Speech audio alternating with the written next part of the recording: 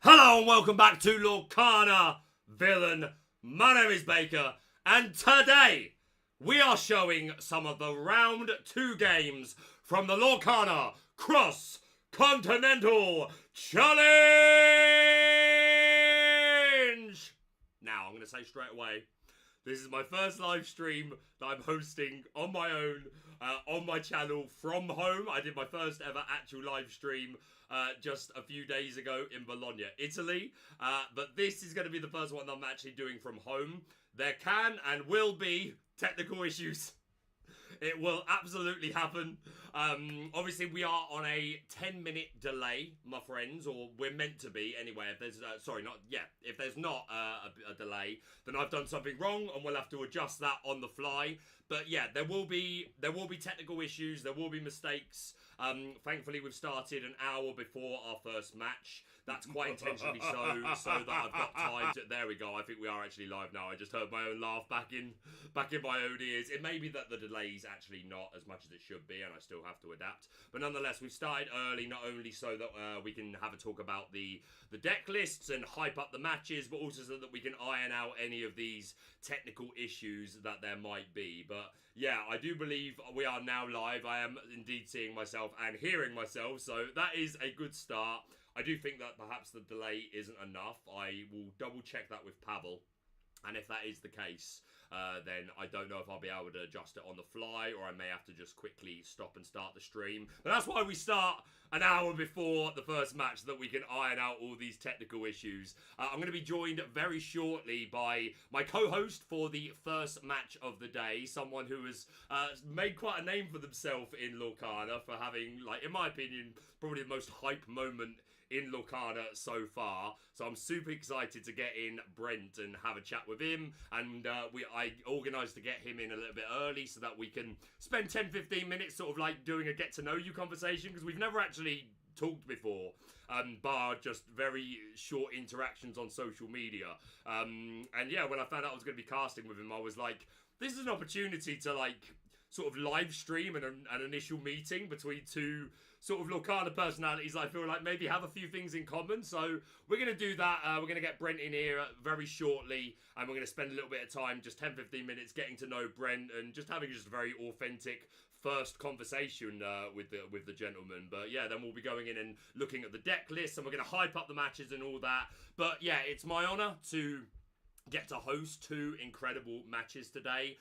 Once again, I apologise for any technical issues that may and will occur throughout today's stream. Again, that's why we've started early. But yeah, I'm really excited. I only did my first ever live stream on the channel a couple of days ago when I was in Bologna, Italy, which was an awful lot of fun. Watch my last video if you want to hear me talk all about that. But shout out to Law League and Bologna, Italy. But yeah, that was cool. But at the same time, I had people assisting me, and there wasn't as much going on from a technical aspect. It was basically, this is my screen, this is the player's screen, which is basically the same as what today is. But I'm nervous, alright? It's my first live stream from home. Even villains get scared, but I hope I'm able to make it enjoyable for you. And if not, then I'm sure Brent will come on in here and save the day as he joins me for the first match, and then our second match. I haven't even said the first match. It was the banner that I showed right at the beginning. But let's bring it up.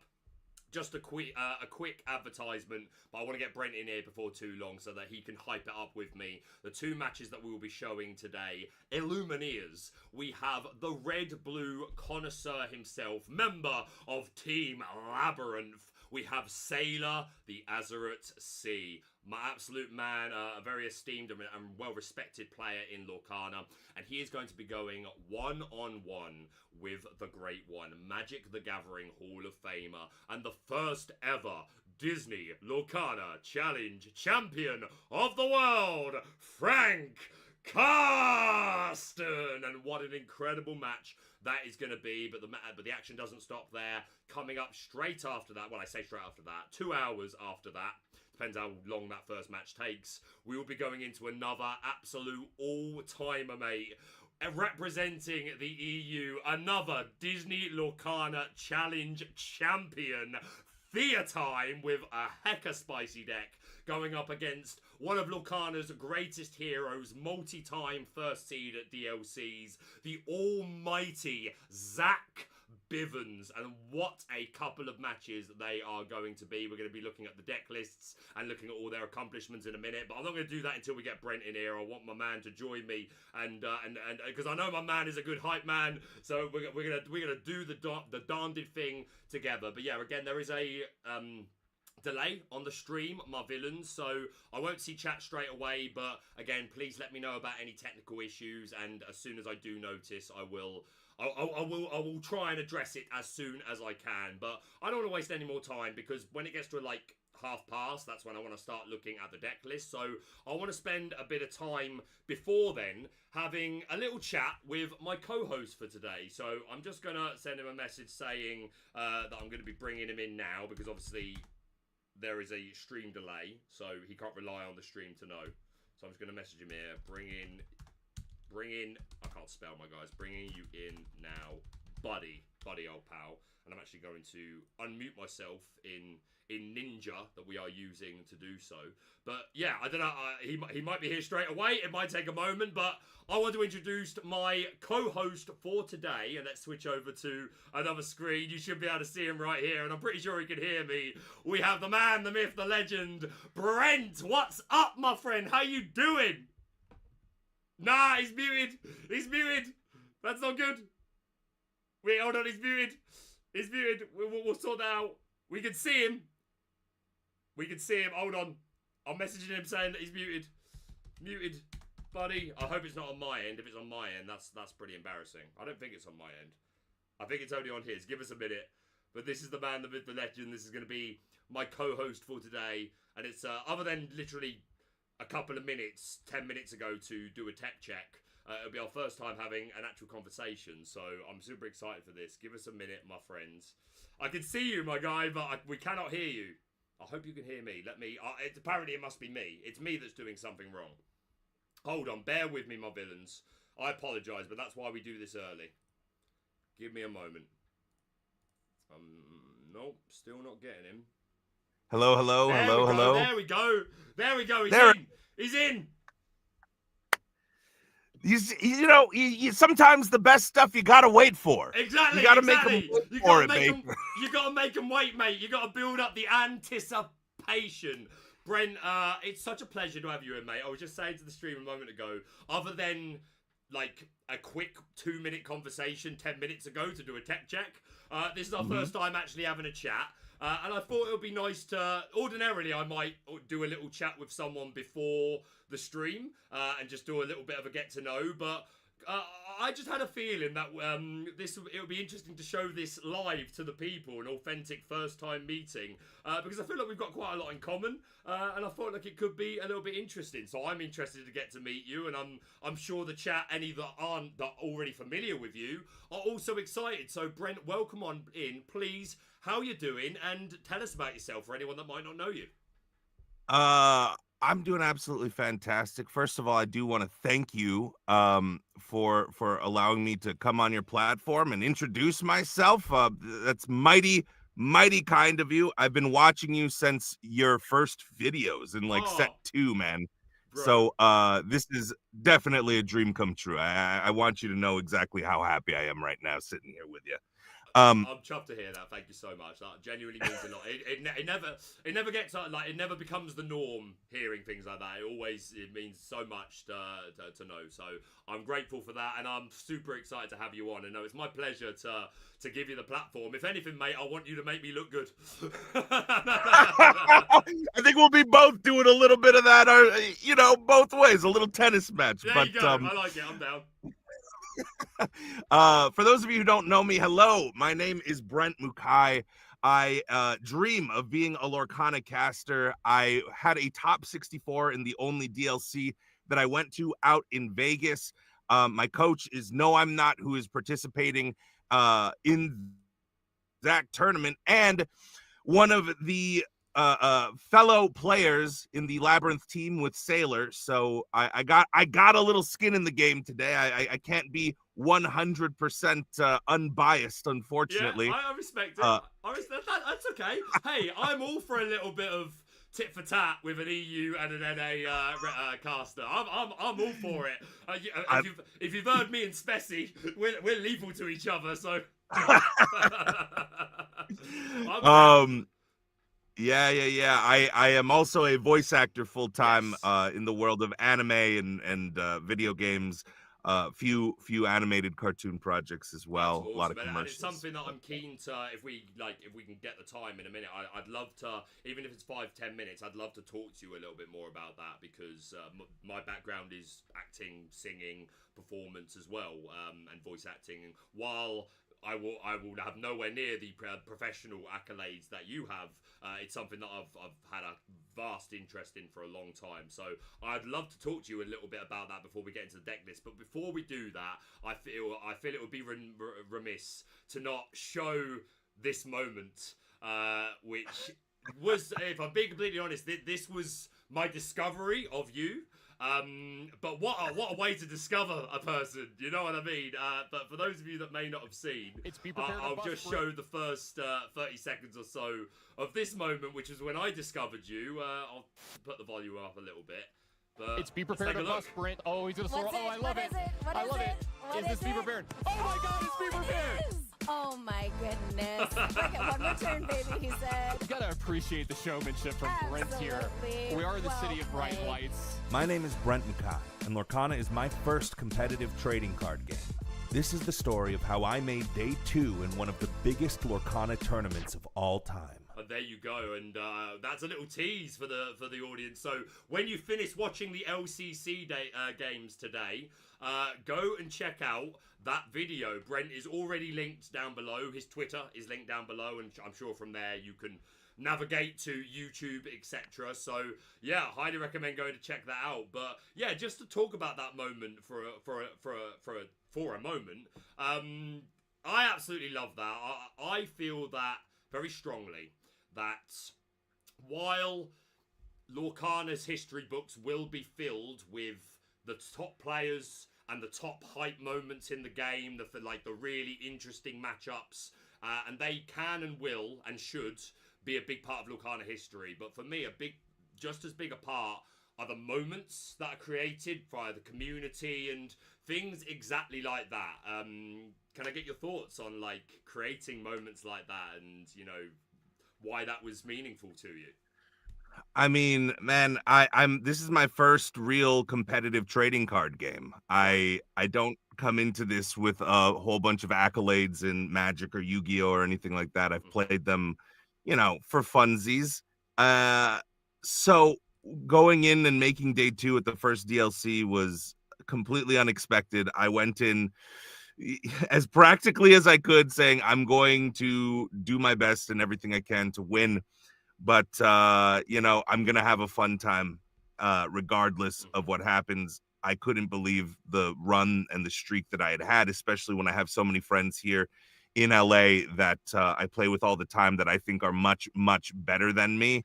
And not getting there, it felt like, oh my, this is something special happening. So enjoy every moment. And I could have easily conceded the game. I mean, Clara, my opponent, was way, way ahead of me. But I was like, I'm streaming. I'm on the featured table. When am I gonna get an opportunity to do this ever again? Let me just see if I can do so. So I did something that I do when I'm playing just a casual game, or when I'm like, oh, let me up the drama. And I was like, this is probably not Be Prepared. There's no way that it is. I have like a 1 in 30 chance, and I just start rubbing it. But in that 1 in 30 chance, I was like, I was thinking like a content creator and going, okay, but if it is, this could be a fun moment. I flipped it over. The reaction was insane. Yeah. They were broadcasting it on like I found out later they were broadcasting on like a delay. Mm-hmm. So because of that, I was like, where was the sound? The entire room just started exploding in cheers, and I was like, I can't believe they didn't catch that on the caster side, but I wish that they had done it live. And I remember right after it happened, I tweeted at you immediately, and I was like, bro, I wish you had been here for that moment. I wish I could have heard the golden lungs of Baker. Oh, mate, that was exactly my reaction as well. And I was I was honoured that such a moment, one of your first thoughts would be me, because obviously that's sort of become my trademark by this point. And yeah, it was an honour to like see. That's an awesome moment, and the fact that you immediately tagged me and that was something that you thought of was like, yeah, I was super grateful for that. And yeah, I would have loved to have been there for that moment. I would have been going absolutely crazy. So yeah, full hats off to you, sir. And again, just the attitude, you know, like going in with the idea of like, you know, I feel like there are people in the room that are better than me, but I believe in myself. I'm going to give it a good go, and I'm going to have a lot of fun. And you did super well. You made day 2. That is not an accolade to snob at by any means.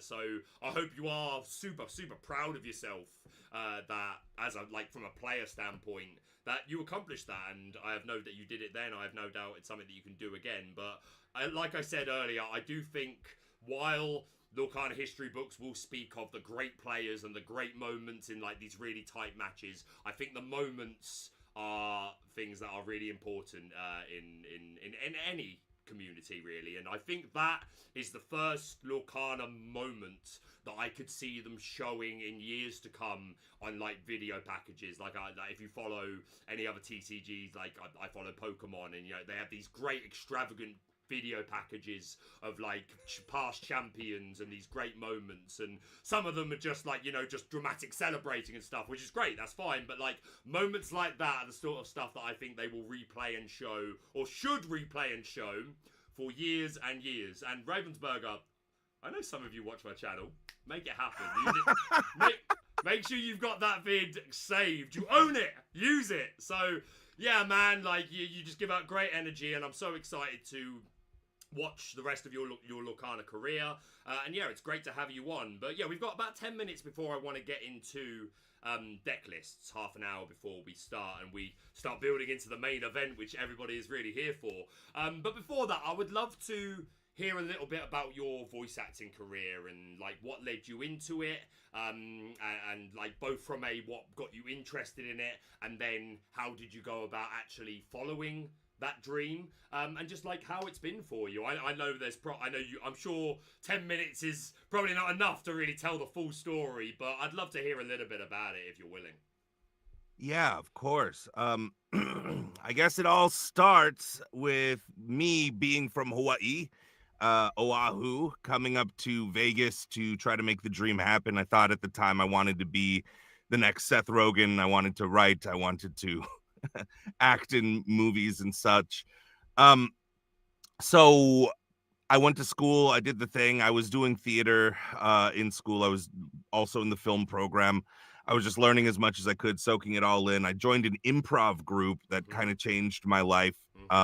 Went on to start doing more improv, like off of the student campus and in the actual casinos in Vegas, which was a whole lot of fun. Did that for about 15-ish years, actually, before moving to LA. But yeah, like improv really took over my life.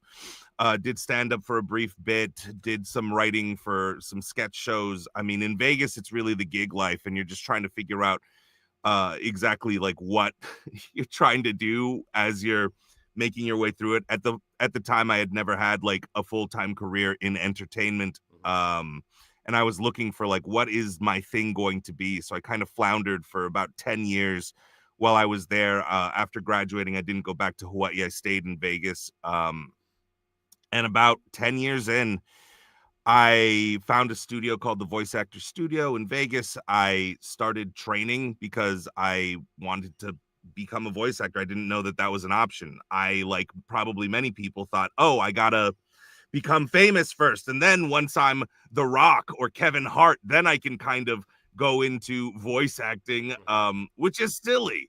It's silly to think. Like, there's so many voices, there's so many things.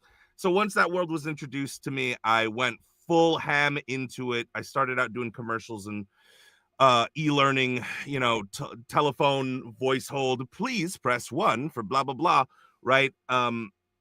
Educational videos, because at the time that was really all that you could do outside of the major markets of like Los Angeles and New York and Dallas and Toronto. So the dream was always to get into video games, anime, do all of the character stuff, because I grew up a total nerd. I love anime, I love video games, I love cartoons. So then right before the pandemic hit in 2019, I started catching the bus out from Vegas to LA to start making the dream come true, and the dream happened.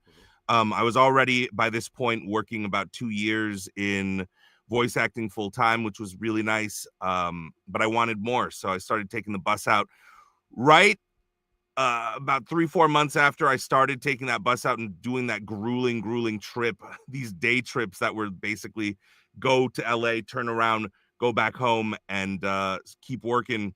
COVID hit and everything shut down. But in that shutdown, I found the one silver lining was that all of the classes that were only in LA at the time started popping up online. So all of the money that I had saved toward my dream of, becoming this character actor in LA, I could now forego all of the travel costs and just do the classes. So I took so many, Yeah, makes sense. hundreds. Yeah.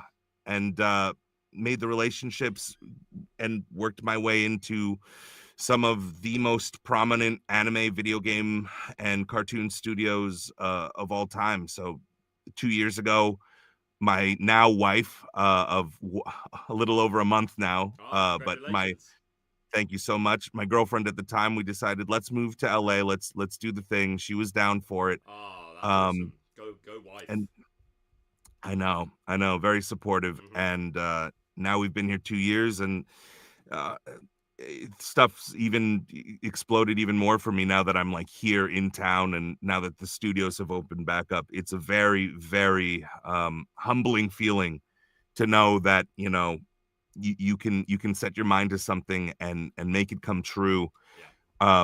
Which is sort of what brings me to Lorcana. I enjoy the game with my wife. I've really loved playing it. I'm seeing it on the VOD Ninja. I don't know if I'm still live with you. I think you are. Yep, I'm still hearing it. Okay, perfect. Yep, we're all good. It froze on my end. Perfect. Yeah, whatever you did just was great. So I started playing the game with my wife. I was getting into the One Piece TCG because I am one of the characters in One Piece. Is that so? So I disclaimer, I've never seen One Piece. So I'm a big anime. Without getting too into it, I'm a big anime fan. I'll be honest, the people who have put me off watching One Piece the most are One Piece fans. Because whenever I meet someone who's like, oh, I love One Piece, and I talk about, I've always considered watching it, they immediately tell me how much of it I should skip. So it never sets off on like a really like, oh, well, you're really selling this to me, mate. I get it. I have to go through how much filler? And this is someone that is a Yu-Gi-Oh fan, so I can handle filler. But from what I hear, One Piece is a bit OTT. It's one continuous storyline over the last 20 years, so it's pretty crazy. But that game didn't really click with me. My wife is a big Disney fan, and she said, let's take a look at this Disney TCG. And I was like, okay, how fun can it be? We'll see.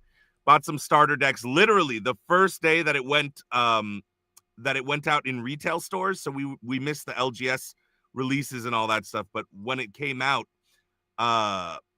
we were there. We were playing with little starter decks, and I was like, this game is really, really fun. Let's keep playing. From there, just kept growing. When the set champs came out, I was like, I want to win one of those stitches. And weirdly enough, I did get to actually win a stitch. I got to play against Savage in Las Vegas. Oh wow! Yeah. So I just stop you one sec.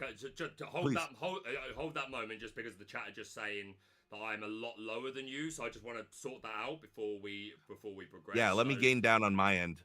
Yeah, it might be. from what I gather, it was okay at the beginning, and then it suddenly changed. But it's like I'm much further away. So give me a moment. Let me 1, 2, 1, 2, 3, 4. I'm just gonna chest that again. This is why we start early, so that we can all get all of this ironed out before we start. Exactly. Just gonna mix my Microphone.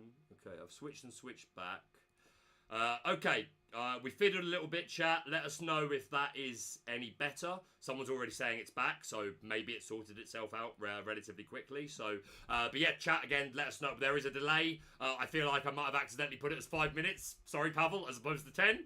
Hopefully that's okay.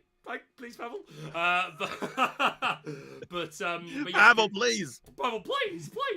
But yeah, please continue to let us know if one of us needs to adjust. So yeah, you were getting to the starter decks for Lorcana and getting into that. And once I started saying I kind of want to play this competitively, because I'd always wanted to play a card game competitively, but never had like the resources to. Everything finally connected, and I started playing, and I realized very quickly, like, I don't think I'm going to be one of the best players. I just don't think I have the time. Like, I'm living my dream of doing the voice acting stuff. That's coming first for sure. But I would love to, like, cast one day and do all of this stuff. Man. You know, on the entertainment side, and give the game a part of me that I feel like I have cultivated for so long. So along with my game knowledge and, you know, the fact that I've been on stages and been doing this for so long, it really felt like it would be the perfect sort of marriage, if you will. So I would agree. I'd if it was up to me, mate, I'd recommend you, because, like, again, maybe from a place of biasness, perhaps one could argue, but my story is very much the same. While I have a history in TCGs, I played Yu-Gi-Oh! And I was always... I feel like my skill level back then was kind of representative of now. Like, if that's average and that's pro, I'm here somewhere. Like, and sometimes a little further this way, and sometimes a little farther this way. My main problem is inconsistency. Because if I spend too long not playing, not keeping myself sharp, that affects me. And also I can sometimes let the stress get to me. Not so much if it's a friendly game, but if it's a tournament where, like, I super want to do well, and especially when you get to that point where it's like you're on the bubble and you're winning in, like, I stress, and sometimes that makes me misplay. So there are still things I need to improve on.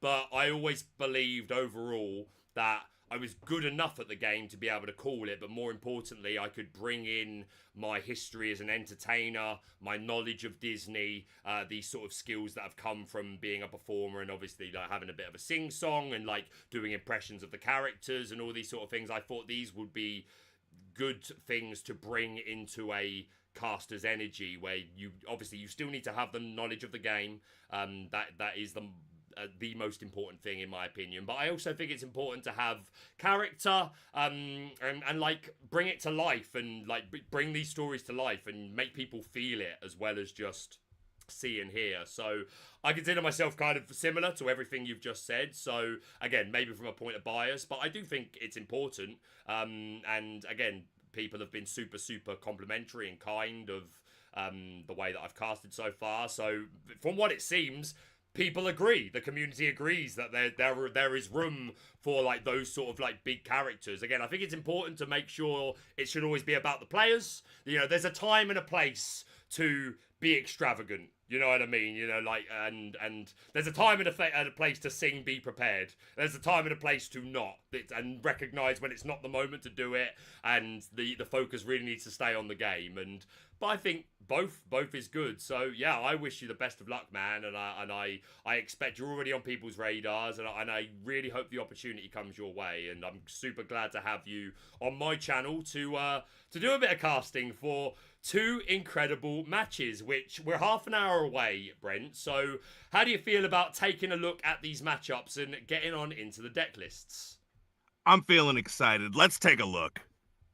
Did you input change to your webcam and not your mic? No, it was already on the right mic, but what I did, guys, was I just took the mic off and then put it back on. So hopefully that has helped. A couple of people have said sounds so much better, so hopefully that's an improvement. Again, continue to let us know. We've got another half an hour until the match starts, so as long as it's good by the time we get to the match, that's the most important thing. So keep giving us feedback. But yeah, we're going to take a look at some of these matches. Before we do, let's look at the achievement screen for a moment. So let me just have a little fiddle with what's going on here. So while I'm just fiddling with some tech stuff, Brent, what do you know about these two players? Are they familiar to you? Yes, very familiar. We're talking about a player who has sort of written the book on Ruby Saphire. Literally, I have read the many pages that S4iler has put out. My wife is a Ruby Saphire player. She's had coaching time with S4iler. She absolutely loves him. That's who she's cheering for in this match. But yeah, Ruby, just a brilliant Ruby Saph player. Reading the guide, I was like, wow, what just new levels of understanding of how the game is kind of played and how this deck kind of operates. A legend of Lorcana already, part of Team Labyrinth. Talk to me a little bit about Frank. What do you know about Frank? I'm sure you know a couple things. Well, I didn't this time last year, but I've learnt a thing or two since, because yeah, I was not Frank Karsten. You will most certainly know if you have a history in Magic the Gathering, which I do not. It's not a game I ever picked up or knew anything about. But after Disney Lorcana Challenge Lille, it was kind of hard to not become familiar with the name Frank Karsten, becoming the first ever Disney Lorcana Challenge champion. What an incredible achievement. What a way to cement yourself into the history books of Lorcana. And then I soon learned that he was a mathematician, a genius, a Magic the Gathering Hall of Famer, writer for TCG, writer for, I believe, Ultimate Guard as well, and just all-round great guy as well. Like, after Lille, we had never met, we'd never had a conversation, but I reached out to him and he was kind enough to come onto my channel to do an interview, to talk all about the experience. And he was super humble guy, super happy to talk about things like at all levels as well. You know, obviously, I feel like Frank Karsten's one of these people who's a bit like Sherlock Holmes, like walking around like everyone's not many people are really on his intellectual wavelength, if you know what I mean. And he's never treated anyone like that, but I think that's probably just kind of a based comment, really. There are people that just know that they think about the game at this high level, and I suppose it would be very easy to let that go to your head, but Frank Karsten strikes me as a person that's just super humble, super down to earth, just wants to learn, improve, and help other people's learn and improve as well. So yeah, Frank Karsten, absolute beast. And yeah, as well as winning Lille, came I believe top 32 in, it was either Bochum or Bologna, definitely one or two of the other DLCs. We can find out for certain when we go on to Bologna. his, I'm seeing on the graphic here. Yeah, well, we're going to go on to the achievement cards. Let's start off with S4iler, if I can find said achievement card. Do bear with me. There we go. There he is. Right, so S4iler, yeah, you were just talking about him. So let's run. Do you want to run down the achievements for S4iler here? Of course, a top 16 in DLC Fort Worth, which has now shored up a Nationals invite for him. We will be seeing him at Nats, a 5-time top 4 set champion, 6-time top 8 high-level events, as well as top 25 Pixelborn consistently on seasons 1 through 4. I guess not seasons, sets 1 through 4. Yeah. They were kind of seasons as well, to be fair. Yeah. But yeah, and a fantastic guy, and yeah, has very much become known as the Ruby Saphire connoisseur. And I believe I wanted to take the time to incite some of the ancient magics of Lorcana during this introduction. And you may say this is fake news, but I have it on very good authority from Ravensburger that when the scriptures were written about Lorcana, and so it was said, one will sail. They will sail into a sea of blue and red, and they will popularize the ice block. And here we see a graphic, a carving that was done of this prophecy. Sailor here sailing into the Azeroth Sea, ready to make everyone play ice block Sisu and cause red-blue to become one of those powerful decks in Lorcana's history so far.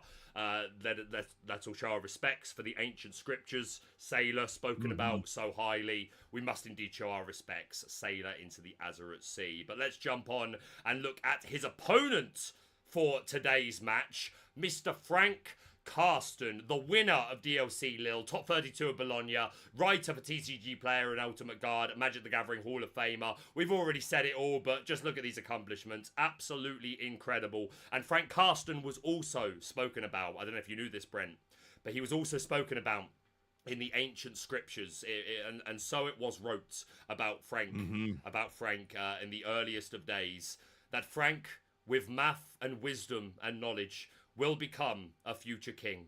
Into the Hall of Fame of the Gathering of Magic he will go. But furthermore, he will be pretty good at Lorcana. Wise words. It was forespoken. We read from the same sacred scroll that this picture came from. You know it. It was forespoken, so it was said, and let it so be done. Everyone, please, respects in the chat for the ancient scriptures. But yeah, incredible matchup that we've got coming. And what I also want to do, while I'm going to be joined by a different caster for the second match, because we don't know how long this first match is going to last, and I don't know how long we'll get between to go over the match cards and everything, I do want to just have a quick, a little look at the second match that we'll be showing, just in case time ends up being a bit of an issue. So looking at the other match that we have coming up today, if I can get my screens to work. There we go. We have another couple of very successful players. Brent, what do you know about these guys? What I know about Zach Bivens is that he is maybe one of my favorite players in Lorcana. I just love his spirit. If you've ever met him in person, you can feel the kindness emanating off of him. But not only that, he is a wickedly good player. He's had multiple tops at the DLCs, as well as first seed at least twice, to my knowledge. Yeah. A real beast of the game and a super humble guy. You see it right there on screen. Number 1 seed DLC Chicago, number 1 seed DLC Vegas, number 1 seed DLC Atlanta, number 38 seed DLC Fort Worth. But he told me that he was just giving people a chance that day. He wanted to he purposely was like, let somebody else get first seed at one of these things. Just this one time, you know? I don't want to feel like I'm showing off too much, you know? What a nice guy. 38th will do. It will be fine. And yeah, Bivens, I absolutely agree with you. I have done a poor job of hiding. Not that I've tried to hide it. That I do have some bias towards Bivens, because in like the early days of my channel, before I was even casting, Bivens was like super there for me, super supportive of me. Like even before, back when the channel was like 200, 300 subscribers, Bivens was, you know, in my comment section, in my notifications on Twitter, in my DMs, you know, say, like, hyping me up and help, you know, just, you know, encouraging and all that. And I'll forever be grateful for that to Bivens, who's just such a nice guy. And he's done coaching with me as well, one-on-one, whenever, like I mentioned earlier, like, my weakness comes as a Lorcana player when I'm not sharp, when I'm not playing as much. Sets 3-4 is when I feel like I was on fire as a player, and when I do believe I was among some of the best Ruby Amethyst players going. I'd have still taken an L to people like Ed and people like No I'm Not, absolutely, but I did believe in myself that I was up there with some of the best Ruby Amethyst players at that time. And a lot of the reason for that is because I was grinding almost daily with this man, and like getting like the best feedback, and like what better way to play test than against a mind like Zach Bivens. So he really helped me sharpen my skills, and there are other players that I could also shout out for helping me sharpen my skills, which we won't get carried away with that now, but I just wanted to emphasize, you know, Zach's super great guy and has helped me a lot personally. But his opponent today, Brent, is no slouch. Do you want to tell us a little bit about his opponent? Do you know much about him? Have you encountered before? I watched his final match in DLC Bochum, but I don't know much beyond that. He is a red-purple fan. Yeah, Shout out Ruby M. he certainly is, right, and I'm right there with him. But yeah, I mean, you don't really need a long list of accomplishments here when one of them says the winner of DLC Bochum, right? I mean, I don't know about you guys, but that's good enough for me. I ain't that fussy. If you are a Disney Lorcana Challenge champion, then I'm going to listen to what you have to say, and I'm going to be super interested to watch you play. And yeah, I got to cast this matchup live, and yeah, Theotime, really a fantastic pilot of Ruby Amethyst, another one of those names that you'd put in with some of the best Ruby Amethyst players in the world, but hasn't brought Ruby Amethyst to this particular event, and we're going to go on to the deck list in just a moment, but I do believe it's first pretty important to, again, refer to the ancient scriptures, because this event was written about thousands of years ago, Brent. I don't know if you know. I don't know if you're aware. But the Lorcana the Cross Continental Challenge was written about by those who came before. They knew that these players would be representing, and they wrote about them with great esteem. And of Theotime, they said, "Oh, he will be a great fan of the Ruby and Amethyst, and he will be a champion of the people, but he will very randomly play blue-yellow in the Cross Continental Championship, and Baymax will likely win him a game, and his opponent shall cry." Ones in the chat for the ancient scriptures. Respects for the ancient scriptures. It's crazy to me how accurate they were 1,000 years ago. Right? That's probably the most impressive Right? part. Yeah. It's the great illuminary, man. They speak of stories of the past, present, and future. And here you can see the illustration that this was carved, Brent, with coin and rock. This was carved, and you see the mighty Baymax, and accompanied, of course, by mighty Theotime. But the final scripture that we must, of course, speak of, if we go back to our good friend and Lorcana extraordinaire, Zach Bivens, because he indeed was spoken about in the ancient scriptures. Give me a moment. Give me a moment. Let me get this one off, because I've got a lot of taps up. I've got a lot of. I get it. You're pulling up scrolls from 1,000 years ago. Exactly. It's not an easy task. Exactly right, my friend. 100%. But yes, they did also speak of the legendary Bivens of Zach, and they said of this man, "Steel he shall run. With steel he shall be victorious. But upon one of day he shall run green-yellow discard and brick like mad in day 2 of the DLC." One's in chat. One's in chat for the ancient scriptures that we have all known to come and love. I'm just going to do a minute, Brent, and do some technical things. Could you talk to the people, if you wouldn't mind? Of course. I hope that each of you at home are bowing in front of your computer screens at this glorious image that was carved into the granite of time itself. I am super thrilled to be here. Super excited for these matches. I mean, talk about beasts coming down from the heavens, from Mount Olympus themselves, to be amongst us mere mortals and show us the games that they play, the levels at which Lorcana can be executed at. These deck lists alone have me excited. I mean, Sailor, let's take a look at this deck list. One of the grandfathers of Ruby Saphire for sure. In his guide, he credits Savage as being the grandfather who created the idea of the lucky dime. But since he's quit the game, I mean, Sailor is now, I would say, on the Mount Rushmore of Ruby Saphire. Inclusions of this set 6 meta are Sail the Azurite Sea, which a lot of people were super hyped about. The Maui Half Shark, which is now allowing him to move a little faster in the lore gain, along with all of the different songs and actions that he's able to play. And then just stacked with removal and one of the best draw engines in the game, the Hiram Flaversham with the Tamatoa. I mean, Baker, what do you make of this list here? Yeah, I mean, as you say, the Shark and the Sail the Azurite Sea being the only additions from set 6. You notice we've gone down to 1 hideaway, which makes sense. You'd sometimes see that as a 2 count.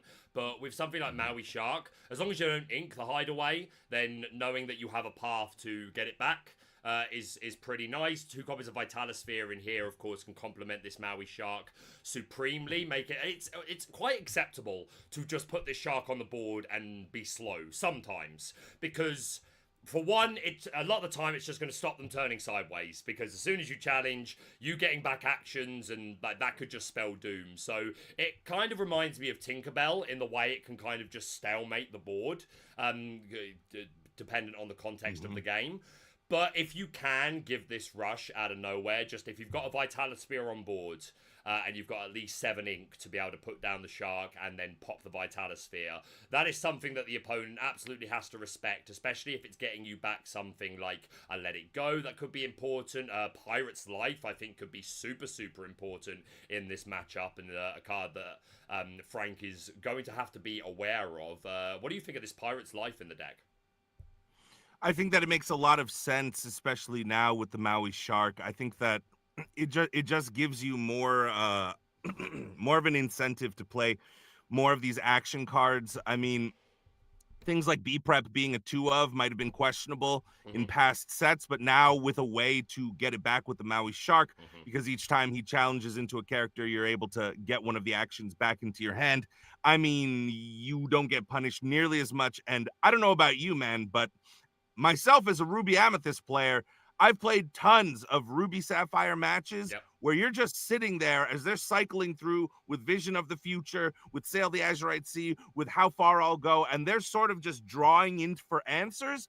And that used to just be a neutral thing, and I hope that they don't draw what they need. Now, every time that they do that, they're not only getting more answers, they're gaining lore. This deck looks pretty tough to beat.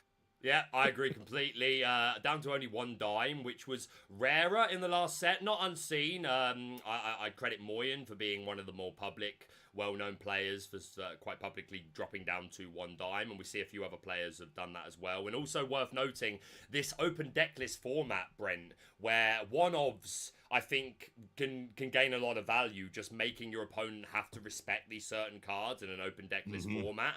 But yeah, I think you're absolutely right. The lowered count of B-Prep may be questionable. Not awful necessarily, but definitely makes a lot of sense with the ability to just recycle these with the shark. Also, this 1 Let It Go, just giving, speaking to the amount of characters in the game that are must answers, but you don't always want to have to wipe the board to do it, especially if you've got your own board established. If you've got Tamatawa, Mali, Shark or something down, but your opponent puts something down like a Tamatawa or a Shark of their own, something that demands an answer, then something like the Let It Go is obviously a lot better, just to have that targeted removal. And again, it is an action that we can get back with Maui Shark. But yeah, I super like 1-ofs in an open decklist format, and on the subject of 1-ofs, that's probably the perfect time to head over to Frank Karsten's list. We have Simba Steel Song. What do you think of this deck, Brent? Whoo! This deck gives me a little anxiety with all of the 1-ofs here. It's just... I understand the 1-ofs in the Ruby Saphire deck because you have cards like Visions of the Future where you'll be able to really cycle through the deck. You have cards like Maui Half Shark that will allow you to gain actions back in case anything does get discarded somehow. In Steel Song, I'm wondering how can you be that consistent when you don't have nearly the amount of draw power? I guess A Whole New World puts that into perspective and allows you to draw into these threats. That's the one saving grace. But I mean, far be it from me to question the mathematician. He is thinking on levels that my brain would not be able to handle with a 1-of Piglet. This is what I was talking about earlier. Like Frank Karsten, he's on a level that only some some other players, the likes of people like Moyen, DeCandio, Bivens, like, and list does go on, but these levels that players that are just thinking about the game at a slightly different level. But yeah, it's super interesting. As I was just saying, I super respect one-ofs in an open decklist format, just making your opponent have to respect certain things. I think 100%, I've been singing the song for a while, pun intended, that if I was going into any event that was either open deck lists or could become open deck lists, like a DLC, I'm always playing at least one copy of this Cinderella Stout-Hearted. I think if you're running a Steel Song deck that's more aggressive, something like a Bummy Steel version, then there's an argument to not running a Stout-Hearted. But if it's a traditional Steel Song list like this, then I would always run at least one, because you want to be threatening that. You want your opponent to know that there is one in the list, and that a Bochum Sensation Cinderella is threatening that Stout-Hearted to come down. And just even if she's just coming down and questing for 3, that could be game ending. So I really like the inclusion of that. But we've also got one copy of the Pluto Guard Dog, who is everybody's new favorite good boy. Definitely the card from set 6 that the most players in this Cross Continental Challenge have chosen to utilize. What business, Brent, did a 4-cost Ingable Bodyguard have being a 5/5?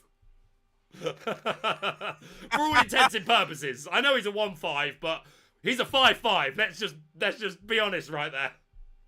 That's one of the few cards that across the board I've been seeing all of the major Steel Song players kind of incorporate into their decks. I don't know how closely you follow the player Wochuk. Yep. Zach Bivens actually calls him, in his opinion, the best Steel Song player in the world. I saw. I'm sorry, what? I saw the tweet. Right, and yeah. I started following him after that. He got rid of the Lilos. He didn't play the Simbas. He doesn't have the I'm still here's. So I'm wondering, what is Frank seeing that the rest of us aren't? I mean, I missed the first Frank match of round 1.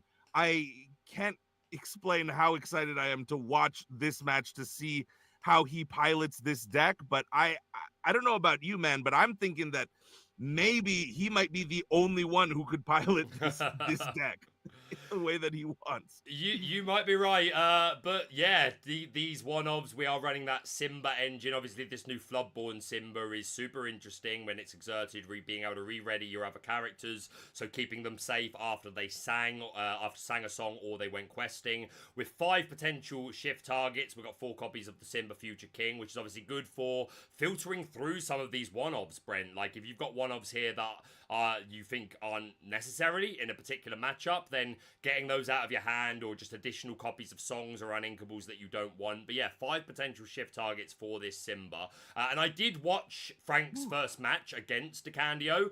Wasn't able to catch the interview. I believe there were some technical problems, but I do think it's been uploaded since.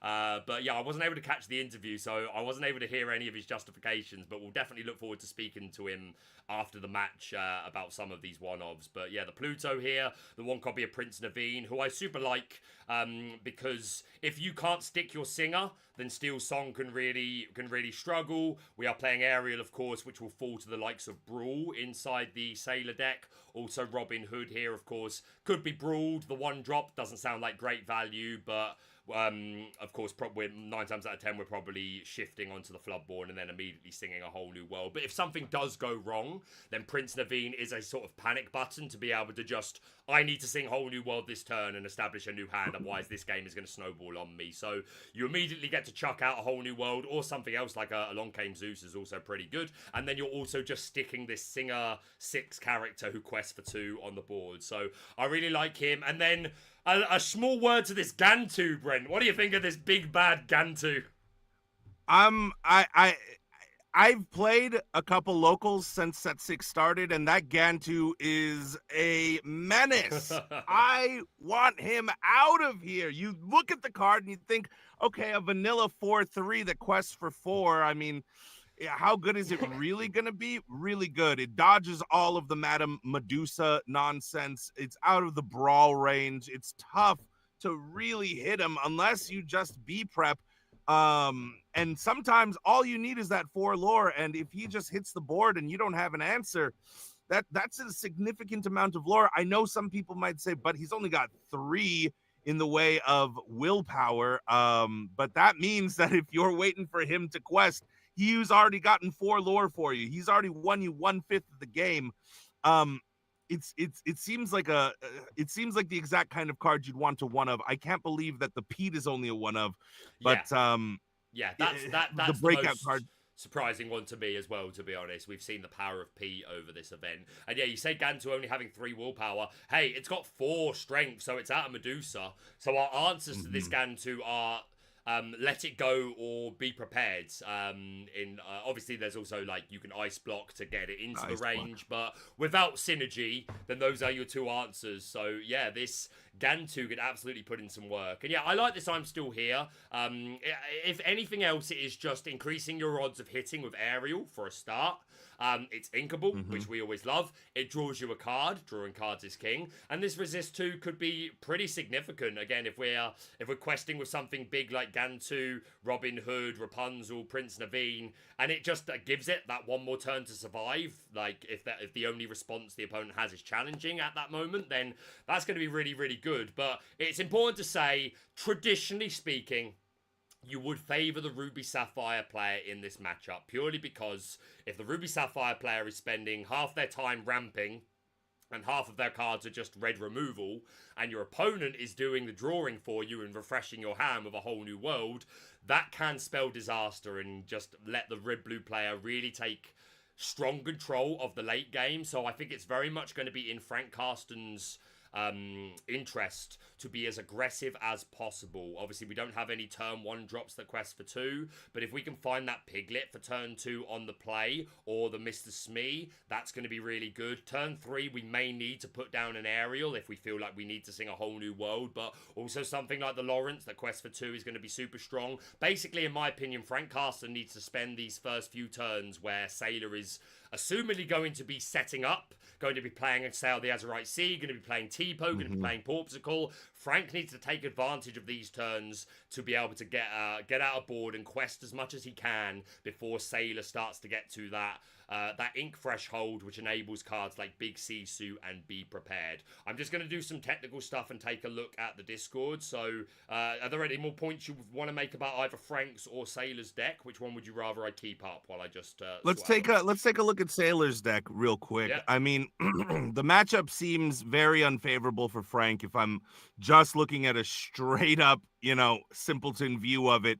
The question is going to be, can Frank aggro quick enough in the beginning, especially when a lot of his 1-cost characters are not things like the Lilo that quest for 2, right? That we're seeing in some of these more aggro specific Steel Song lists.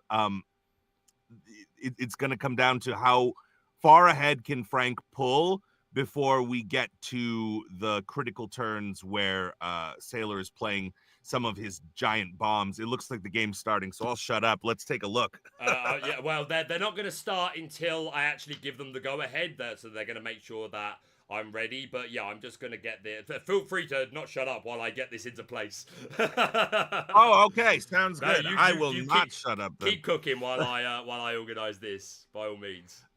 I mean, let's take a look at some of the imminent threats here. We got, hold on a second. I'll pull it up on my own end. Here we go.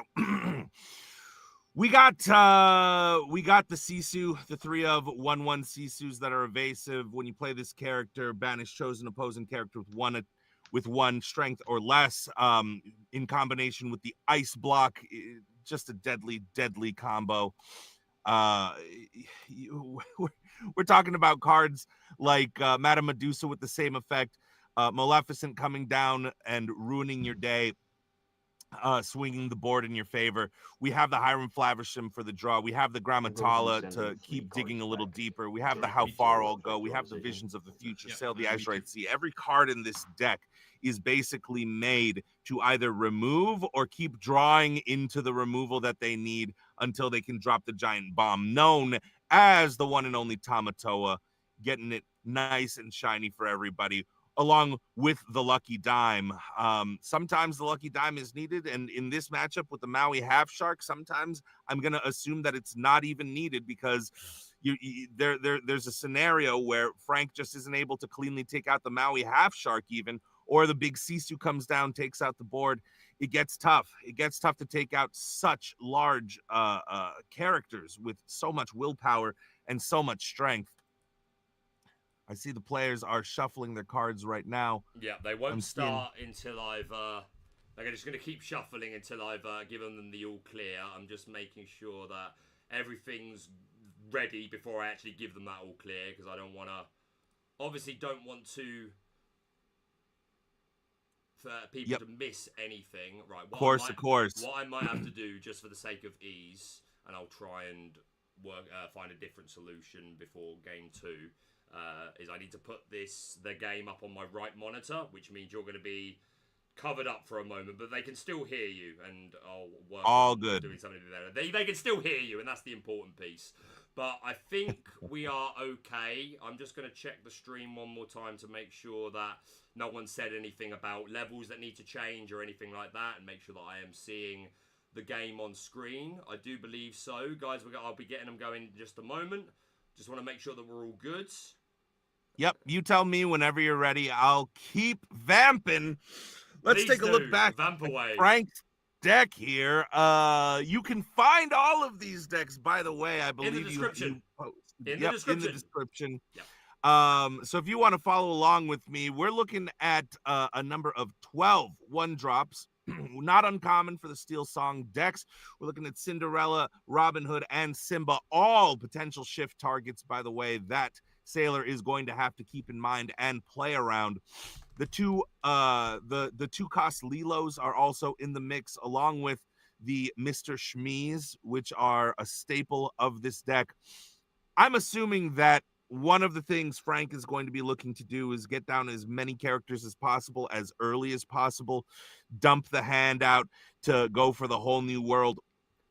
I mean, if you're staring in the face of Cinderella, Robin Hood, and Simba, it's kind of tough to know who to take a shot at, because you know that Cinderella Stout-Hearted might be a one of, but the Robin Hood as well as the shift Simbas are 4 ofs, ready to go and ready to be shifted at any moment. You are absolutely right. Okay, I think we are good to go. The players are just waiting for me to click OK in the Discord. So I think everything's good. I think we're only on a 5-minute delay, which hopefully Pavel doesn't shout at before. I'm sure he would have said something to me by now if it was a problem. We can still see Sailor graphic design. No, that should be taken off now. Okay, as far as I can see, that we are all good. Chat, do please continue to let me know if there are any issues. We're on a slight delay, but I'll get to it as quick as I can. But I'm going to do it. I'm going to do it, Brent. I'm going to tell him to go. I'm going to tell him to go. I'm going to hop in. All right. Illumineers, we have round 2 of the Cross Continental Challenge, representing Labyrinth and North America, and playing Ruby Saphire, the almighty Sailor! Woo! And in the other corner, representing EU, you might know him as the first Disney Lorcana Challenge winner, the MTG Mastermind Hall of Famer himself, Mr. Frank Karsten! Oh, yeah! Super excited. I already love the proxied Maui half shark in Sailor's hand. I was wondering why that Maui looked so different. Let's see. Okay. Right, they thumbs up on my let's go, so I'm sure they've just passed on to the players that we're good to go. There we see the 3-pile cut, which is the norm for Lorcana webcam games. And I believe that, of course, I do believe these will be their pre-mulligan hands. I believe that the players will have been told to wait until we are ready to go, so that we can see what they choose to mulligan or not. But that may be wrong to be. No, it seems I'm wrong, because that already looks like a pretty good hand, Brent. And we are going to ink that Cinderella Borum Sensation, and down comes the 1-drop Robin Hood. We do have the Floodborn in hand, so that makes some sense. A shiftable target, always great. We'll see. I'm not seeing a popsicle inside of Sailor's hand here, so that is usually the one drop you're looking for in the Ruby Saphire deck. I'm wondering what he's going to ink. The Maui Half Shark comes down as ink, and I think he's just going to have to pass. I'm not seeing a 1 cost here. No, that is pretty unfortunate. Oh, oh I we was do have wrong. one. There is Okay. a popsicle in the corner pocket. My mistake. Ice cream in the pocket. It happens. It happens, my friend. I've missed many a thing casting a DLC before. But yeah, very... Sailor's going to be super glad to have that one drop. Definitely not something that you want to miss. But again, the slow way that Red-Blue plays their matchups, as I said earlier, Frank Karsten definitely wants to try and take advantage of. We do see 3 copies of Mr. Smee. Pretty good hand from Karsten overall. Of course, we are missing a whole new world, so we have no way to replenish the hand, nor do we have a Rapunzel. So we don't really have a path to drawing more cards, but this curve in general look pretty good. We've got Smees, we can shift into Floodborn Robin Hood if we need to, and we do have a Strength of a Raging Fire, which could be useful. I don't think Sailor's going to play a character anytime soon unless it's Tipo. And obviously the first thing coming down being Flavisham has, if it is, would have 6 willpower, so hard to remove. But you're always glad to have a song. Frank, deciding on what to ink here, goes with the Strength of a Raging Fire, deciding that maybe some of those removal tools might not be as important as getting bodies onto the board. Yep. The Shmee comes down, the Robin Hood gets quested. I'd say that the one thing, though, is that even on turn 3, when you shift the Robin Hood, you'd want a body to connect with. You want to be able to challenge something because then that gets you the 2 lore. So Frank in a bit of an awkward position without the whole new world, but we'll see what Sailor does with these first few turns here, and we'll see how much Frank can pull ahead. We're already looking at 1 lore to 0.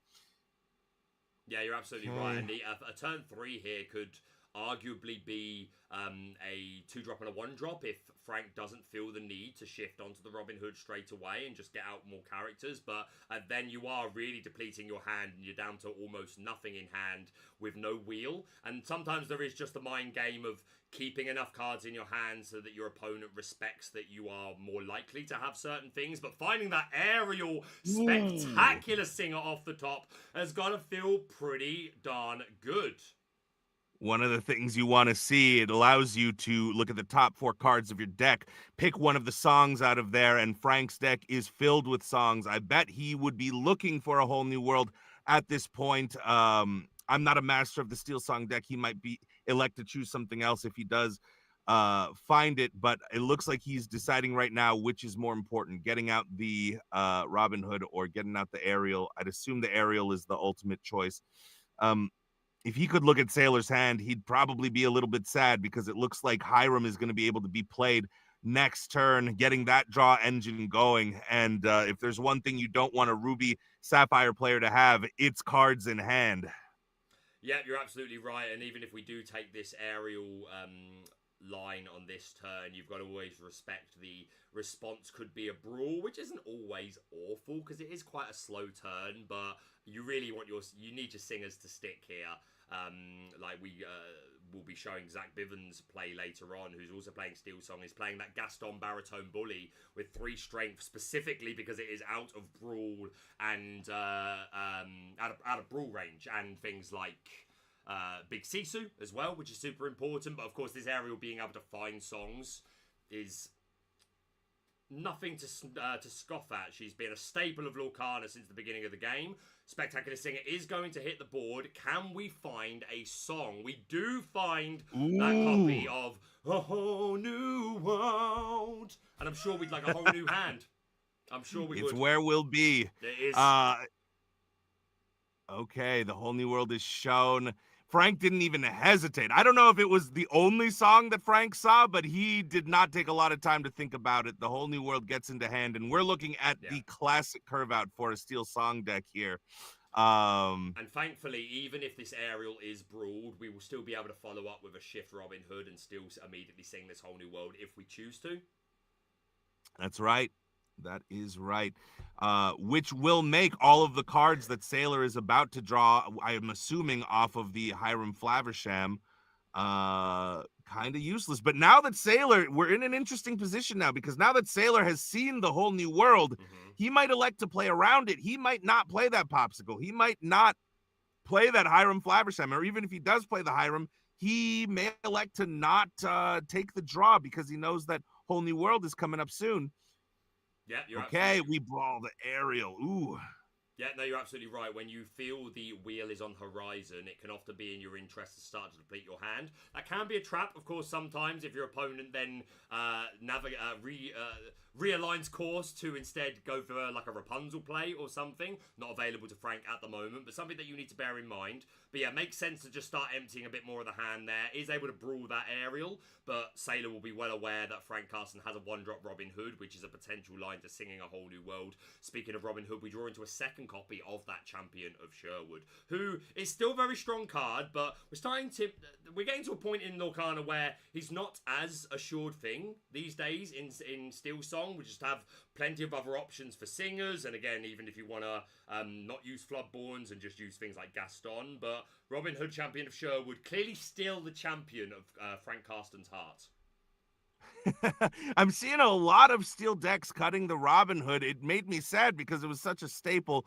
A lot of people are electing not to play it because of how easily it is removed now with the Ice Block and the Brawl combo and or the straight up Medusa combo. I guess it's not a combo. Just playing Medusa is a threat.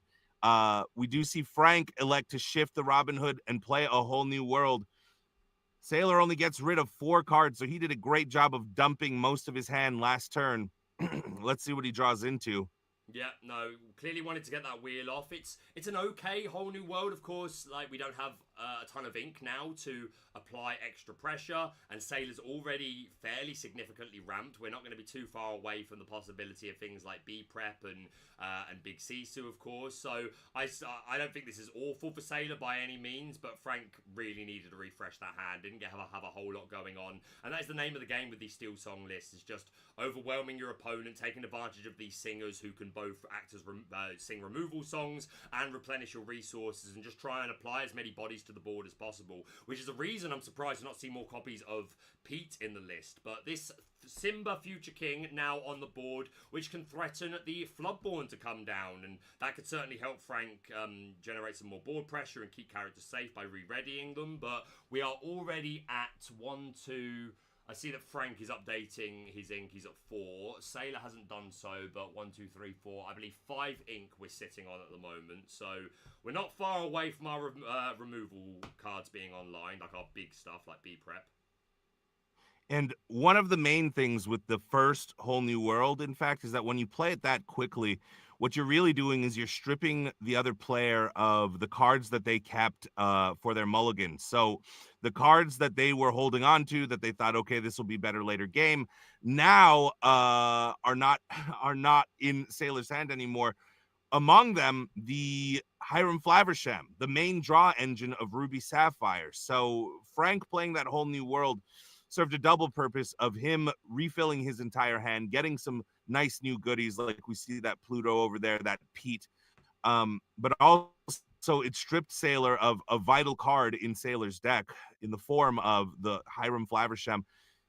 Playing the Visions of the Future, probably not the play that Sailor was hoping to take this turn, but and that information is given over to Frank, actually, and probably lets Frank know that he does not have the Hiram, which is going to be really, I mean, there's a few cards that will allow you to draw a card, but Hiram's really the main way that you win with the Ruby Saphire deck mid and early game.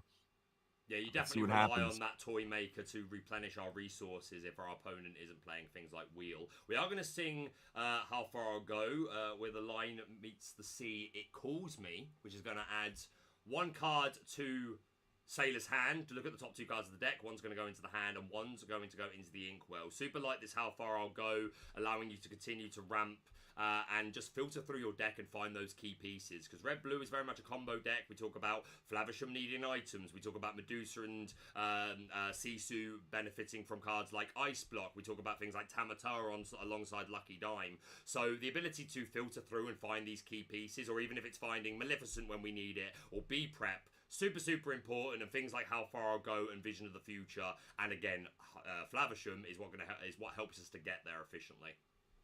Yep, and to your point, Sailor was able to find that B-Prep. He's now at 7 ink on this turn.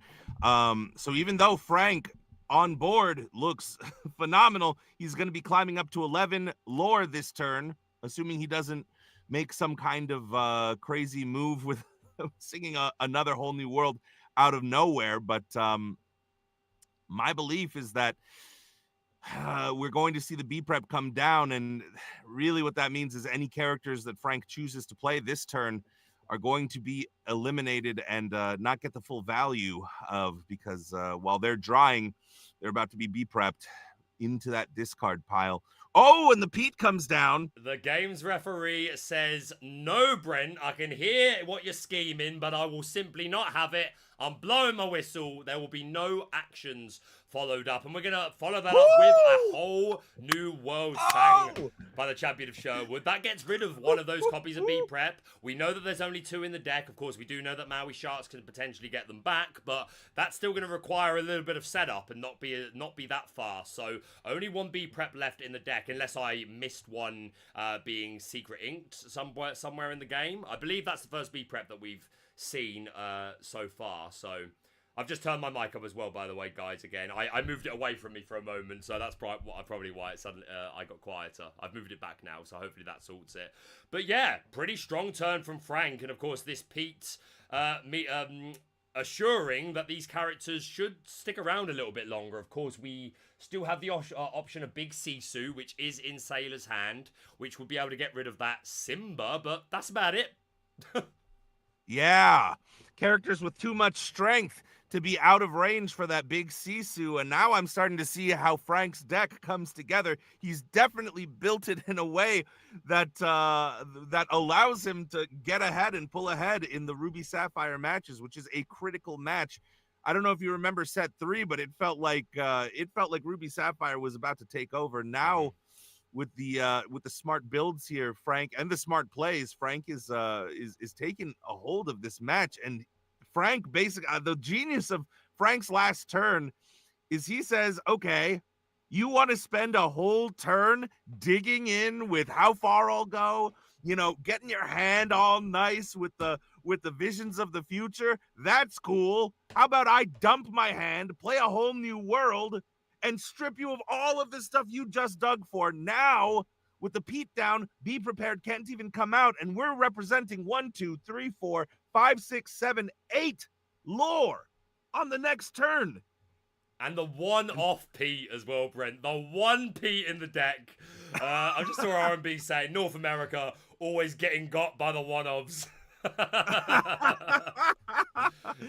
I mean, you can think about it that way, but man, Frank is just playing crazy good, as you would assume of the first DLC winner. Being able to find those one-ofs and justifying it with the power of a whole new world. Wow. I'm just seeing if I can get the deck list at the bottom here somewhere. What a play. Probably put it here somewhere. Sailor taking a look, trying to figure out what to do. And I don't know that there are many answers here other than just letting down that Sisu and taking away 1 lore. But Frank, even if that Simba is gone, will be questing for 7 lore next turn. And there's not a whole lot that Sailor can do about it without the access to Be Prepared. That Pete is really, really slowing down the game. You're on the side of right. Sailor here. Yeah, and we see Sailor's got the other B-Prep in hand, but Frank also has another whole new world, and Sailor can't play the B-Prep this turn, so if Frank does play this wheel on his next turn, which I think he's pretty well incentivized to do at this point in the game, just to keep up that pressure, then that's going to be both B-Preps gone, and we will have to rely on Maui Shark to dive into the ocean of our discard pile and fish out that Be Prepared. Oh, man, Frank punishing just the fact that his opponent only has 2 B-Preps. I'm sure that plays into some small way into the matchup and why he's taking these aggressive whole new world lines. Understanding that if he just gets rid of 2 B-Preps, he's probably golden to just keep going and questing. Oh, yeah. Oh, yeah, absolutely. I think you just keep putting on the pressure at that point. Obviously, you still need to bear in mind the Sisu, but again, with a lot of these characters having 3 strength, it's, yeah, Sisu is not an assured answer. Sorry about that little technical issue there, guys. We are back in the game, and yeah, I'm just popping the deck lists up so that you can have a gander if you so wish on stream, although they are linked down below. But yeah, just the 1 Pete for Frank Karsten. I saw the chat a bit outraged by that, to be honest with you, Brent. Well, I mean, you can't hate math. That's it. Oh, It's cold. It's hard. But Frank knows the math, and he somehow knew that he was going to pull into that first whole new world. Exactly. And if you're Sailor, I'm wondering, what do you even do? Even if you had the Vitalisphere and the Maui Shark to come down next turn to be able to challenge something and get back your B prep, it feels like too little too late, because you spend your whole turn doing that, you won't have enough ink for the B prep. I mean, potentially, like, if we did have the Vitalisphere and Shark and something to challenge, then we could do it, and then Sisu could sing the Be Prepared. That's a way to do it as a panic button if we, like, really, really need to. If it's literally, I lose next turn, but we have the Sisu still on board, the Shark and the Vitalisphere, that is a way to do it. And, of course, this Pete is the only Pete in the deck. Sailor knows that, so he knows that he doesn't have to worry about another one, but could it be too little too late? I'm not going to count Sailor out yet. Such a talented player. Is going to be super experienced in this matchup, and we know what sort of reach these Ruby Saphire decks can attain through Tamatoas and Lucky Dimes. But so far, Frank Karsten does appear to be in the driving seat, but can Sailor sail his way out of troubled waters? Hey, that was good. Don't even at me. That was good. You can't see my camera. I was nodding profusely there. It looks like the only sea that Sailor is going to be able to sail is the Azurite Sea soon back into the decks, because we're climbing up to 14 if Frank elects to quest with everything here. Man, as much as I don't want to call it too early, it really feels like this game might be over already. Did you already see both B preps get stripped out of Sailor's hands? Is it one of them's in Sailor's hand right now? But okay. But we may be losing it if this whole new world gets played this turn, which I feel like you probably just do. I don't know. Like, how much ink do we still have to play with? It's certainly not. No, everything's turned sideways now. So yeah, everything's turned sideways. So it may be safe now. So yeah, if Frank Karsten does finish his turn, we're going to ink a Robin Hood. But yeah, I don't think we have enough ink or a singer to potentially sing this whole new world. The aerial that's ready was only just put down. Smee,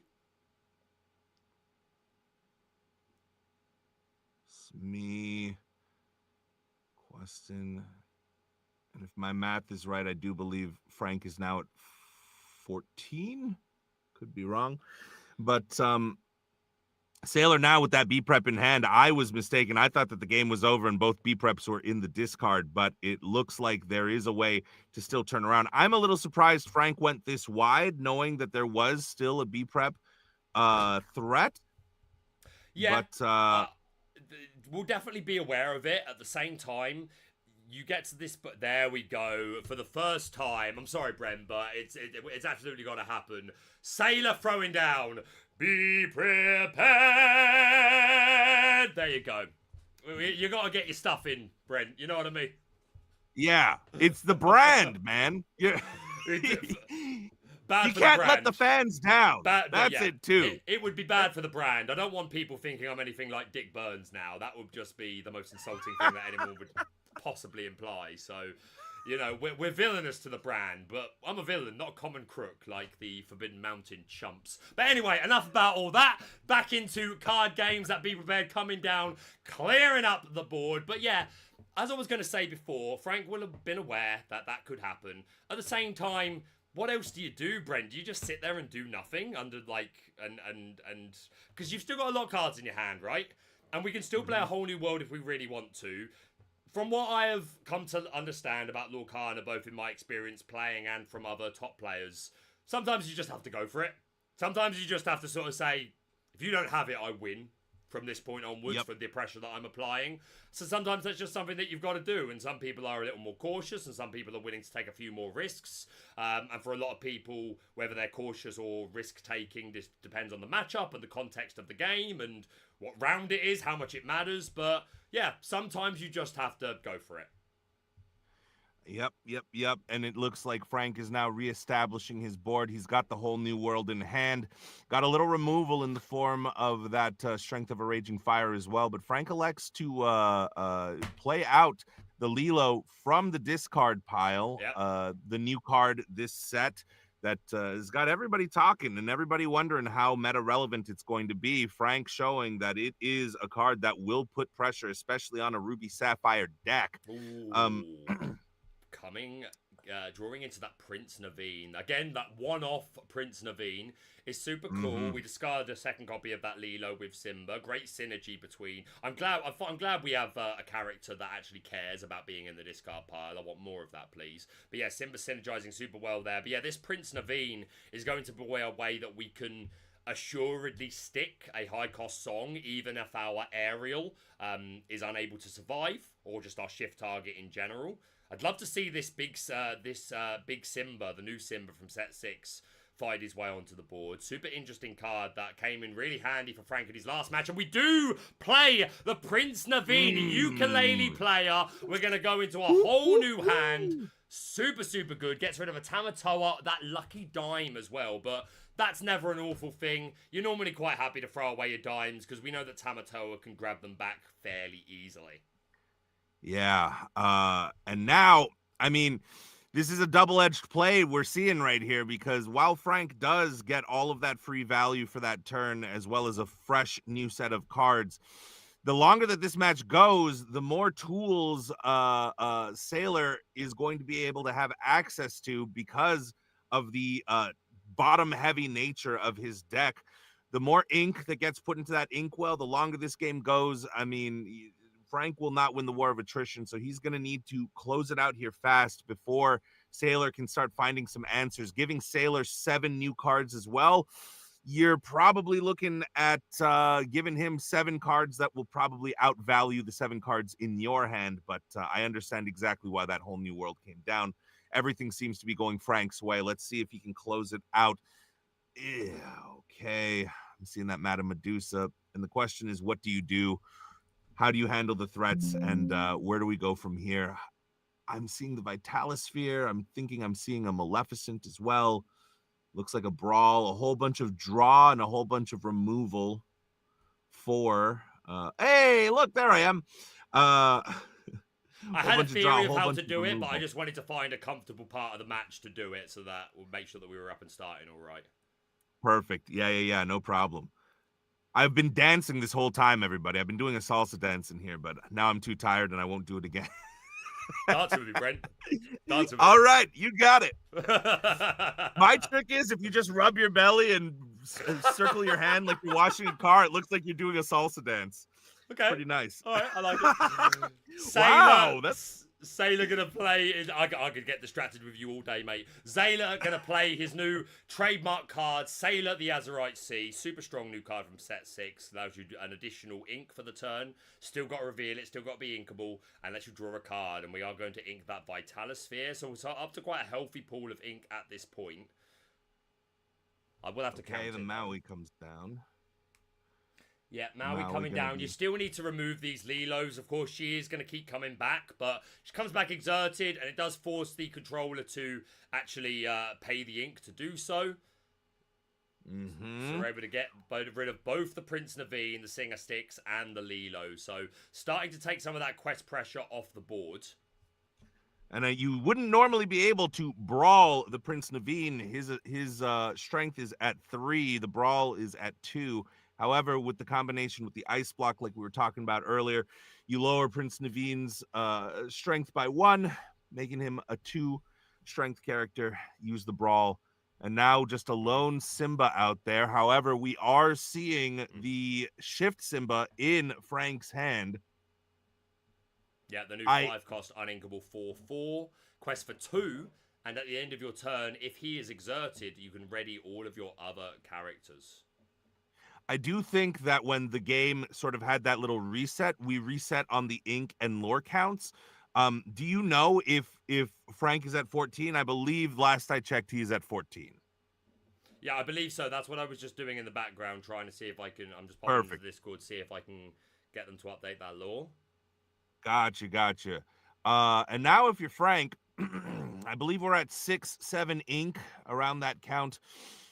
The question is, with a Maui out, with knowing that there is another Sisu in the deck, that Maui Shark could be coming down with a Vitalis Sphere, that Sailor's climbing up there in ink. I'm trying to count the exact number. 1, 2, 3, 4, 5, 6, 7, 8, 9. Looks like about 9 ink for Sailor. I've just had all right, we bring back. I've just had confirmation. Yeah, it's 13-0 at this point in time. 13-0, perfect. And it looks like about 9 ink to. It's tough to see the ink counts with Frank, but I guess we'll see. He's already used 4 to replay the Lilos. It's 9 coming or back. 10. It's 9 or 10 ink. Wonderful. Let's see what Frank elects to do here. I mean, just by the very nature of shifting the Simba, he'll get an extra lore out of that and get to 15 if that's what he wants to do. I'm wondering what he's thinking about here. He's thinking also, does he shift or not? He quests the Simba, bringing him to 14. Yep. And putting down the Robin Hood and the Lawrence, who, when he's got no damage on him, has 4 strength, along with 4 willpower, and questing for 2. Super aggressive, cheap character. These Lilos are really putting in a lot of work throughout this Cross Continental challenge as well. A lot of players really enjoying them. Of course, as I said earlier, you do have to pay to put her back in play. And you do have to choose to do so before you've drawn a card for the turn. Bear in mind, it happens during the set stage of Ready, Set, Draw. If you've drawn a card for turn, you have missed the trigger. And now, if you're Sailor, it's starting to feel like Sailor's turning the corner here. He was in a really, really awkward position earlier, but now he's got a whole bunch of ink. And this is what I mean. The power of red-blue in the late game when you've got that ink pool, right? Right, but I feel like it looks a lot worse than it actually is. Oh, so this is a big Sisu empowered sibling coming down and removing all of those characters except for the Lawrence. The Butler has just enough strength to be able to stay out of that Sisu's wrath, but the Robin Hood and the T-Lilos are for the discard pile, and of course just sticking a quest for 3 character on board is super important. Sailor, it's not over by any means. He's got a nice healthy pool of ink and a couple of good cards in hand, but really needs to start getting some lore on the board here, and the more chances he gives Frank to start to catch up, the worse it's going to get. So good to have a big questing threat on board here, and of course the Maui to contest things. Right, and inch by inch, Frank is now going to have to eke out any lore that he can without the Sleepy's Flutes anymore. The automatic lore gains that were possible in previous sets when the flute was more prevalent, to sort of inch you over the finish line are now tougher because Frank does not really have a way to get instant lore apart from the shifts, but that means that his characters will all have to survive at least a turn in order to get there. The scoreboard of 14-0 lore is probably not as in favor of Frank as some might think. Let's take a look at what he does here. It looks like he's deciding whether he wants to replay the Lilos from the discard or not. He's got 3 of them in there. I mean, both the B preps are gone. This is the second Sisu that has been used as well, and there are, just let me double check, it's slightly covered up, 3 in the deck. So yeah, I think you're absolutely right. Frank is, to start gaining lore is going to be slow for him because, as you say, there's nothing that he can put down to immediately shift and gain lore. So he needs to have his board survive a turn, but only a turn. Like with these 3 Lilos, if he can find a turn to make them stick or make 2 of his other characters stick, he could still get there. There's no Pete anymore, which is obviously not as relevant because both the B preps are gone, but it's going to help for things like Brawl. That may just be like a desperation play to take some lore off the board. But no Pete's left in the deck. So yeah, I agree with you. It's by no means over just because Frank's on 14 lore. Red-Blue is ever so good at resetting the board, but we've gone through some of those cards already. So Frank just needs to put on as much pressure as he can. And now with Lauren's questing for 2, I believe we are now at 16 lore. And I'm starting to see Frank's strategy here. He's saying, okay, cool. You want to get rid of my Lilos? They're coming right back next turn.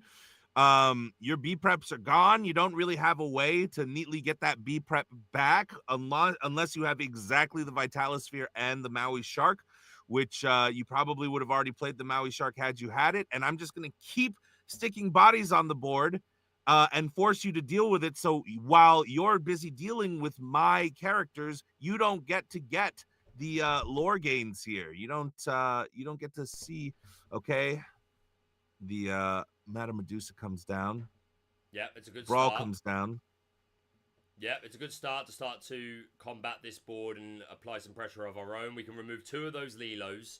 So yeah, they keep coming back in exerted, but at least it is making Sailor pay attention to them. Like, these characters are forced to remove these Lilos as opposed to starting to quest themselves. But yeah, the lore is starting to run away in Frank's favour. Something like a Pirate's Life can certainly help. Just mentioned, Sword of Candio mentioned that in chat, which is a great point. That's one way that Sailor can take a little bit of that pressure off. Maybe just buying him 1 turn, which we all know sometimes 1 turn is all you need to pull the game into your favour. So there are options, and again, we've got a Maui on board and a Medusa. Obviously, Maui can't quest and has no lore. He's just a perfect character to be removing these Lilos every turn. Madame Medusa is kind of the same. She only quests for 1 with a 4/4 body, so she's quite reasonable to just be sitting there and taking out these Lilos while your Sisu is hopefully continuously questing, and then we find the right time, get down this Tamatoa. There's a lucky dime in the discard. So if Sailor can bridge together a couple of fortunate turns, then he could absolutely still end up being the victor here in this game. I agree. That Pirate's Life in hand, I was struggling to see exactly what card that was. And for those of you who don't know what it is a 6-cost inkable action song that can be sung that is basically the same effect as the Aladdin from the first chapter. Your opponent loses 2 lore, you gain 2 lore. And that just that 2 lore swing there might mean the difference between winning this game or not for Sailor, but still in a perilous position here. A place that no sailor wants to be. Rough seas. Question for you. Yeah. No. Just something I wanted to ask you, Brent, which is, like, do you think there's an argument to not bring back these Lilos at this point in the game? Because, again, like I just said, the Maui and Medusa are just feeding on them. Would you rather spend your ink playing down new characters who are ready and then can better odds that they will allow for a questing turn on the follow-up? You know, that's a great question. Frank right now putting out 1 Lilo with the option of 3, and I'm wondering exactly what math he's doing, what he's thinking about. I imagine he looks like, if we could see Frank's face, he would look like Zach Galifianakis in The Hangover with the numbers coming above him, just sliding all over the place. And then the Rapunzel comes down. That is pretty scary. Obviously, the Rapunzel is susceptible to Brawl and Medusa. So is this Simba, technically, due to the ice block that's on board, but that's still 2 nice lore characters to hopefully get us over the finish line. Passing back to Sailor, finds a Grandma Tala, keeper of ancient stories off the top, which could potentially help us dig, but I think we're going to be far more interested in this Maleficent, monstrous dragon, Brent. The Maleficent will be coming down. I mean, we're getting into here we go, Brent. Madame Medusa, the boss, is going to have a quick karaoke round of Pirate's Life for me. She's had a few too many. She's at the karaoke bar. She's flirting with everyone's dad. Just getting those yo-hos out there, you know? Getting those yo-ho-hos out there. But But yeah, pretty good use of Medusa. Obviously, the Maui is able to go into the Lilo most efficiently. And yeah, Pirate's Life sung by Medusa. Nice swing in lore. And this Maleficent Monstrous Dragon coming down, getting rid of the Simba and taking some of that pressure off. So only there's Rapunzel, which has been able to survive so far. Really nice turn there from S4iler. Very, very nice turn. And Sailing his way through stormy waters. I'm seeing that there is a Rapunzel play line here. I believe that there is still a Madame Medusa on board where there's a world where Frank can draw an extra 3 cards. I don't know if he'll elect to do that or quest with the Rapunzel to get up to 18. 2 cards in hand, though, for S4iler, not exactly the place that you want to be. The a Hiram 16-5, Flaversham, by the way. Just sorry to cut you off, but just mentioned it. Perfect. 16-5, Thank you. as you were. 16-5. I mean, I feel like a Hiram Flaversham could completely turn this game around. But S4iler still in murky mists here. Honestly, I think S4iler just needs enough removal to be able to take these higher questing characters off the board, because as it stands now, we have 6 lore on board if you include the Medusa. You got to think this Tamatoa, if it can afford to come down next turn, this Tamatoa will come down, grab that dime to be played by the following turn, and then I think there's probably a 2-turn clock potentially represented here, depending on what Frank does. But yeah, you mentioned you could potentially challenge the Medusa and then play your own Rapunzel. That's a play. You could also storm your own Rapunzel. Do it that way. It's another option. Of course, if we do play 4 ink to play Rapunzel, we don't have a whole lot left to apply more pressure. We'd probably have 2 or 3 left to hopefully maybe to get down a Smee or a couple of 1-drops or something. So I do feel like this Rapunzel play may be the way Frank goes, but Frank's a better player than me. I'm sure if there's a better line, he will go for it. Opts to return all 3 of these Lilos. Before drawing into another Simba. I got to imagine that small Simba might be coming down this turn. Yep. Potentially. The Rapunzel seems to be challenging into, I would imagine, the Medusa. I think that's what's happening here. We'll soon find out. No, just questing. Okay. Oh. Is it just a quest? That is Looks a lot like of just Lilo. a quest. A lot of Lilo coming down. Little surprised to see that, but I suppose if you think you can develop enough other characters that S4iler can't respond to all of them, then it's certainly an idea. No, he's not on Frank's 0 lore. The lore is currently 16-5. Now 18-5 with the quest of Rapunzel. And I'm assuming that was a quest. So yeah, that would make it 18. 5-18. There we go. Yeah, confirmation. So 4 characters got to go here, Brent. Yep. And if you're Frank, I mean, you got to say, okay, sure, the value of the cards that you're pulling off the top of your deck might be of higher quality. I'm going to go with quantity.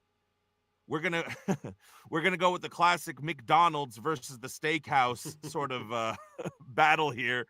And Frank's looking to overwhelm. Okay. And if you're S4iler, sure, you're starting to even out this match, but even when you even it all out, 18-5 is a tall order. We'll see what happens here, Frank. Yeah, I mean, I think you want to get down this Simba, right? Because you just shift it on the next turn if it survives, and that's game. Right. You don't even bodyguard the Simba, I would assume. No. But you do. It feels almost blasphemous. I believe Frank only has 1 ink left, so he would have to ink the Rapunzel. And this is a tough choice. This is not a small choice. Without the B preps, right? Yeah. And with I believe 1 more big Sisu to worry about. How many big Sisus are in here? 3. Is it 3? Yeah. I believe yes. That's the second that's on the board there. So I do think 1 more is available. Again, unless I missed a hidden ink or something like that. That is possible. But we've seen 2. And I think Frank is thinking exactly that if Sailor is able to draw into the other Sisu, then he'd wipe the entire board, and that might be close to game over at that point. Yeah, this Simba off the top for Frank on this turn is super, super good. Probably one of the best things he could have hoped for, really. Especially after choosing to play those 3 Lilos, which is a lot of ink investment. And again, you know your opponent has the Maui and the Medusa to take out 2 of them. But again, if you are then forcing the Maleficent or the Sisu to challenge another, then that's still not bad. Like, the more turns you can make your opponent take off, the better. Yeah, still a big decision coming up here. There's no B preps left, no, guys. No B preps left unless a Maui Half Shark gets involved to bring one back. But only 2 in the deck. 1 was played, 1 was discarded with a whole new world. Sorry to cut you off there, Brent. Just trying to respond. No, to the not chat at all. Not at all. As I can. I know we're on a bit of a delay. But yeah, I'm trying to be as attentive as possible. Okay. Oh! Okay.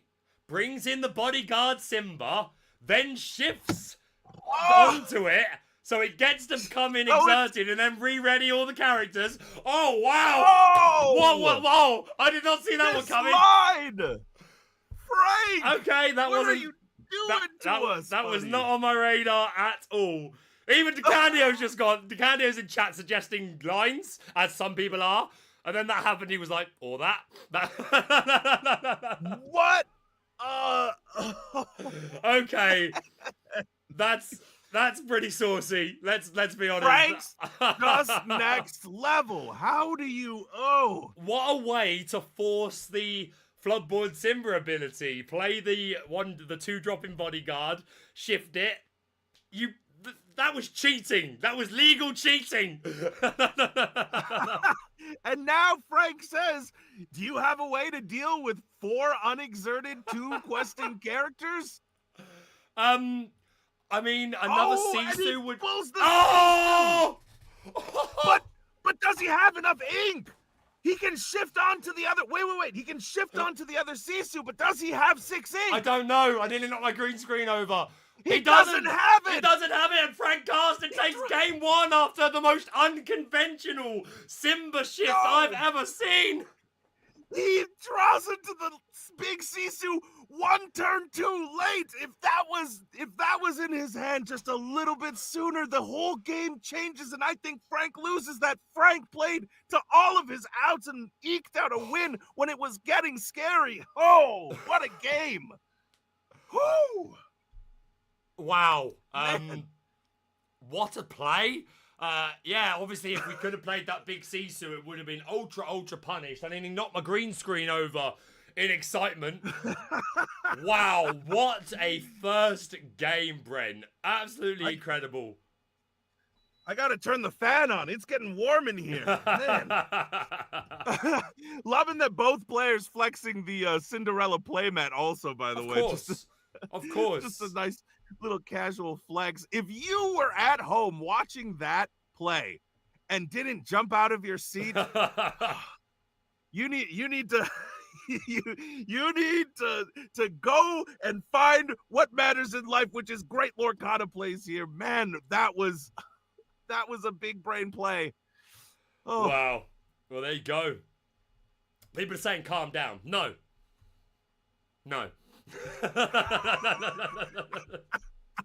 That was insane. Thanks for coming, but no.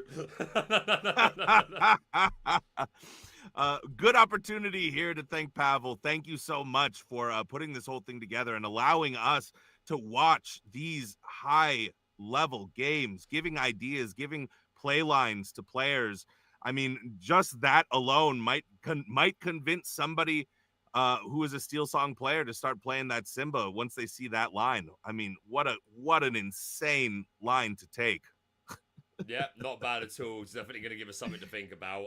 I'll let you just keep talking while I sort of make sure that we're ready for game 2. Do you want me to bring up one of these deck lists a little bigger?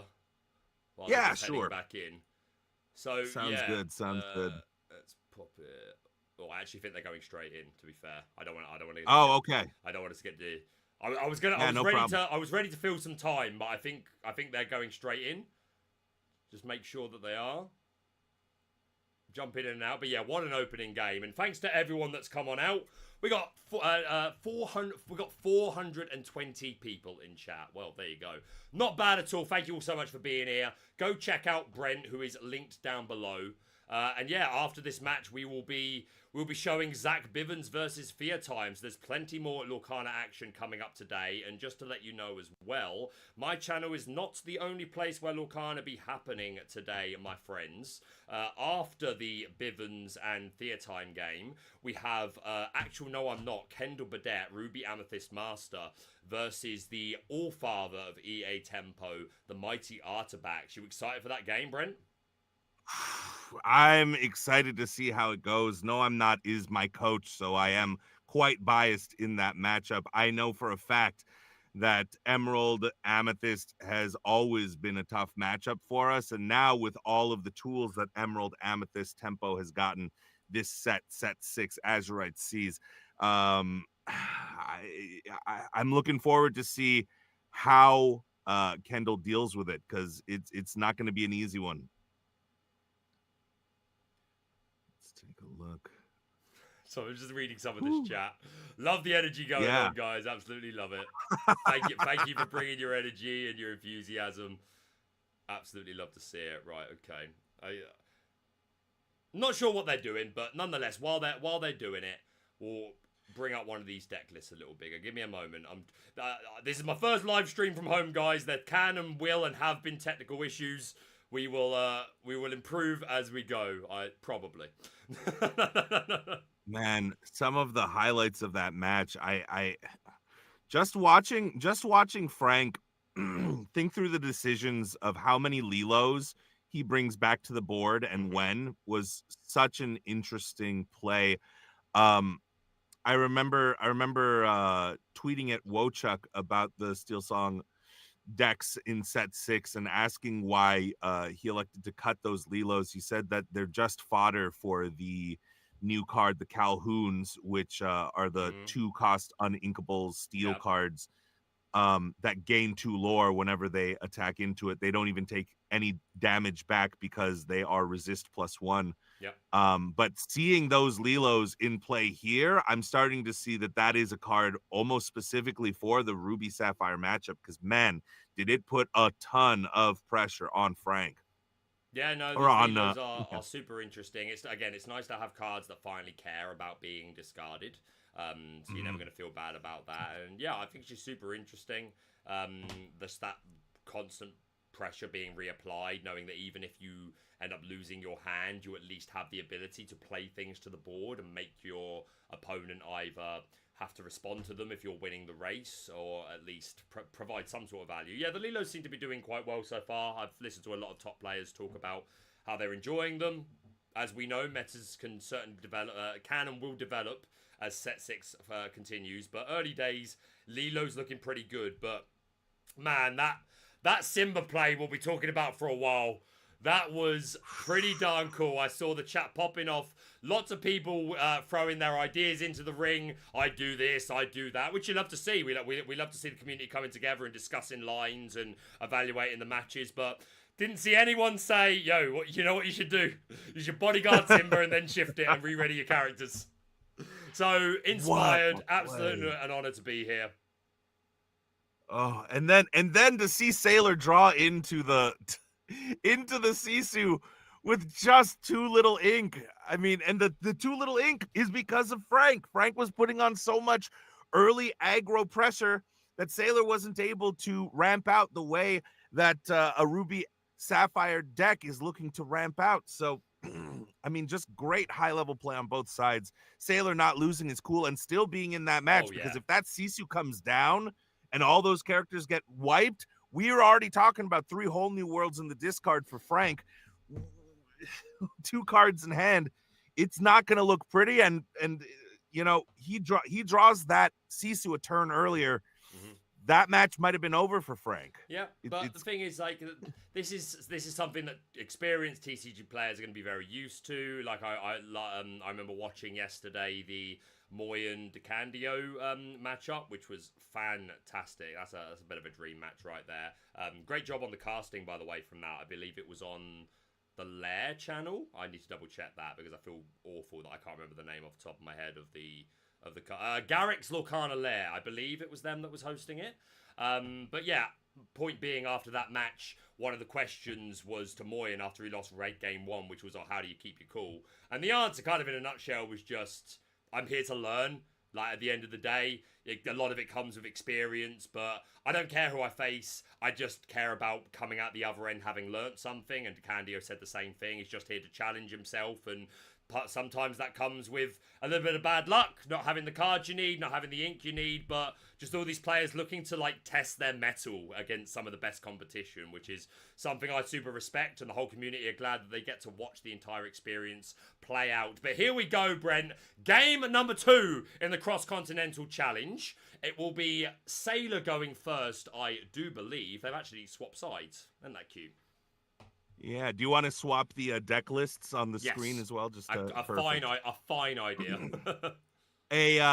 Something to note. S4iler only altering for 2 cards. Okay. Whereas Frank is altering for 6. Looking for answers here. Is Frank Karsten? Don't know if he found exactly what he was looking for, but seems to have.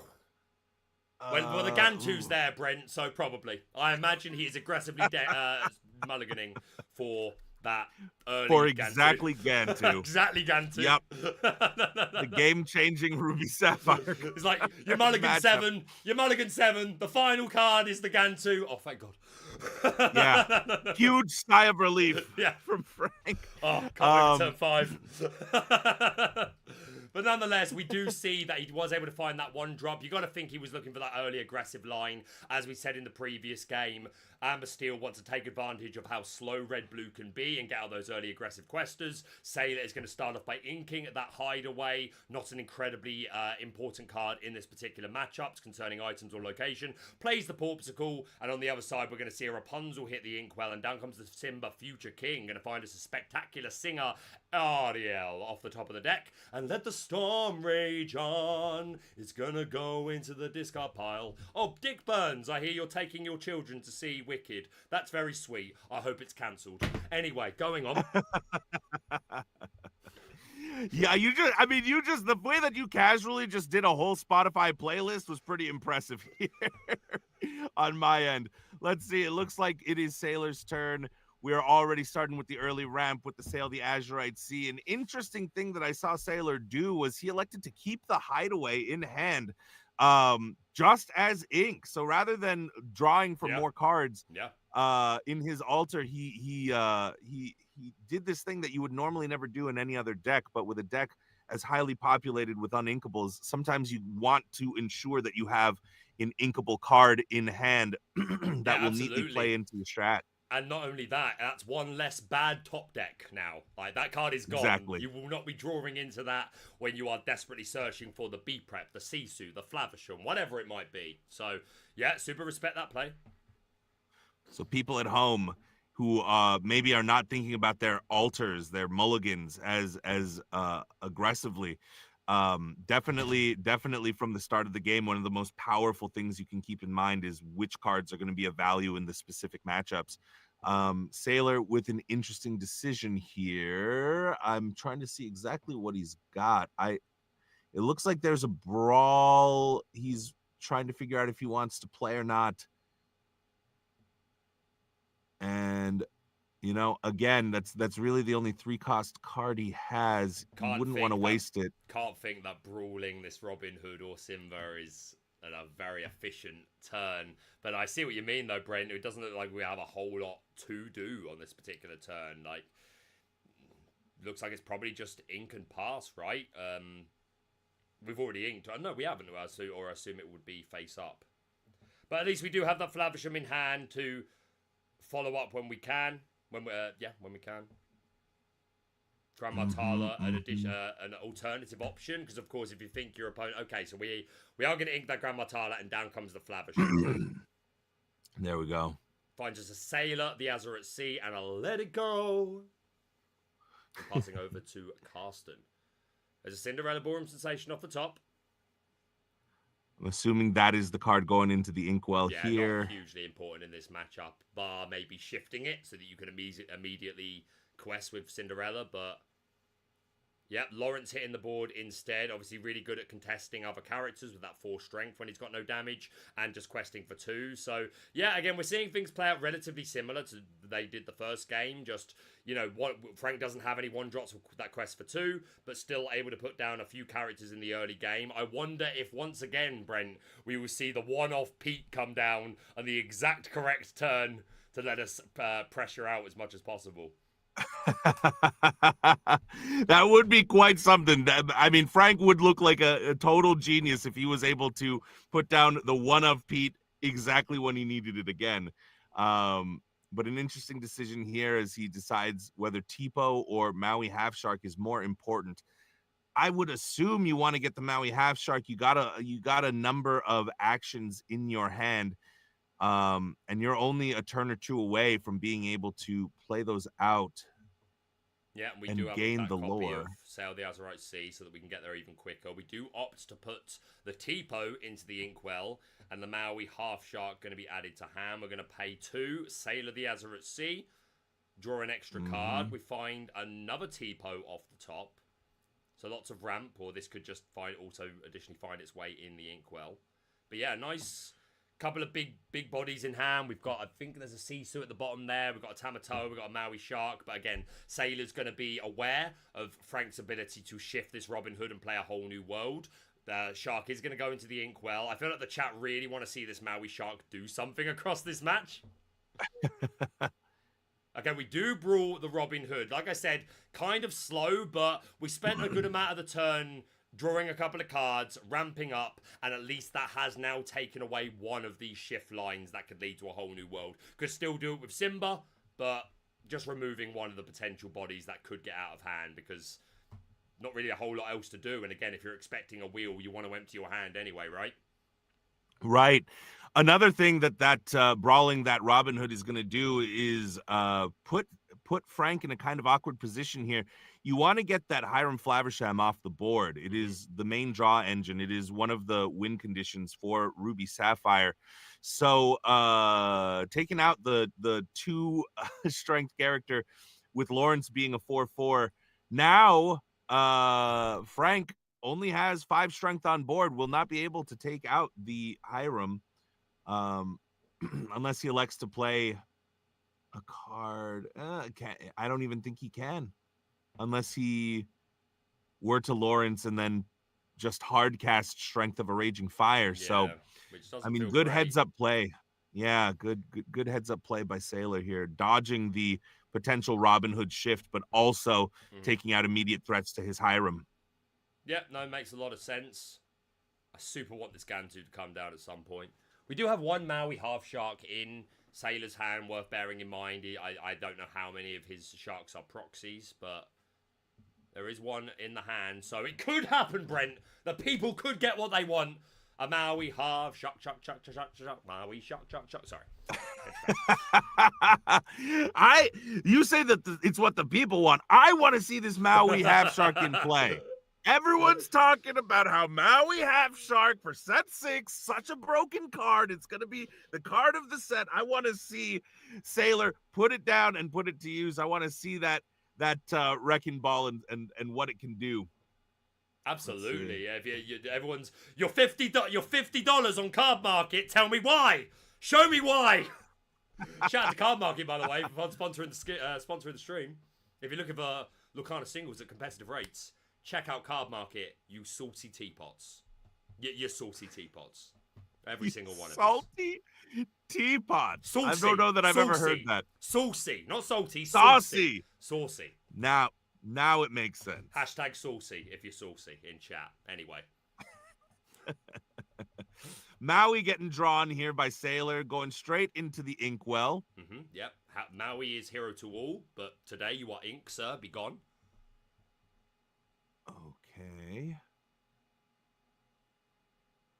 And I was Gotcha. wondering. So the Flavisham challenges into the Lawrence to lower its strength back down to 0, allowing the big Sisu to come in and wipe the board. You'll love to see it.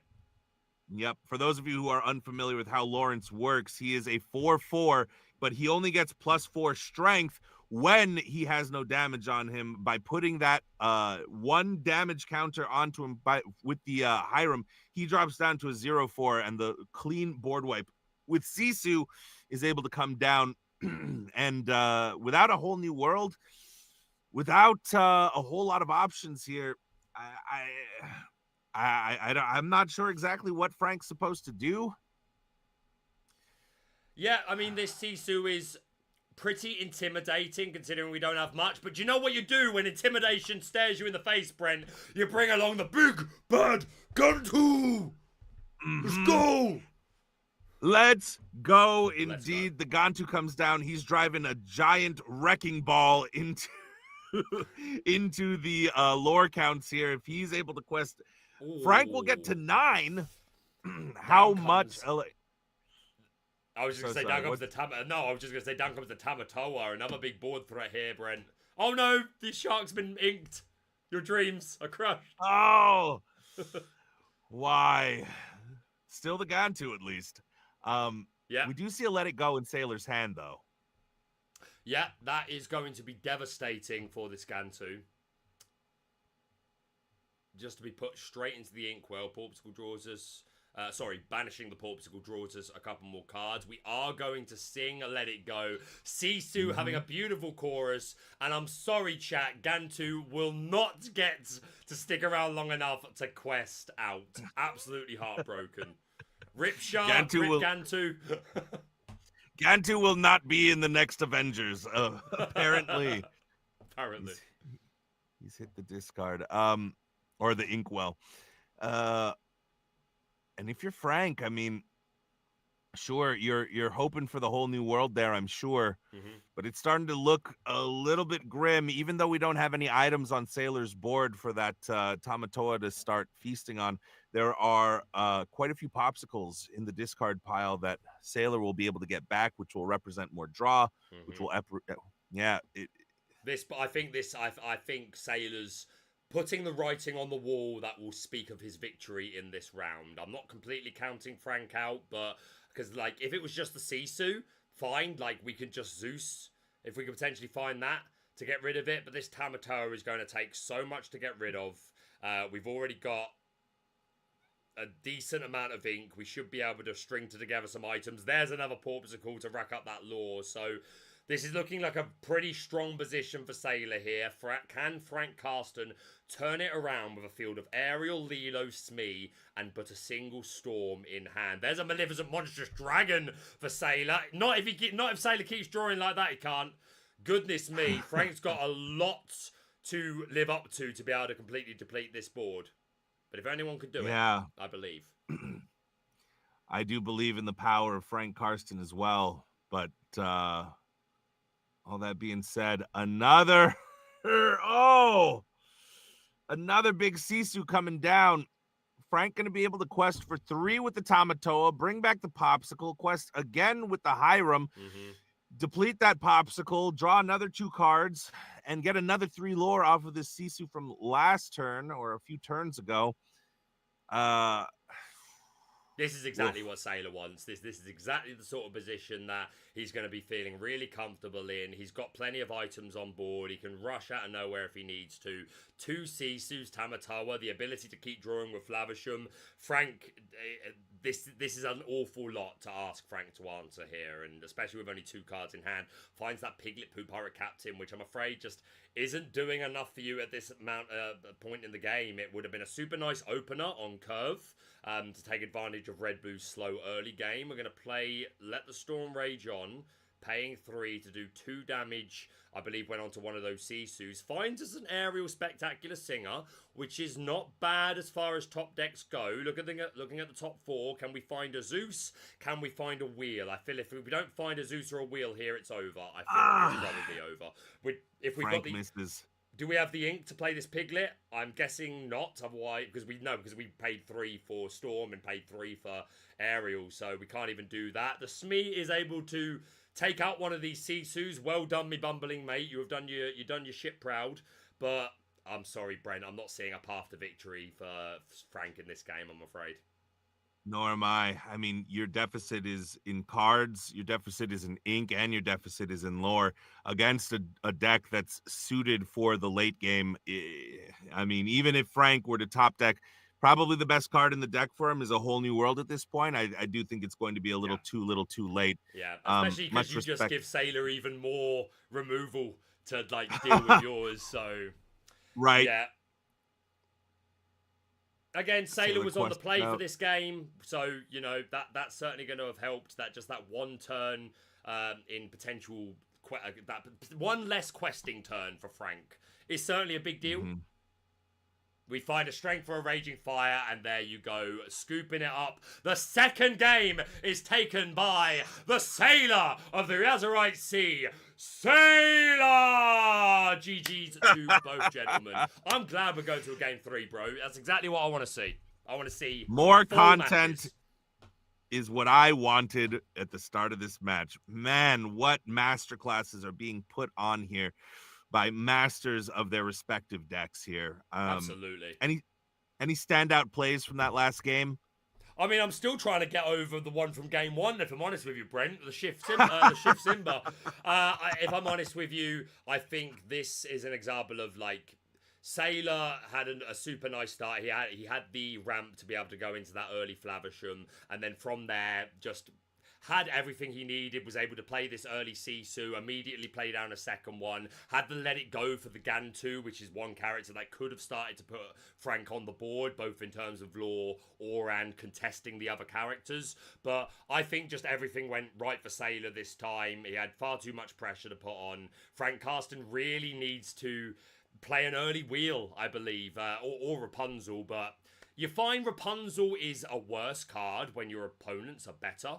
Like, the further you get into a DLC, your Rapunzels become worse because the odds that your opponent is going to give you that Rapunzel turn becomes thinner and thinner. So, of course, it's still possible, but I really do think that Frank Karsten's key to victory here, other than Sailor bricking, is Karsten being able to set up an early singer so that we can play something like A Whole New World, sing it on like turn 4, courtesy of the turn 3 aerial that we stuck, and then you want to then, from that new hand, be able to go Lilo Piglet or Lilo Smee and an extra 1 drop or however much ink you've got to play with, and hope that the opponent doesn't have access to B-Prep at that point in the game, or hope that you were able to stick a Pete in that process. So I do think Karsten's victory is quite reliant on A Whole New World, again, unless Sailor gives a free Rapunzel turn, which I don't see happening.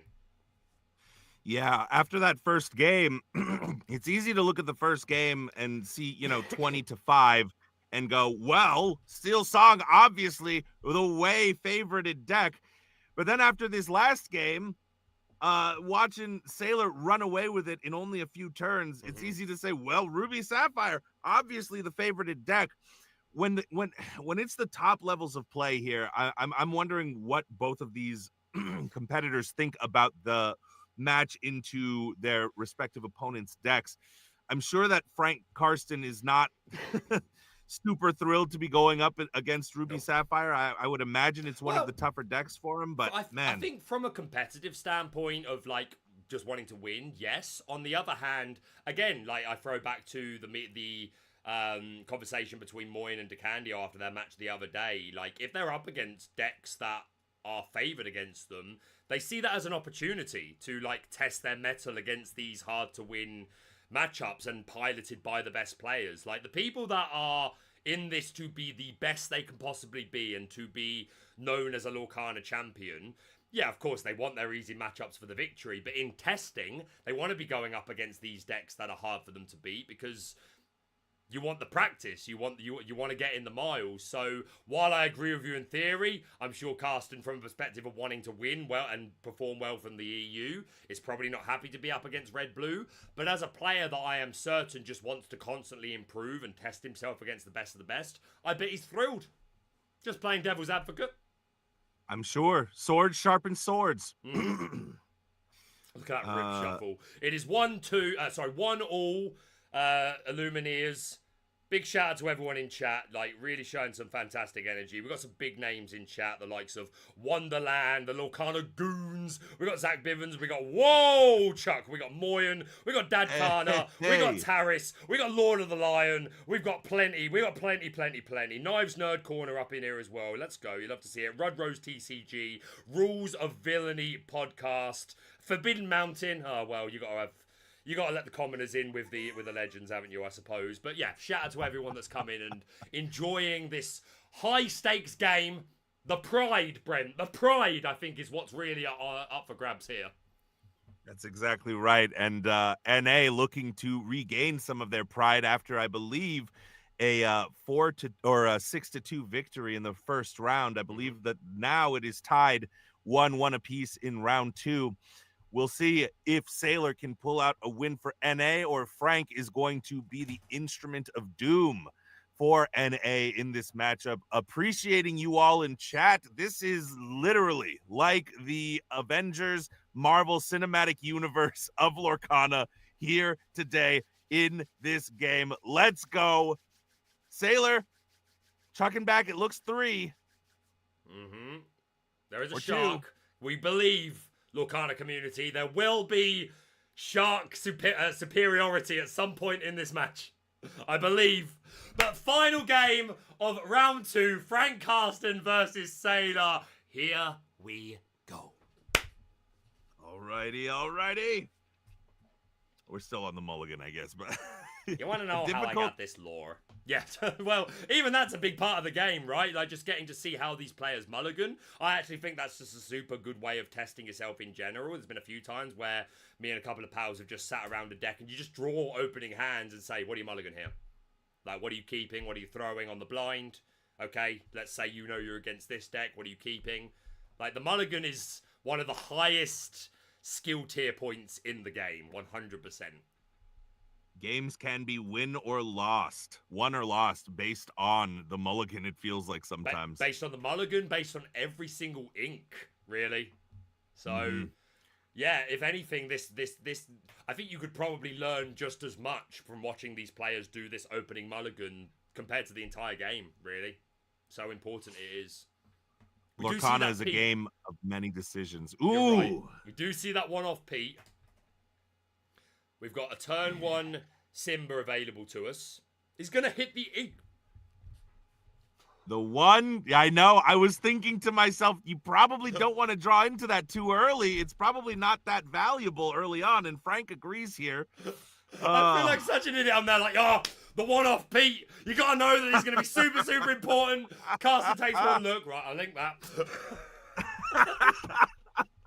Yeah, not even a long think, a short 12-second think for Frank before inking that, Pete. Simba comes down. Oh no! And the shark in the ink. Stop inking all my friends. They're toying with our hearts, Baker. They're toying with us. They're the true villains today. Yeah, it seems that way. 3 aerials in hand, Brent. Look at this. We are on the play for Frank Karsten, which is super nice. Obviously, we've got 2 Simbas developed and the potential for a shift. I imagine the aerial is what's going to be coming down, though, on Frank's turn 3. Already 1 B prep as well in S4iler's hand, which he's not going to feel good about. When you're against Steel Song, I think you always kind of assume that they're going to play that wheel between turns 3 to 5. Sometimes doesn't happen, but it means you normally pretty quickly write off your cards like Bree Prep, Medusa, things like that. So, little unfortunate. Also, the Pirate's Life, which can be ink. Alternatively, again, same as the B Prep in the discard. If the Maui Shark ever hits the board, maybe we get it back. Maybe. I mean, there are 3 in deck, so... Well, I know what I'll be rooting for this match. See Frank not see for a bit of ramp. Yeah. Frank not getting the start that I'm assuming he would like. Meanwhile, S4iler doing what Ruby Saphire wants to do here. Yeah, Looks like a popsicle, let it go. Yeah, we played S4iler the Azure at Sea to draw a card and let us additionally ramp. So we can still do that, I believe. I think the Flavisham is the standard ink for turn. And we've played the Sail, drawn a card, and S4iler trying to decide what additional card he wants to ink. You'd hate to ink the Popsicle. I'm sure he's holding that back so that once he inks the additional card, he can play another Popsicle. Yeah, you got to think that would be the line, but at the same time, Frank may just choose to put more value on these other actions that he doesn't want in the inkwell. Does choose to ink that Popsicle, which is super interesting considering we can't play another card. Of course, again, if you're expecting a wheel potentially to happen this turn, like for all S4iler knows, Frank could shift Robin Hood and play wheel this turn. So in that instance, playing another Popsicle isn't great. And if you're inking your Let It Go or your Pirate's Life, it's no longer retrievable later. Again, we are still to see the shark do anything, but you want to leave those options on the table at the very least. Yeah. Oh. And we're seeing Frank draw Cinderella. Okay. The aerial comes down and the whole new world is found. Oh, it was looking a little scary there for Frank, if I'm being honest. It was. But now we're where there is an aerial, there is hope, and is able to find the whole new world. We can just quest out with our small bodies, putting us up to 3 lore. And yeah, this is nice. Next turn, we can... There's a couple of lines potentially here. We can shift the Simba and then play a whole new world. We can play the aerial to dig for another song and just stick another big singer on the board. I would imagine we will go down a whole new world line. I imagine that's somewhere in the turn. But sticking this Simba out seems really good because you shift it, and then quest it or sing with it, and then at the end of the turn, you're going to re-ready all your other characters. So this looks okay for Frank. It definitely does. And S4iler is not going to get another body onto the board, going for that slower long game. But Frank is going to be able to quest up to 6 or 7 next turn if he elects to sing the whole new world with the aerial. He'll go to 8 if he elects to also shift on that big Simba. But if you're S4iler, you know that whole new world is coming. One of your 2 B preps is going to be gone, and we're still only 5 ink, 2 ink away from the critical 7 ink needed to play it. There it goes. Yeah, it is. B-prep hits the discard pile, but this Simba being shifted, and then this aerial singing a whole new world. Super strong, getting rid of the B-prep and one of those Sisus, which we know can be really good in this matchup as well. Yeah, the one saving grace is S4iler knows that there is only one Pete inside of Frank's deck, and that card is now off limits for the rest of the game because it's ink. That's maybe the one saving grace here. But Frank continues to develop a very, very wide board. And I am not seeing the big Sisu either, which would be a somewhat clean answer for this. But we're also a couple turns away at least from seeing the big Sisu anyway. Yeah.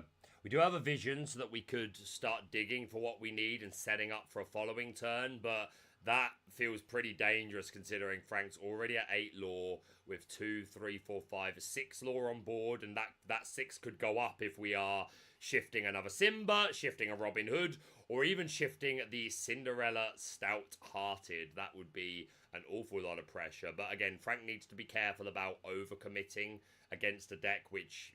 1 B prep gone, but there is another one that you have to respect. That being said, game 1, we had to talk about this, Brent. Frank made a big play, which, was playing into a B prep, but we talked about it at the time. Sometimes you just have to go for it, and just say, hey, if you don't have it, I win. So... And now a little bit of a different position here because we are a couple turns away from seeing either a Sisu or a B prep, just mathematically. And getting up to 14 is a pretty critical mass state of the board, because once your opponent gets to 14, can you really stop them from gaining 6 lore, no matter what you have in hand? I mean, I Pirate's know Life that's gone the as Ruby. well. And S4iler now looking through his cards, trying to figure out the best combo. I always say whenever a whole new world gets played, I apologize in advance to my opponent that it's going to take me a sec, because looking at 7 new cards basically resets everything in my brain in terms of what play lines exist. S4iler taking a look here, trying to figure out the best course of action. Yeah, he'll be well experienced in this and all other matchups. So, and again, like I said, like we said at the beginning, open decklist format, which I super like. I would like to say I hope that Intercontinentals becomes open decklist format. At the moment, I don't believe it is.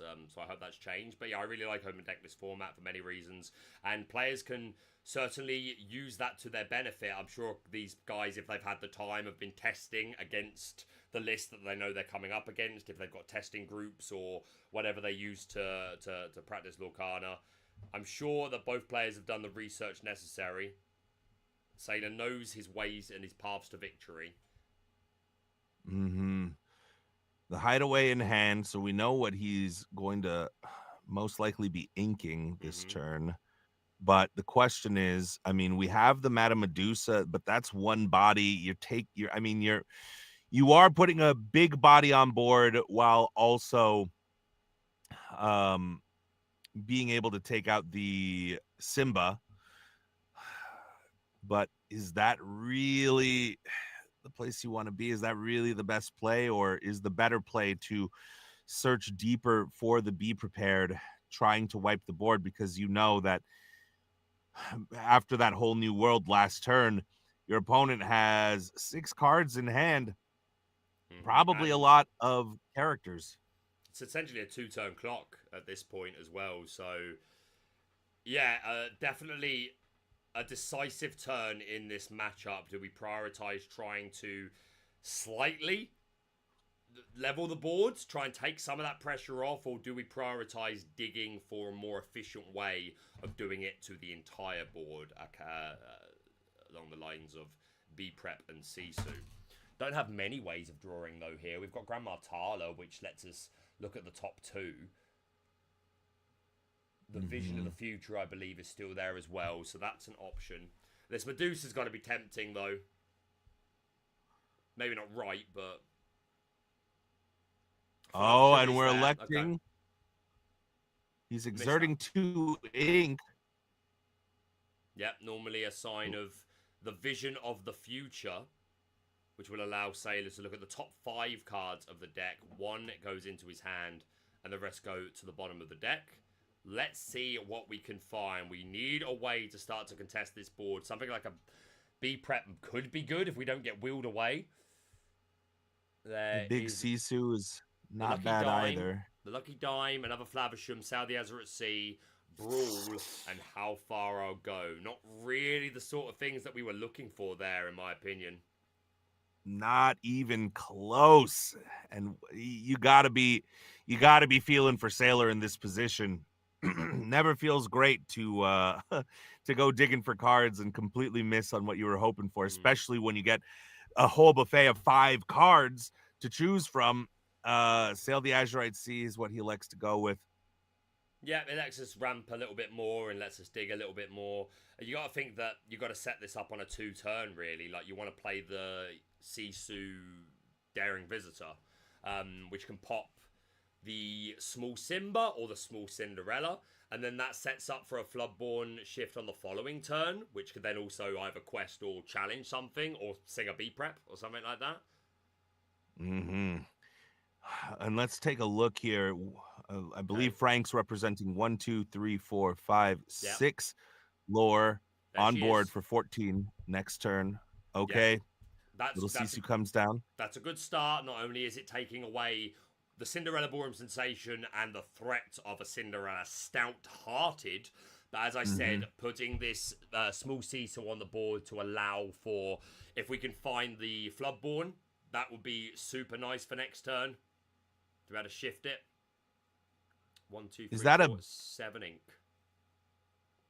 Is that I'm a struggling to see the leftmost card in Sailor's hand. Madame Medusa? It's Madame Medusa, Ah, Shark, okay. Grand Martala, Flavisham, and Ice Block. Gotcha. But playing toward the, playing into your outs of a big Sisu, completely changing this entire game. Meanwhile, Frank's got a couple decisions to make here. Let's see. Pluto in the inkwell.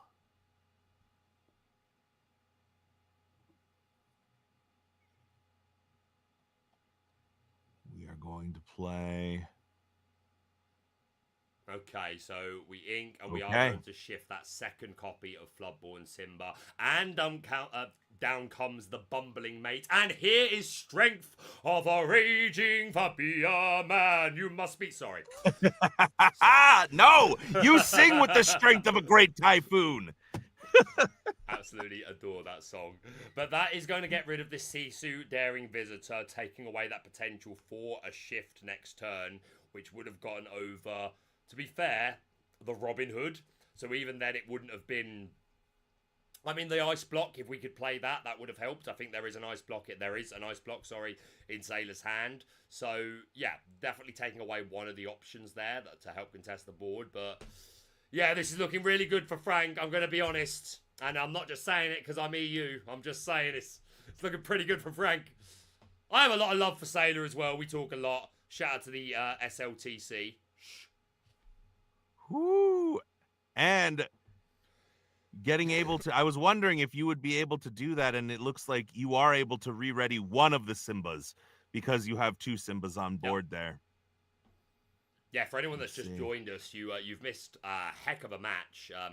Absolutely, when convenient, you go back and watch the whole thing. But yeah, game 1, we saw an incredible play of a Simba 2-drop being brought in as a bodyguard, and then immediately shifted the big Simba so that it was exerted for its ability to kick in at the end of the turn and ready all the other characters. Inspired. We went mental, mate. And Sailor finds the big Sisu off the top of the deck, but won't have enough ink to play that and the Ice Block at the same time. Which means that we're at 13 lore on Frank's side, along with 2 Simbas that are going to be questing for 2 each.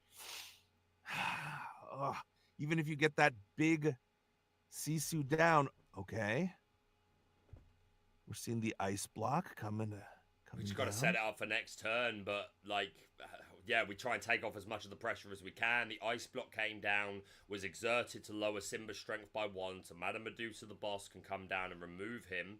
So 2, 3, 4, 5. So 6 lore on board here, Brent. So Sailor should get at least 1 more turn to try and bring us around.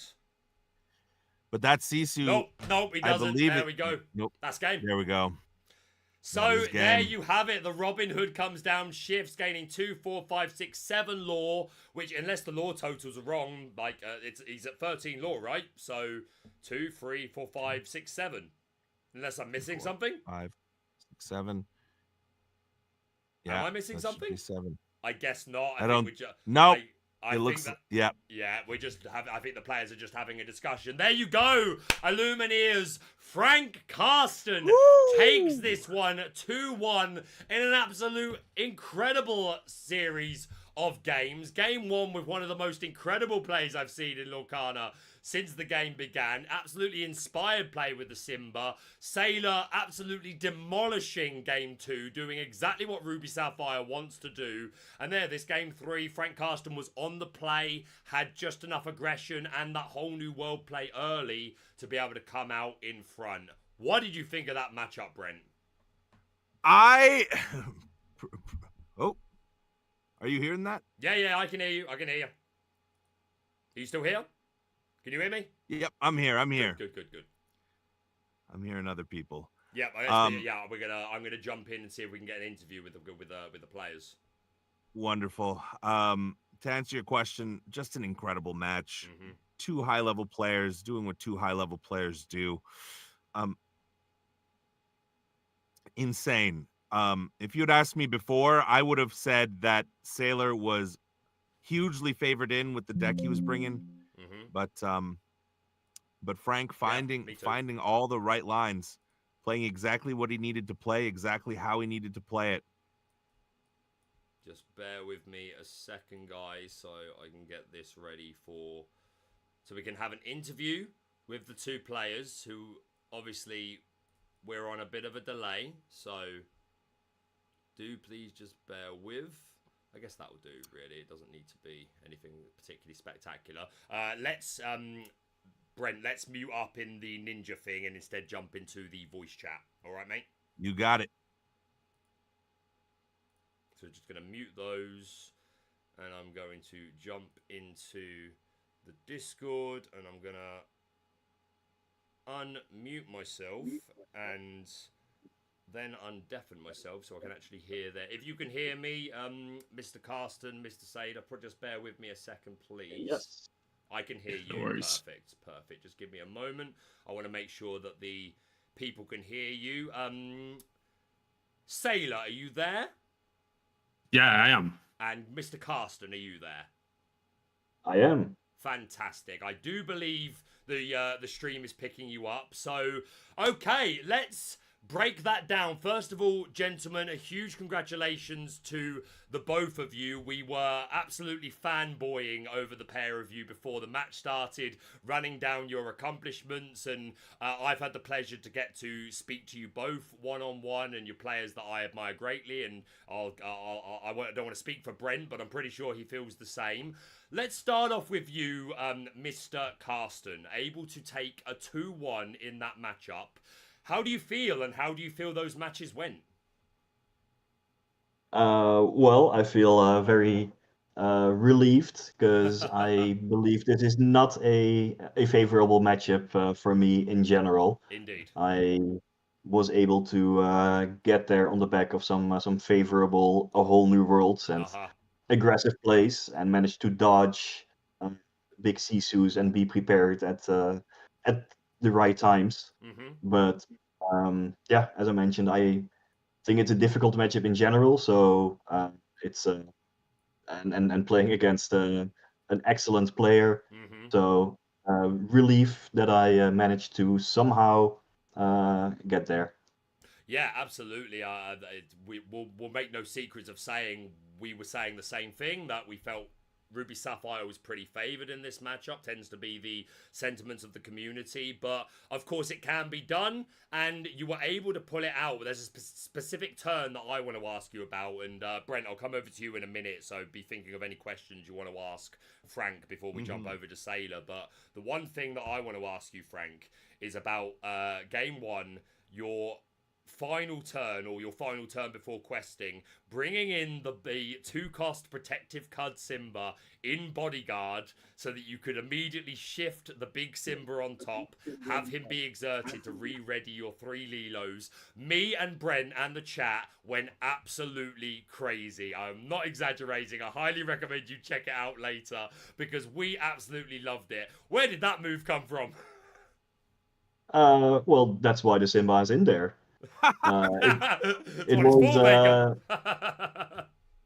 like I like me some one-offs. Yeah. And this particular interaction was on my mind for long games with A Whole New World and some Lilos, where at some point this could come up, and well, it did.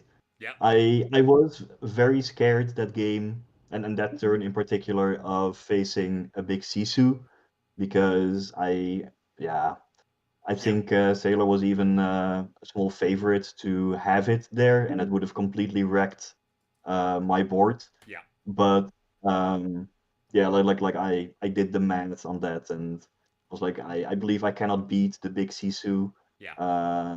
In most cases anyway, so I'll just have to play into it, and I'm happy that I got to show off a Yes. cool interaction along the way. Oh, honestly, we were so hyped for it. The chat loved it because people were like playing around. Like, obviously, me and Brent were talking about lines that could be taken, and the chat were giving their opinions, and there were things being said like, "Oh, maybe Rapunzel challenges Medusa, and then we play Rapunzel to draw, or maybe we even storm our own Rapunzel and then Rapunzel." And then all of a sudden, you came out with the play that we've just been discussing, and it was an absolute thing of beauty and the sort of moment that these events are all about. So I want to give you a huge congratulations, Mr. Karsten. Brent, before we move over to S4iler, is there anything that you would like to ask our Steel Song player? I'd love to know exactly what you were thinking about when you were deciding how many Lilos to re-put down onto the board before the draw. Like, what was going into that decision making? I found it very interesting that sometimes you were bringing all 3 back, sometimes you had 2 in there, and you would only bring 1 back. Like, what was going through your head there? Yeah, the game state was different every time. Sometimes you want, I think sometimes I wanted to like spread my threats a little bit between Lilos that would be vulnerable to a big Sisu and some bigger characters that would at least survive that. Other times, yeah, like I had enough ink available and could bring all 3 of them back, especially when there were not many challengers on the other side yet. Another time, I guess when there are like lots of challengers on the other side, you would I would rather ink or use my ink for characters that I can play from hand that come in unexerted, and yeah, just having a bit of a balance between that every time. Those were some of the considerations in my mind. Gotcha. And you said just now that you are a fan of one-ofs in the deck. A lot of people that I talk to in deck building are more, looking for consistency. They say that if you add too many one-ofs, then it makes the deck a little less consistent. What are your thoughts on the deck building process and why you included? I'm especially intrigued by why only 1 of Pete, when that seems like such a... Yes, good question. Good question. Yeah. Please. I do like consistency. That's why I have, my 4 Ariels, my 4 Cinderella, my 4 Rapunzels, 4 Smees, and so on and so on. Like the ideal cards for the curve outs. Those I want as many copies as possible. Then yeah, I just want to round out the final slots with some more variety. If, for example, I would rather draw, let's say 1 Pete and 1 Lawrence in my hand to give myself options for ideal sequencing based on what the game state offers, rather than drawing 2 Petes and having less flexibility, fewer options. Also, when you see a lot of your deck potentially with a whole new world, those one-offs are cards that you can, not necessarily find consistently, but find more regularly. And as a final thing, this is an open deck list. Yes. And The one-offs if the opponent sees cool. a deck list with a lot of one-offs, that gives them a lot of different cards that they have to keep into mind, that they have to try to play around. And it's much harder to play around, let's say, 4 different one-offs than 4 copies of one particular card. Yeah, no, I think that makes a lot of sense. We were saying that at the beginning when it's open deck list, you need to respect, again, even though there's only 1 of each in the deck, it's just that 1 more card that your opponent has to consider as something that could lose them the game all of a sudden. I do want to get your quick opinions on I'm Still Here. I don't believe we saw it do much in that particular game, but are you enjoying the card in this list? Well, I tossed it in because, well, I want to try it out. Yes, of course. It is certainly not for this particular matchup. No. But I think as an inkable song, yes, it is a fine new option, especially when you have often situations where you have, let's say, a single Pluto or a single Simba that are exerted, so that if the opponent challenges, they only have one option, and giving that particular character resist can be helpful. Yeah. Um, Pluto suddenly a surviving bit- Maui seems pretty cool. yeah, exactly. Yeah. And let's say singing it with a Cinderella to protect a Smee on turn 3 or 4, Yeah. allowing the Smee to challenge and then not take damage end of turn. It's just a bit of a new value. Is it better or worse than alternative options like I don't know, World's Greatest Criminal Mind? I am not sure yet, but You're it trying is out new cards. it is certainly something I'm enjoying as a new card to try. Absolutely love that. Frank, as much as we could talk to you all day quite happily, and I'm sure the chat would listen, we want to have a chat with s4iler, and then we're not too far away from our last match, but I want to give you a huge congratulations, both as an unbiased caster and as a member of the EU. Well done.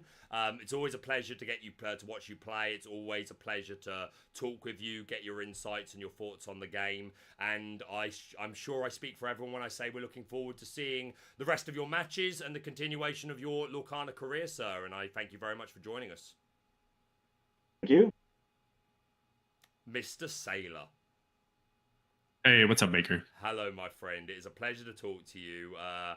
You're someone that I've got an awful lot of respect for. We've done a lot of secret testing together, so let's put it that way. And we've had a lot of conversations one-on-one. You've helped me improve my Lorcana skills a lot, and especially last season when I was playing Red-Blue, we spent an awful lot of time talking about the lines and you helping me to understand the matchup. And I'm super grateful for you for not just, the fact that you were helping me, but just knowing that you are that sort of person that helps people. And I know that you've got a lot of students and a large community that you talk to and that you help constantly trying to help improve. So it's a pleasure to talk to you. I think you're a fantastic member of the community and obviously one of our most respected players. Didn't go your way that particular time. Could you talk to me a little bit about that? Is there anything in particular that you think went wrong? Any pivotal turns during that match that you think are worth highlighting for the community, or just anything that you think is worth discussing off the end of that match? Oh, that game 3 was lopsided. There was absolutely there was of course a critical turn where I needed to decide on turn 4 if I was gonna play Medusa onto a mostly irrelevant character, or try to go for the more not heads up, but the highest ceiling play, which was to play the Vision of the Future to try to set up a B prep, because I decided on that because I thought I was gonna lose if Frank had a whole new world to disrupt my hand again, right? Which he already had done once. So I needed to go for it because he had too many characters on board, and if that Medusa banishing the Ariel, and then he finds a Strange of a Raging Fire to just banishing it off so that it cannot take out a Simba on the backswing, then I am just dead, and I didn't look for my answer, right? Which was only B prep. Of course, he had already discarded the first one, so my odds of finding it was quite low. And I think that it lightens a lot of what this matchup is about. If the Steel Song A Whole New World can light up well and disrupt and replenish your hand as the Steel Song player, you have a good shot at it. But that's pretty much your only way out of this matchup. And Frank recognized that, of course, and capitalized on that and made the plays that he just needed for me to not have it. And of course, the odds was on in his favor here. Didn't find it. And he also did that on game 1. Game 1 was a very interesting watch. There was a lot of decisions. So there's might be one that is that could be reflected on my part. But I think Frank's second to last turn was recognizing that his only way to win was to me not having the third big Sisu, even though it was between the next I think Yeah, something like 10 cards, yes, right? Like it yes, was only yeah. because I had played a Vision of the Future. I didn't know. I knew it was not in the bottom 4, and there was only a few cards left in my deck. Yeah. I knew that I would have been. I had the 1 draw plus the Tala, and then shift the big Sisu onto the existing big Sisu, and then from there I'm winning. There's almost no way he comes back from it. Yeah. But he recognized like, well, I gotta go for it, and at least the Simba plays around everything else. And I played the Tala. I found a Hiram and something irrelevant, and then the Hiram revealed the big Sisu, right? But that didn't have enough ink. That was like four short, right? Like, 4 short. So that's why I didn't ink the Tamatoa also, because I knew it wouldn't make a difference in terms of ink on the next turn, because I had 10 ink, and even if I find, let's say, a popsicle and play it, I can still ink the Tamatoa there and still shift. So the one play that I'm still debating and trying to reflect on while Frank was talking is the one when I played the big Sisu in the mid game on game 1 instead of the Tamatoa. Oh, yeah. So that one I wanted to have like a singer for B prep. Basically he played Pete, right? So I didn't have much option on that turn because he had played Pete and I had Brawl, How Far I'll Go, and B prep in my hand. And I decided to play the big Sisu because if he plays a whole new world, then at least I've dealt with a character. Yeah. But because he had the Strength of a Raging Fire, I can't remember exactly if he had enough character to kill to banish the Tamatoa with it. But reflecting on that turn, maybe the Tamatoa was a better singer for B prep on the following turn. But my concern about that was that you sing Be Prepared with your Tamatoa, and then you don't have anything to follow up except for the big Sisu, right? Yeah. So it almost comes down the same as to just playing it and not singing it. Mm-hmm. So I thought maybe like play big Sisu. If he banishes it, he does. Like I can't do much about it, but I still have the B prep for the following turn.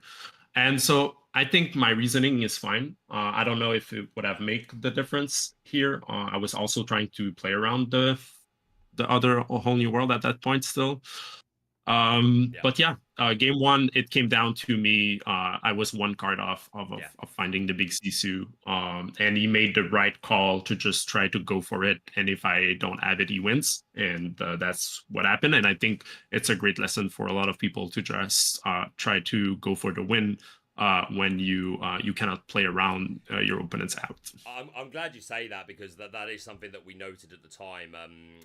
We were discussing lines, and Brent was saying, I mean, like, this is quite an extension here if Sailor's got it, and we were then saying, you know, that there comes a point in Lorcana, right, where you've got to decide, did I come to play it safe, and maybe it works out, or did I come to like make calculated but risky plays that are going to potentially win me the game if you don't have it? And yeah, like, I've heard a few top Lorcana players like yourself say that as something that more players should be more willing to do occasionally. Of course, you want to always do the numbers, but sometimes there's a little risk involved, and Frank Karsten identified that was his way of winning, and it worked out for him this time. I also think you got super unlucky, Sailor, with, like, I think off both your 2 of your mulligans, you found one of the B preps again, like, in your opening hand. I think that happened twice, unless I was mistaken, which has got to feel pretty bad considering you're only running 2 as it is. A shame that the Maui Shark didn't get to do anything in this match. Is that expected? Is that, like, has the Shark been doing more for you in your testing with this list, or give me your thoughts? So I just found it at the wrong time on game 1, right? If I had found it a little bit later on, I think he would have stopped the Lilos right in their track. And so I think that's kind of the only use for the Shark Maui in this matchup. Because if he gets back Lilos, it's basically, it gets me free value. So it basically stops at minimum 1 Lilo, and a lot of the time more than that, since the draw from from the shark, right, is gonna outvalue the fact that he didn't have to spend the card. So I think that would have been like a right spot for it. But if you just play it on turn 4 or something like that, and he just has then along came Zeus, I almost lose on the spot. Yeah. So I think it's too much of a risky play. And I think the one way that the Ember Steel player has to win is to play these disruptive A Whole New World. And I don't think the Maui really plays into that. And I realized like Frank was on the same page as me on how to approach the matchup. Mm-hmm. So yeah, there was no point in where the shark was the right play for me. And obviously on the third game there was just no like I needed to deal with everything he had on every turn, right? So yeah, makes sense. Gentlemen, as much as I could sit here and talk to you all day about this, but we are 5 minutes away from our next matchup, so I'm going to wish you both, again, GG's on a fantastic match, and thank you for taking part and for giving us your thoughts. Brent, is there any last, anything just to finish off that you'd like to ask our two players before we send them on their way? I don't think so. Just a wonderful game. It was an honor watching and casting you guys. Thanks so much for the opportunity, and thank you, Baker, for running a tight ship here today. Oh, thank you for making me look good, Brent. But yeah, S4iler, Karsten, we will let you go. Again, thank you so much for your time. Very, very grateful for you, to you, and we look forward to seeing the rest of your matches. All right. Thank you, Baker. Always a great job. Thank you, Brent. Yeah, thank you for the crowd for listening. Yep. Likewise, thank you for the casting, and thank you for the great match. And now, let's go for the next match. It's basically non-stop Lorcana today. Non-stop Lorcana, and I believe it. Forgive my ignorance here, my British butt, but is it Thanksgiving weekend in America as well? It is Thanksgiving weekend, which is why we're jamming them all in before the big day. You love to see it. So we got plenty more to come. So yes, a huge thank you to S4iler and Frank. I believe if I did my job right, they are linked in the description. If I didn't, I will do it after the stream. So if you're watching this this video not live, you're watching the VOD, then make sure you check out both of these players. Absolutely incredible Lorcana minds to follow. But yeah, we are not far away from our next match, Brent, and I'm going to be joined by the wonderful Wonderland. But Brent, it has been a genuine honor to get to spend some time with you, mate. Thank you so much for making me look good. And again, it was great to get to know you. And all being well, we'll get the chance to do this again at some point during the rest of the event. Chat, would you like to see me and Brent on the commentary at some point for another round? Let me know. And I'm sure if the if the voices are strong, then we will absolutely make that happen. But yeah, Brent, anything you'd like to say to the stream or to the people before you do a hot tag into Wonderland? Follow me at Brent's Quest on YouTube, at Brent Mukai, BrentMukai across all social medias. Baker, this has been a true pleasure. I thank you so much. This was a dream come true, getting to be able to cast with you today. And have a great rest of your matches, everybody. See you soon. See you soon, my friend. Ta-ta to Brent. What an absolute legend. Genuinely, it was an absolute pleasure to spend some time with him. Right, I've got a lot to do in a few minutes. I need to get the view of the game going. I need to get Wonderland in there.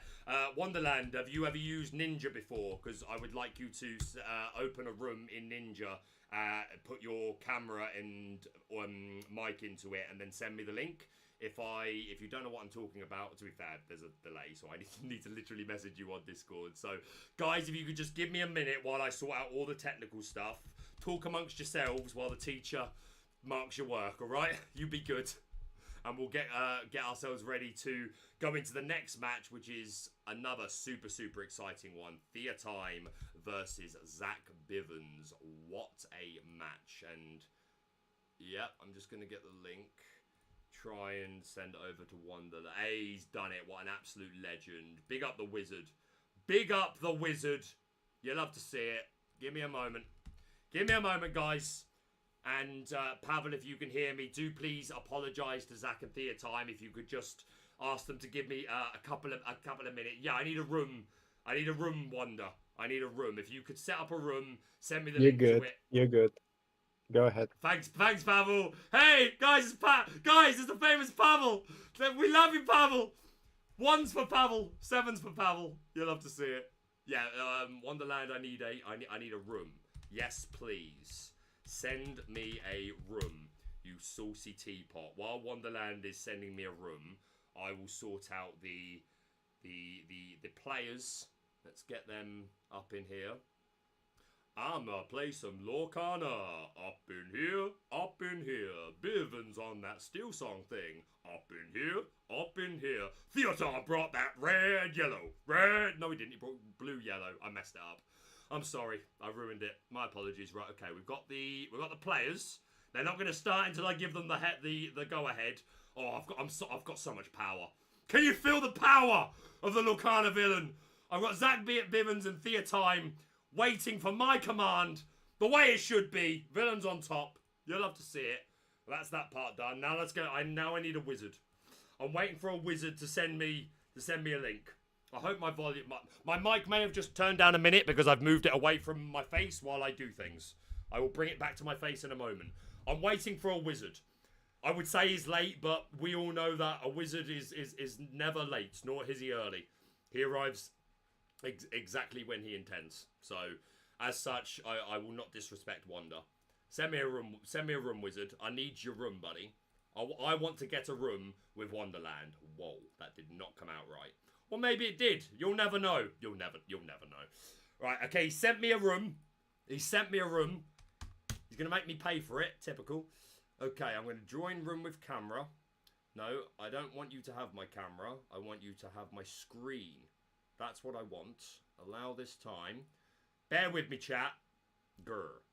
Bear with me. Disable video. I'm coming through the Yeti. Okay, start. Okay, if this works, I should be able to see and hear the wizard in a moment. Okay, I can see the wizard. Can I hear the wizard? Well, maybe. Hey, maybe. we have the wizard. How you doing, Wonderland? Pretty good. I'm sorry, I know this was meant to be your day off, buddy, and I've called you into work.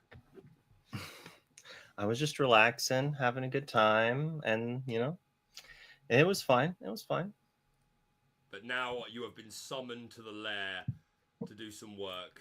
Hard life, isn't it? Right, let's make you a little bigger. I think we can do that. We wants to see the wizard's full beard. We loves it so. Can you turn on your virtual camera and share that into here? Is that something you can do? Yes, that's my next step.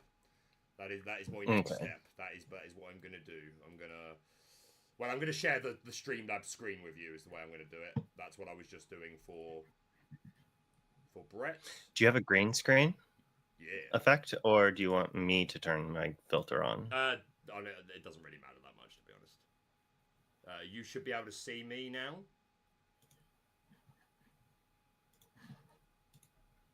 Yay. You should be able to see the screen. You getting it? Awesome! We did it, guys, and it only took me a number of minutes. All the love. Right. Wonderland, you know him, you love him. The DLC champion of Seattle. A pleasure to have you in the house, my friend, and fellow caster for the Cross Continental Challenge. The players are still waiting for us to start, but I want to ever so quickly, because we haven't had much of a chance, bar right at the beginning of the video, take a quick look at the two players' decks. We won't go. We can talk as they're playing, but we will take a quick look. On one side here, we have Theotime representing the EU with Saphire Amber, all the aggro, and a couple of super scary characters in here. A lot of ward characters that are going to avoid the likes of Storm Rage On, Strength for a Raging Fire, Zeus. I have spoken to Bivens about. I asked him his thoughts about this matchup and anything in particular that was worth looking out for, and he says if he sees Alice into Sven into Kida, he will probably cry.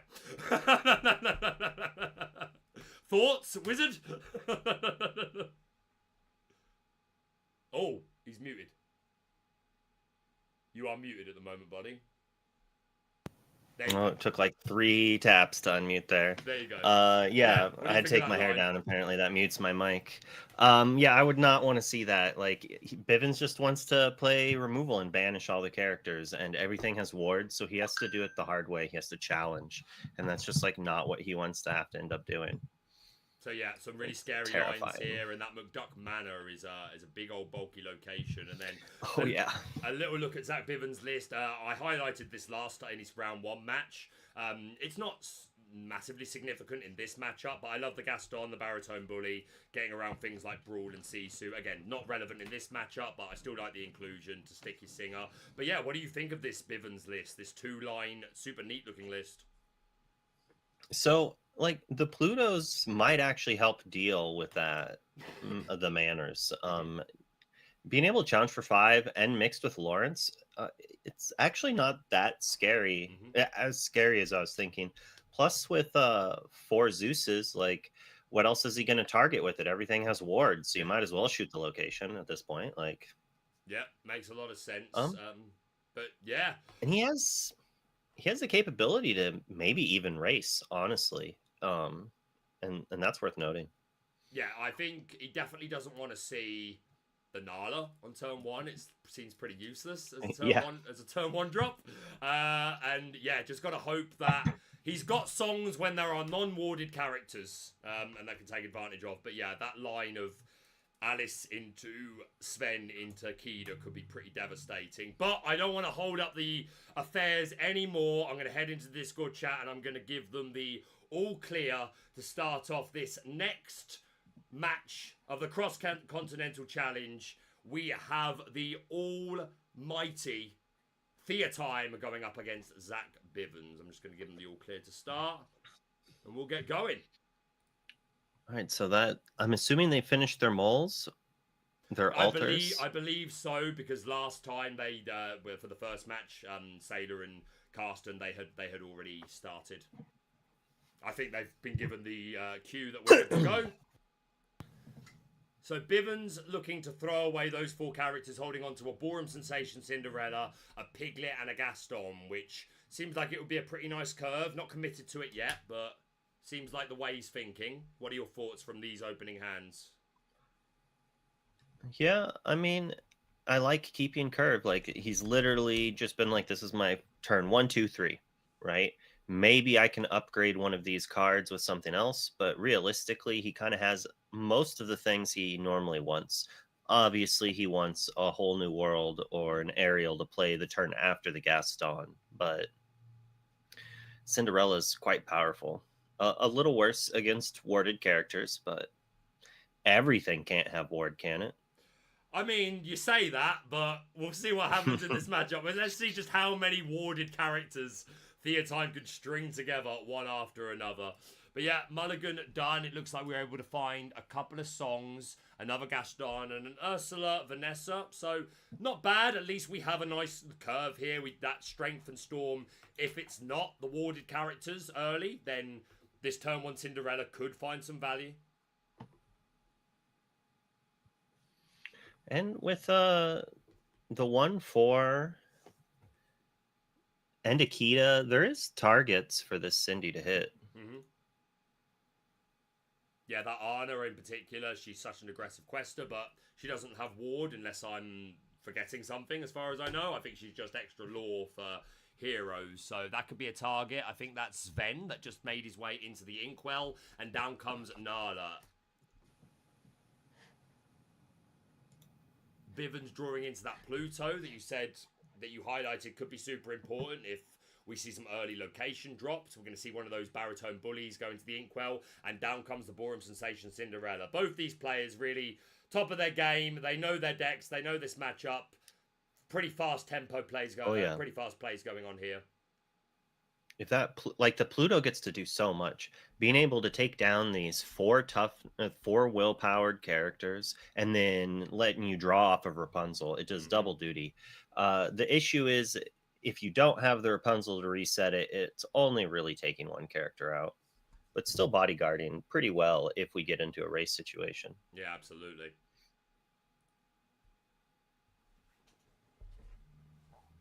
Glad we're able to see Theotime's hand for this match. I don't believe we did for the first one. I may be wrong, but that Anna does come down, is going to allow extra lore for some heroes. Nala going to quest fairly safely. Not much risk of her being removed on the next turn. Another Pluto. There's lots of good boys here, Wizard. Yes, there is. Villain.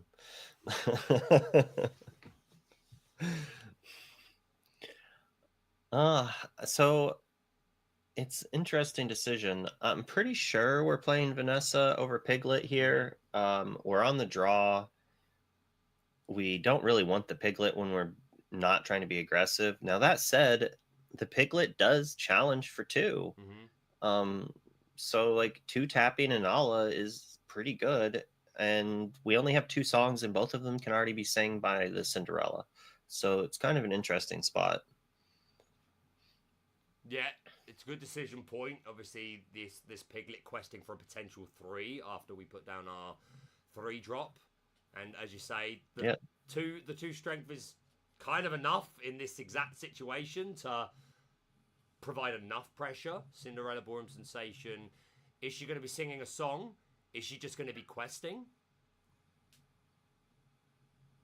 We are going to put 1 lore on the board straight away. Cinderella's pretty safe at this point in the game. If we were gonna sing, I think we would have done it before we played the Piglet. Yeah. But I think he just was doing the math on whether or not he could afford to quest or put 1 damage on the Nala. Is that Inking Nikita? Yeah.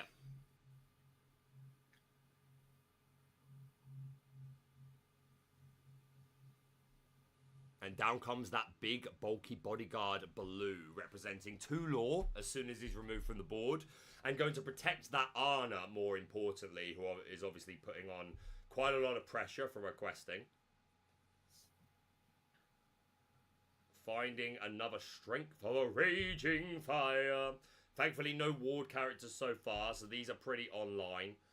We could sing Storm if we wanted to draw a card, or play a 3rd character down to the board and then sing Strength with Cinderella and remove this Baloo if we so chose. So it's an interesting thought on whether or not you are willing to trade off your Piglet with the Ana. Like, because you can play a character, sing away Baloo, and then put 2 damage on the Ana, and then the question is whether or not he takes that trade or forces you to do it. And if he forces you to, then you get a sing Storm and you don't actually lose the Piglet, right? Yeah. Nicely put. So there's some interesting just 2 cards that are in there to be race, deciding if it's better for them to just fight instead. We are going to see the Baritone Bully as that 3rd drop. Strength for a Raging Fire is going to be sung by Cinderella Ballroom Sensation to remove that Baloo. And it seems that in this case, Zach is opting to quest with this Piglet Poo Pirate Captain. But yeah, like, good point. Certainly a consideration about whether you quest or challenge there. But Zach putting on the gas. He decided to just race. Like, because Theo can't take it down. I just like to get rid of characters out of play as much as I can. But he's also just respecting the Rapunzel. But theoretically, the Rapunzel play happens either way. But this way, if he's going to Rapunzel, it forces him to challenge, so he doesn't get that extra 2 lore. Yep. 3 lore? 2 lore. I think she only quests for 1, right? But then pumps the rest for 1.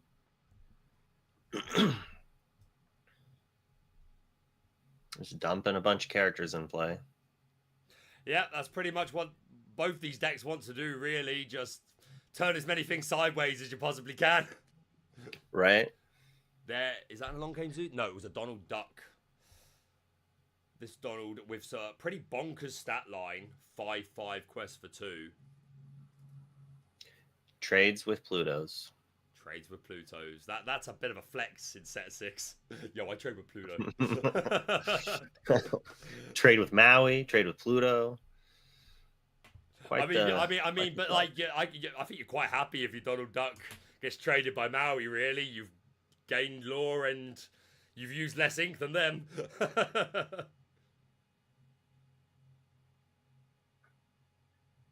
Aerial Spectacular Singer in hand. I'm just going to have another... Remind myself of... Zach, it'd be nice if I can get the 2 decks actually on the screen, to be honest, without covering everything. Let me see if I can do that. Good luck. Hey, yeah, thanks, bro. Okay. I love having to like adjust those on the screen on the fly. It's great, isn't it? It always, I'm like, oh yes, I am prepared. I am ready for all of this. Like, yes. I mean, this is also like my first stream from home on this channel, like ever. So, oops, my bad. That's my small. So it was more the technical stuff that I was scared for. So we put Pluto in defense mode, and then sang Rage twice, I do believe, or just once, and took down one of the 1/4s. I think we played another removal or something. Yeah, so I think it was one this turn, and then wasn't the previous one for the blue on the previous turn, unless I missed something there. Yeah, I think we must have challenged. I just feel like there was 4 characters on Bivens' side, and now there's only 2. And Gaston has damage on him, so I think Piglet and Gaston teamed up to take out the Anna in play, and then a Rage took out the other Anna, and then Pluto came in to make sure that Anna's not going to finish off Piglet. And see, Zach kind of went with my play. He just did it better. Instead of like doing it on that turn, allowing his right, and then allowing Rapunzel to draw off of it, and then still losing your Piglet. He opts to make it that he can't lose his Piglet, and he refuses the Rapunzel draw on that turn without him like stopping all sorts of like pressure. Yeah, Theotime. Although he has a lot of lore. 9 lore as well. So the pressure's already on. Zach needs to combat this board as best he can. Of course, has access to certain removal. And I don't believe... is that the Duke on the board? Yeah, that Duke does have ward. So I think that's our first warded character is finally in play.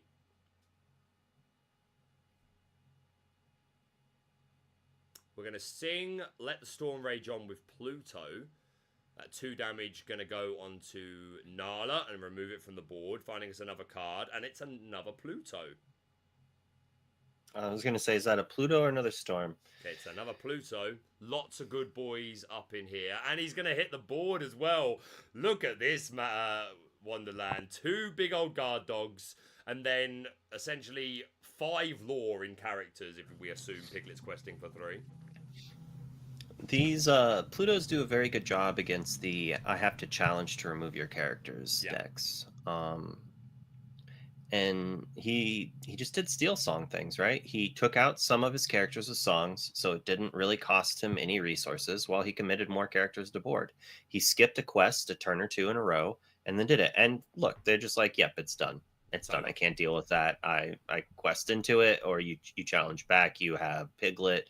You're gaining like 8 lore over like 2 turns. Good game. So where did that go wrong for Theotime, in your opinion? Was it decision, or turn was one it just Cinderella? Turn 1 Cinderella, and it was just over from there. Like, he didn't have warded threats.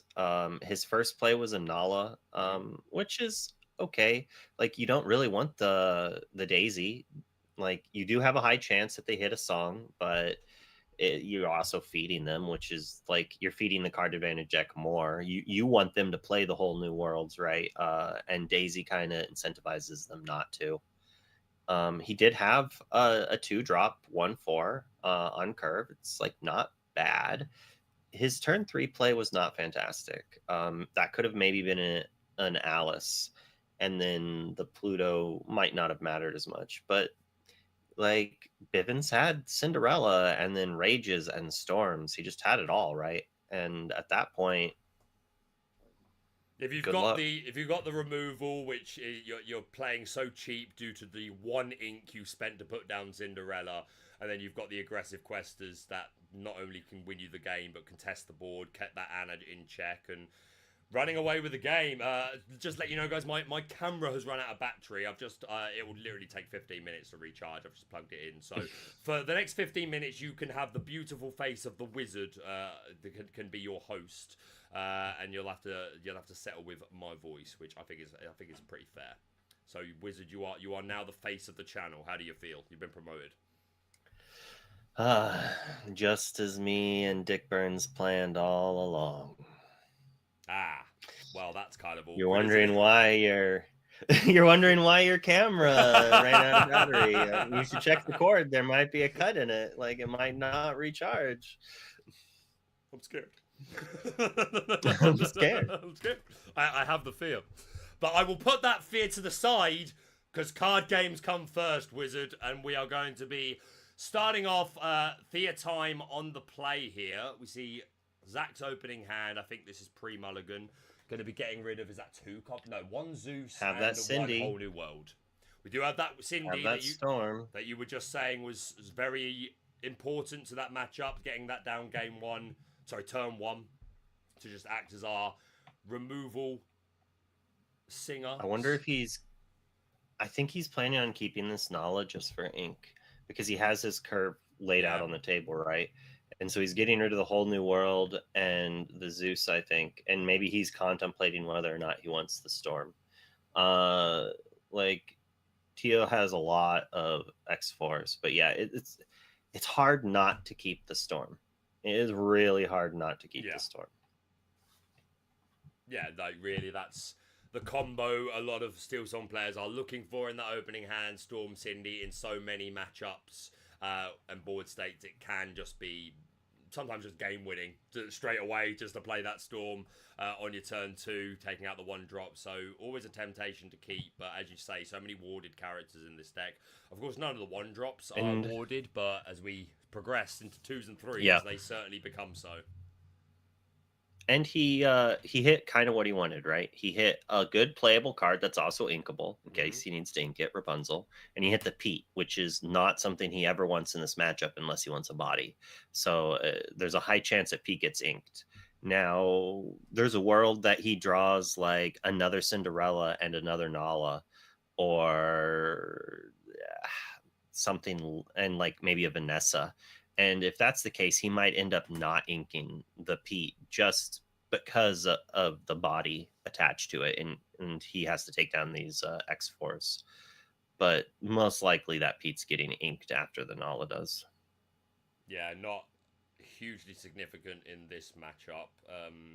Just doing a double check because I think I misspoke earlier about this Anna. I think I was confusing her with a different one, but just for clarification... if you have another hero character in play, this character gets +1 lore. So she I did the same as you. I was confusing her, but as time went on, I thought she was the Anthem. I did it first, but as time went on, I was like, I think that's wrong. What one is? So questing for 2. What one are we thinking of? Questing for 2 on a 2-cost 1/4. I don't know, but my mind went the same way as you. But nonetheless, that's what this Anna does. So all you need is another hero, and then suddenly she's just a 2-cost 1/4 that quests for 2, which is obviously pretty solid. Nice bulky butt to have on a 2-quester for a 2-cost. 1 Nala played, 1 Nala inked. Is this another? What is that? Okay, so Keeda is thrown into the inkwell. I do believe this is the Duke Weselton, I believe. I'm going to double check. The 1/2 ward? I know he has ward. Is there an ability as well, or is it just ward? Just ward, I do believe. Ward. Well, then we just ward. Yeah, it is just ward. Yeah, 2-cost 1/2 ward. Well, he also quests for 2. He quests for 2, which is not bad. He does. It's just ward when he doesn't have back-breaking discard cards stapled onto it or draw cards attached to it. That's when it becomes absurd. Exactly. Give ward to anything you like, as long as it wants to turn sideways, and I can challenge it. Like without evasive or anything. Like Alice. Alice is a perfect example of a character that she's still such a pain in the butt. Oh yeah. She's like Cusco from set 1. She's amazing. She's amazing, but at least her value is triggered into her turning sideways. Yeah, that's what I want. Not this Prince John. So are we're quested again, right? Yeah, okay, we quest and pass. There's Yeah, no just way one that law. Duke is taking it down. No. No, not at all. Down comes a second what is Duke. Is that And- Neverland? Is that the yes. location? I do believe it's either Neverland or it's like Mermaid Lagoon, something like that. Let's have a look. I've got the image literally on the board, so I can just raise it a little bit for a second. Sven and that's another Pride Land. Nala Is it in Pride? hand. Oh, it is Neverland. Yeah, Neverland. So just a 1/4, 1 passive law gain.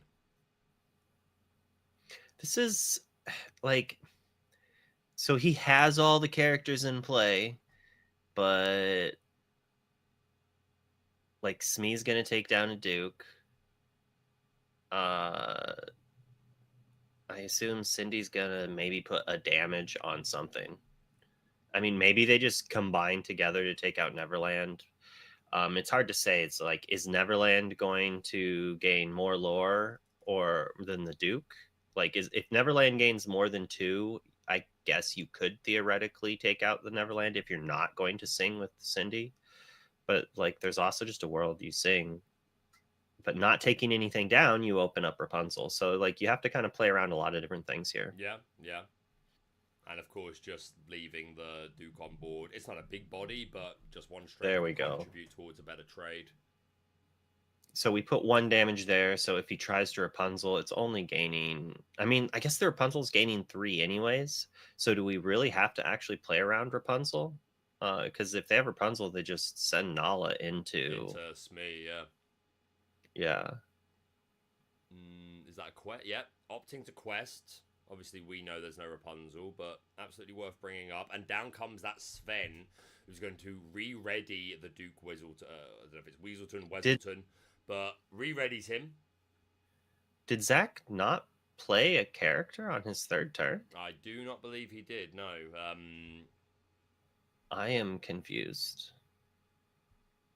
We have a Gaston and Ariel in hand, so we may have already had the Storm as well. I don't know if that's what he just drew, but...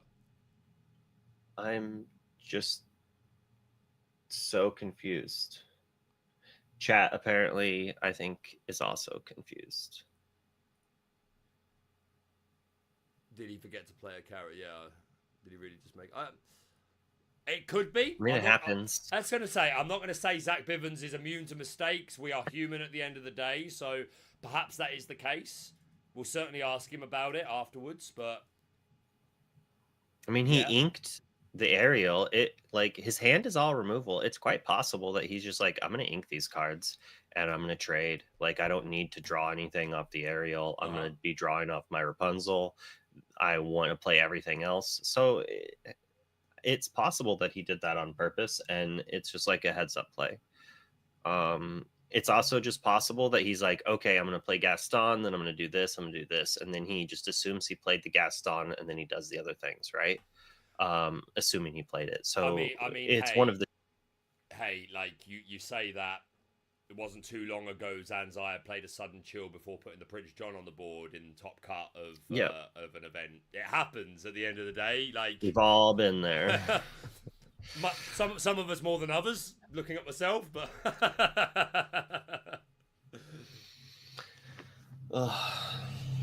yeah. Made a lot of mistakes on camera. It feels great. Always tends to be on camera as well, right? Most of my Lorcana's on camera. Because I stream, so at least like I'm used to making a fool of myself live. It's practice. But yeah, we'll be sure Makes to me ask not Zach feel about as that bad. after the game. Maybe it was a stumble. Perhaps it was just as you were saying, Wizard, just deciding that didn't really need the characters on the board. Would rather just assure them to be ink. We have other removal in our hand and may pay off. Theotime is at 14 lore, but again, not a lot of cards, and if Zach can just control this board and then just have the constant answers to anything Theotime may draw and put on the board, then it's only going to take a couple of turns for Zach to race and catch up. Not really incentivized to wheel in a matchup like this either. Yep. Now comes that Pete. That's a blowing the lot of whistle. lore. Oh, he's not blowing the whistle. He's making his way into the inkwell. Obviously, not a single action in Theotime's deck. The only non-character cards being 2 locations. So, Pete not necessary here. I'm just so used to seeing a Pete and him blowing the whistle, but this time he's just going to be ink. So we're... Are we Zeusing? We are going to be Zeusing. I think Our we're puns were just... singing. Interesting.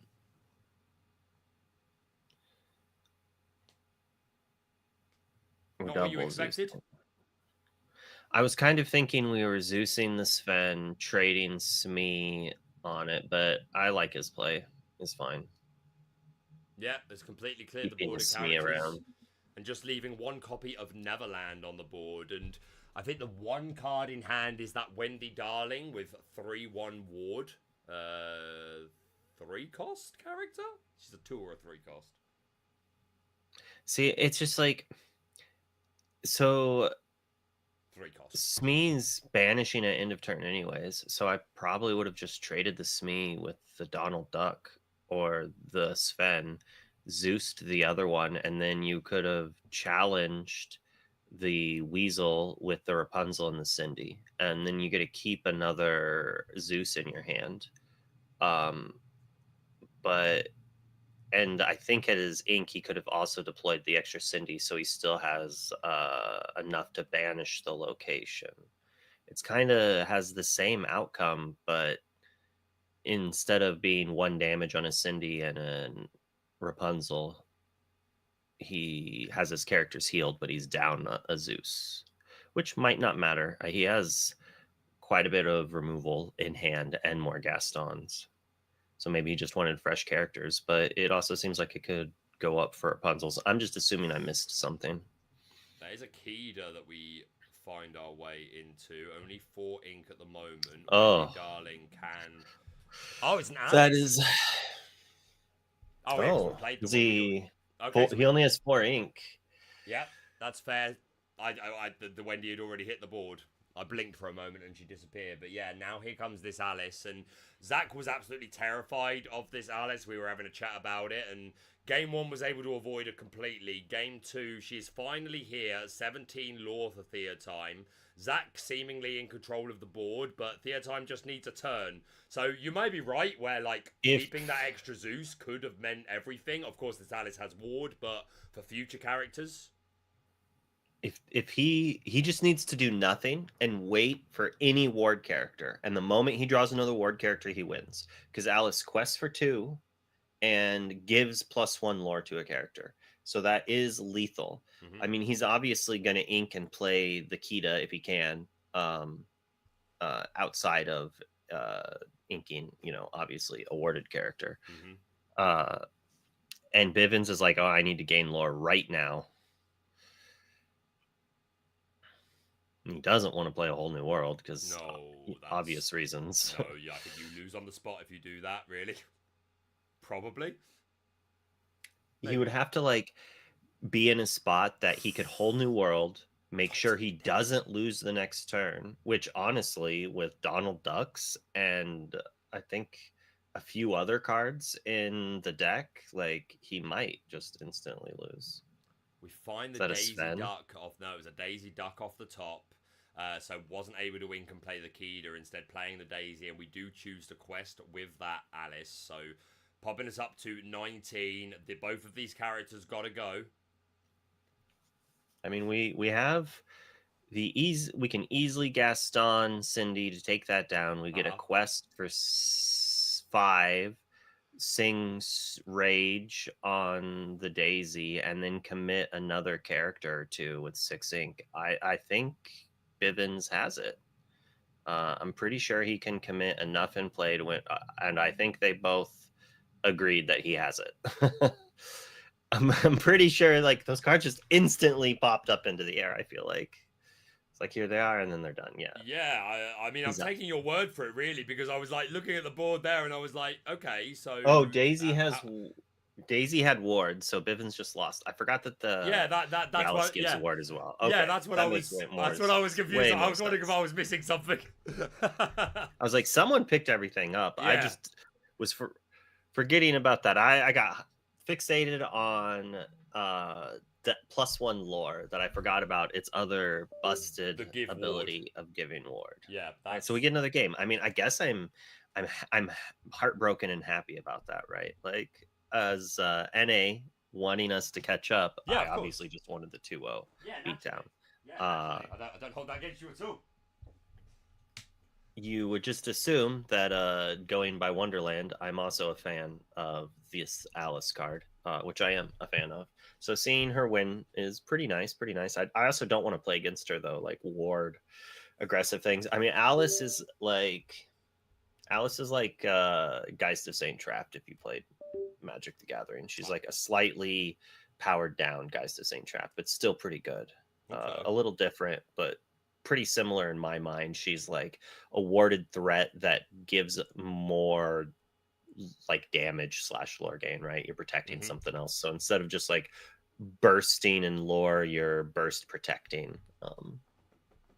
Yeah, that makes sense. So that's I don't know Magic. I never did, but I've learned bits and bobs about it since playing Lorcana, just from listening to people like yourself and Frank and others that compare. I guess I messaged you. We're streaming to Magic the Gathering Arena right now.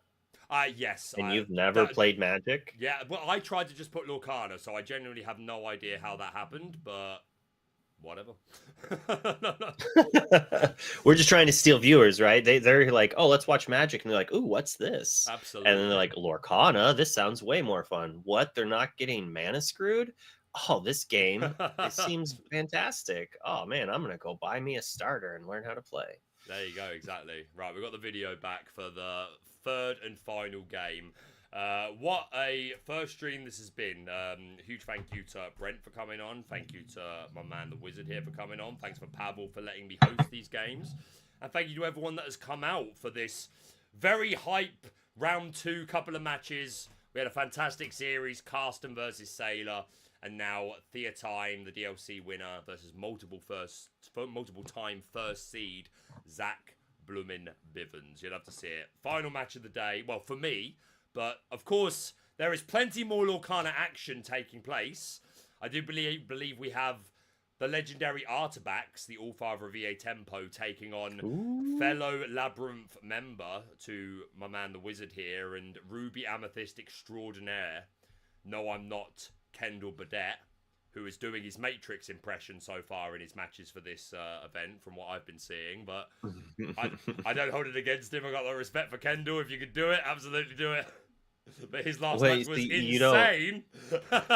You don't B-prep your own board all the time? Like, come on. If I fancy a sing-song, yeah, but that I don't judge my B-preps by if it's right for the board. It's just whether or not I fancy a sing-song. I'm glad he chose not to keep that Daisy.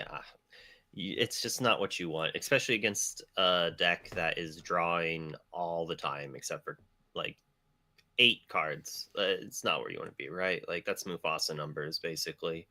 It's a greedy Mufasa player in other people's minds. I would play up to 12. I don't care. Sometimes you miss, right? It's still scary, right? They're gonna play around it. They're gonna try to answer it before they play a B prep. Like, things happen. It just needs to be a card worth the risk. But we have a lot of removal, as long as, you know, the double Alice that's chilling in Theotime's hand. Like, that's really the big thing. And he has the Cindy. I think this could be pretty good. We've got Pluto, Pete for either curve or ink. Like, we're definitely inking the Nala turn 1. Yeah. I feel like Pete's probably going to get inked. It doesn't unless we have some bad draws. Yeah, it doesn't provide a whole lot in this matchup. Zach Bivens, I believe, will be on the play for this matchup, unless I am remembering incorrectly. I think Zach went first, game 1. I think they both won on the play, essentially, is the point. Again, deck lists, you can see them on screen here, but they are linked down below. in the description if you so wish to have a look yourself. And there is a video on the channel that was I did recently looking at all of the deck lists. Plenty more Cross Continental Challenge to come. I would like to point out that it's quite possible that had Bivens not had that lapse and forgot to play a character on turn 3, that last game could have drastically been different. Yeah. That's a lot of damage that 3/3 represents that he was missed out on, like just taking care of the Nala, which got to quest a few times, right?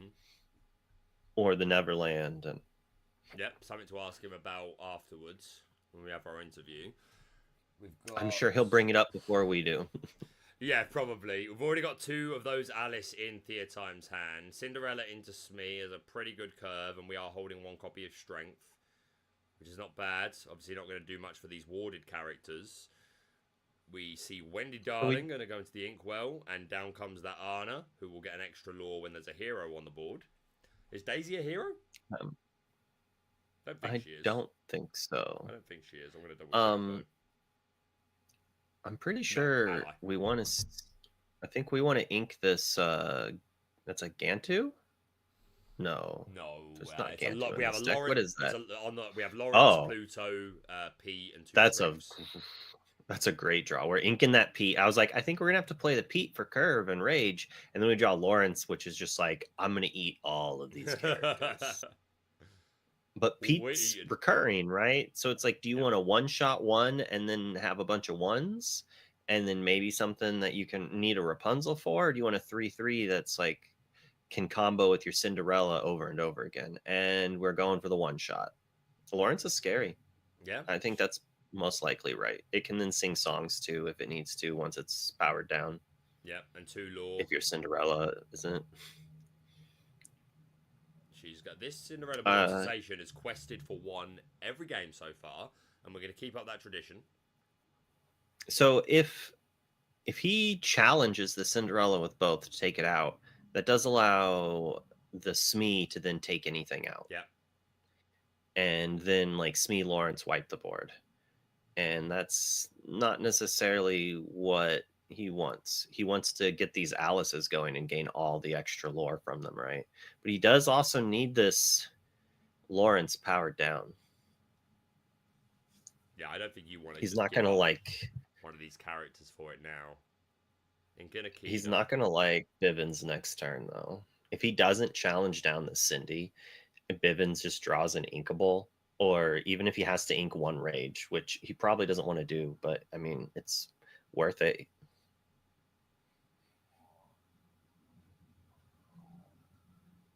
And of course, if this Daisy is questing, it will allow Zach Bivens to fill up his hand even more potentially.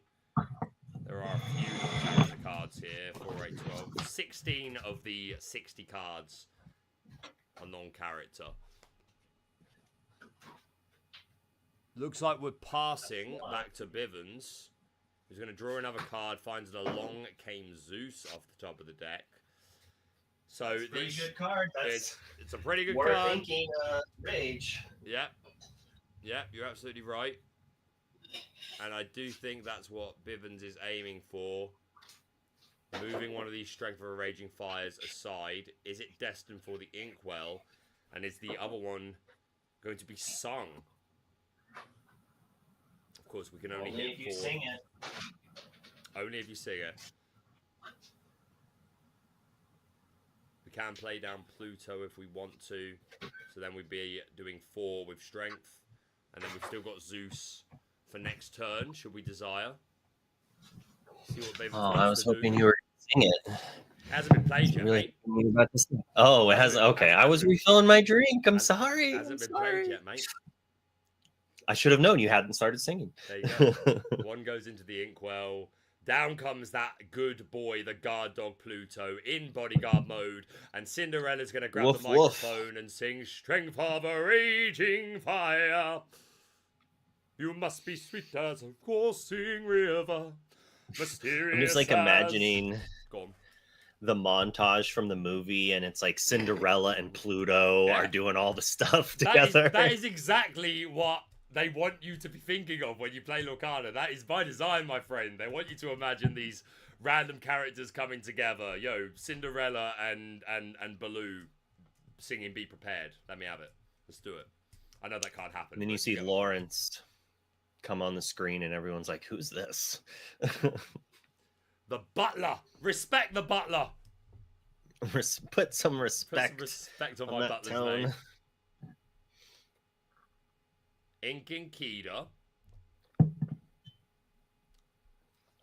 That's giving us how much? I would ink? love. You would love. I would love Lorcana-based sing-alongs like when we were kids, like the Disney VHSs. Sing-along that songs. was, like, Sing-along songs. Yeah. Yeah. And it would have the little, like, Mickey ears that would bounce along each word. Yeah. Just saying, Yeah, that would be neat. Lorcana Worlds, make it happen, Ravensburger. I'm available. I'm available. Try to get clips of all the competitors singing like parts of the verses and then just auto-tune it to make it sound acceptable. No. They wouldn't have to do that for you, of course, but I think it's funnier if you just let people cook. Don't edit it at all. Just true.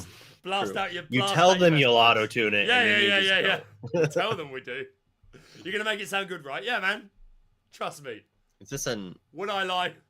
Oh, it's like, is he playing another Pluto? No, it just was like the glare on the card made it look like two cards for a second. Pluto used double. He's in a pretty good spot. Yeah. He's got a lot of questing power. He's got a lot of challenge power. Théotime has, I mean, he has a 5/5. So it does trade with the Pluto, but then he has, is that the Wendy's a 3/1, right? She's And a 1/4. So like, yeah, she's a 3/1 with Ward. Yeah, we're gonna Zeus that Scrooge, taking away the biggest body on the board. 5/5 quest for 2. Which is pretty good. and along came But Zeus. finding another one. He hurled that thunderbolt. I mean, if Scrooge wasn't so greedy and holding that dime up in the sky, he wouldn't have attracted that bolt. There you go. The gods have spoken. Get that dime out of your hand, duck. Yeah. What the duck? Put that lucky dime back on the ground. It's alright, Tamatara will pick it back up later. But yeah, Zach, I've already seen doing the finger maths that Lorcana players tend to know. It's pretty tapping the table? pretty universal language for Lorcana. No, like the finger maths when like you're doing all this sort of like, and that's 2 and that's 3, and then you do this, and then you turn sideways, and then I cry, and then we all go home and get pizza. Yeah. Yeah, you're I normally do like the tap the table on each character as I'm like 2, 4, 7, 6. Although it normally doesn't go in that I'm order, a conductor. but- How Lorcana community, let us know in chat. How do you do your finger pointing? Are you a tapper? Are you a conductor? Or are you a pointer? Or are you a decandio where you just sit there, you don't tell anything, you have no tells, and then you just stoically Blank look at your face. opponent and you declare what you're doing in a reasonable time, faster than most players for some reason as well. In a reasonable time, no sense of adventure. Yeah, right. Excuse me, why are you taking so long? I'm going on an adventure. A Magic player friend of mine who has played in a lot of high level events told me that you're allowed multiple warnings. And what he meant by that was like, take your time and think. They'll tell you to speed up multiple times before they're like, you're slow playing, right? So like, don't rush yourself. Rethink your plays if you need to.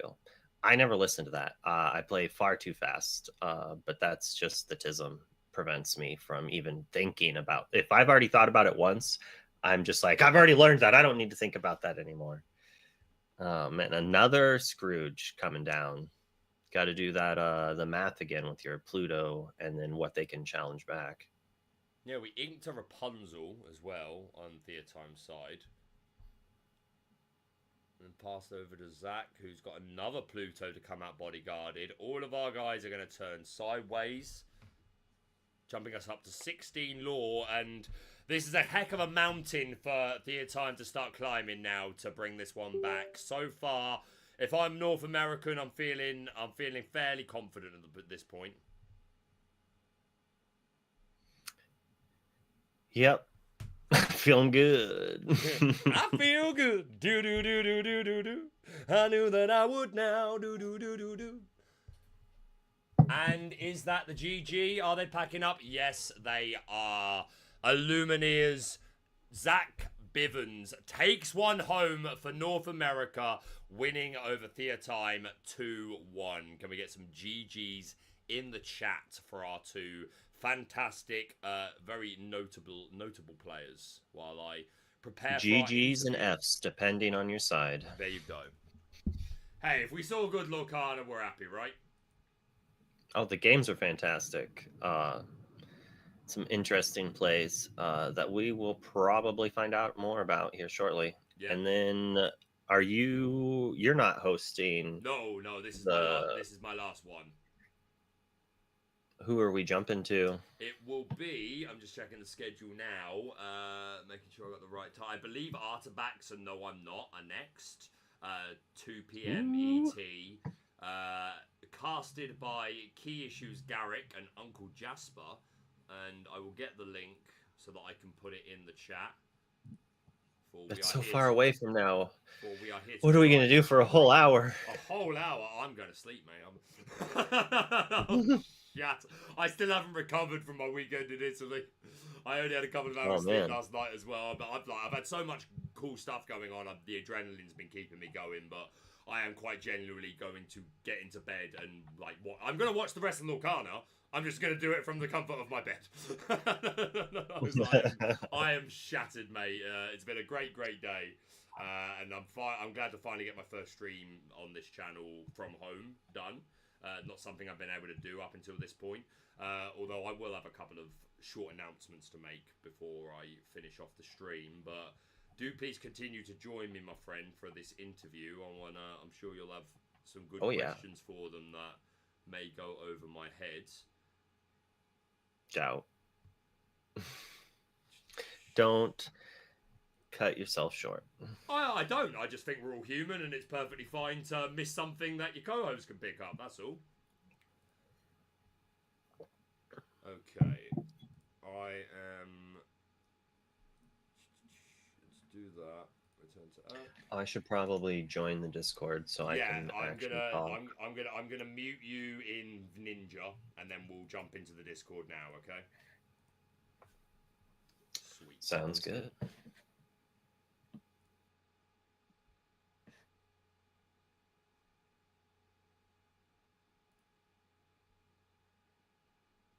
One, two. Okay, Mr. Theotime, Mr. Bivens, can you hear me? Yes, we can. Yes, can you hear me? Yeah, you're coming through a little bit unclear at the moment. Give me a second. Let me see if I can fix that. I want to make sure that everybody can hear you and hear what you have to say. Okay, let's do that.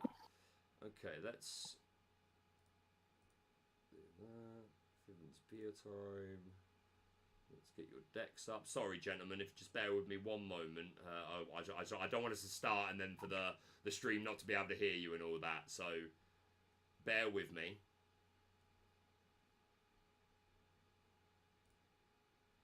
Okay, let's come over to this one instead. He's just trying to take all of the thrills away from North America taking another victory. Yeah, anything I can do to sort of it. downplay that energy and suck any of the adrenaline and enthusiasm out of North America, I would absolutely do that 100% of the time. A true villain. A true villain. There you go. Okay, I think I've got you, and I just saw the desktop audio reacting, so I'm pretty sure the stream can hear you. First of all, gentlemen, GG's. Thank you for playing three fantastic games and for sharing them with the Lorcana community. Going to start off with you, Theotime. It's a pleasure to speak to you again. let's try and break down that match a little bit. So I'm sure Zach will say this himself in a minute, but I know he was super scared of the Alice, Sven, Kida curve being a potential line. What went right or wrong for you in that matchup, do you think, out of those 3 games, Theotime? Let me get your thoughts. Game 1, I did not have a super great end. I think I wasn't able to put enough threat to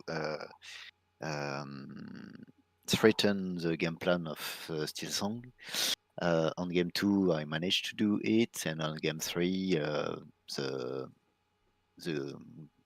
I think it's Pluto destroyed everything I planned to do. Yeah, that good boy was putting in a lot. He wasn't a good boy to you. Yeah. So yeah, just able to answer everything that you were trying to do early. Game 2, you were able to bring it back and just aggro your way there. What was different in game 2? I mean, obviously being on the play is a big part of that difference, but is there anything particular in the matchup that you won that you credit to you being able to pick up that win, or is that how you expect the game to go when you're on the play? Do you feel favored on the play in this matchup? I wouldn't say I'm favored, but at least I'm not in a disadvantage compared to when I was on the draw, where it feel like awful, almost unplayable. Yeah, Cinderella really checks you hard. Wonderland, Yeah. do you have anything specific for Theotime that you'd like to ask him? How much have you been liking Alice? It seems pretty good here, but you did have 2 of them in the last game. Do you think maybe if you had tried to get it, or do you think it still just didn't matter because you had a challenge and there just wasn't much you could do there on the defensive there? I was kind of in the plan of, I would say, control the game at some point. My plan was to try to make the. I had the Rapunzel, so I wanted to do the control player on the 3rd game, but the Pluto Yeah. make all my plan impossible. I was expecting the Scrooge to take off the Pluto and to start back. With 1 turn later, it would have been complicated, but maybe doable. But Zeus destroyed everything that I planned for the beginning, Oh, from yeah. the beginning of the game. So Zach's hand in that 3rd game was pretty good, I think. Was not very good for you, for sure. He had everything. He did draw the Lawrence, so he didn't have to try to lean on the Pete. That was pretty solid for him. And it was looking like, yeah, your Scrooge could do it, but then the Zeus just came down to seal the deal there. Still did pretty good, though, considering it should be not a fantastic match for you unless you're like aggressive from the start with Ward, but you kind of had too many threats that he could answer with his removal. Yep. But yeah, still super well played, Theotime, a Disney Lorcana Challenge champion, and certainly a player I enjoy watching, and I'm looking forward to seeing how you perform with this deck throughout the rest of the event. Obviously, as you say, Steel Song can be a pretty bad matchup for you, but I have full belief that this deck still has a place. I heard you talking about it in the interview the other day, and it looks like it's a lot of fun and can certainly do the job. But this time it was the Steel Song deck that came out victorious, and we'll take that as an opportunity to come over to Mr. Zach Bivens. Let's talk a little bit about that matchup. What went right? What went wrong? How good were your openings, in your opinion? So first of all, we have to talk about what went wrong in game 2. I should get the trophy for the biggest mistake ever Is it done. a 3 I knew drop? he was gonna Is it bring a it up 3 drop himself. or lack thereof? Yeah. So it's absolutely my fault for sure. The reason it happened was because my screen is so tiny where they can actually see. I'm trying to manage that, trying to manage everything on Pixel Board Connect. So it's not something I would ever do in real life. Yeah.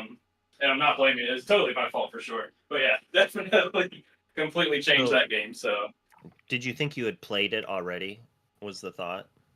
I just had so many things I was trying to keep up with and keep right with the screen and everything, so it just slipped my mind. Absolutely my fault. But yeah. I tried my darndest to try to justify that, and I was like, hey, like I wish there was justification. Maybe he just really needs the ink over the next few turns. Like it could be, and then after the game, we're like, I bet a 3/3 on turn 3 would have done a lot of work at dealing with these 0/4s. Yeah, I'm pretty sure I win that game if I don't just skip my turn 3 for no reason. Yeah, but yeah, otherwise, I think my openings were fine. They weren't. I mean, they're not the best, but they weren't bad by any means. I was happy with them, so I think that was fine. Best. They weren't the best. Game 3 was pretty good. Who opened on Cinderella with 3 cost removal every game. All right. So let's put it this way: I've tested the matchup a ton. I think that I think, like he said, it's like I'm unbeatable on the play, and I think that it's like 40-60 for me when I'm on the draw. So, okay. But it worked out. So. What lines need to happen for you to win on the draw, and what are normally the lines that he'll take on the play to beat you? It's more like what lines do I need him to miss for me to win on the draw. If he goes Daisy and then he can do whatever turn 2. If he goes Daisy, Alice, then Kita, it's unbeatable. Like it's a pretty good spot. But just Alice into spin can beat me a lot of games too. So it's mainly just what he does if I can win when I'm on the draw. It was a question I should have asked him if I was smart enough to think of it at the time. But no, that's pretty much it, really. I mean, like, good games.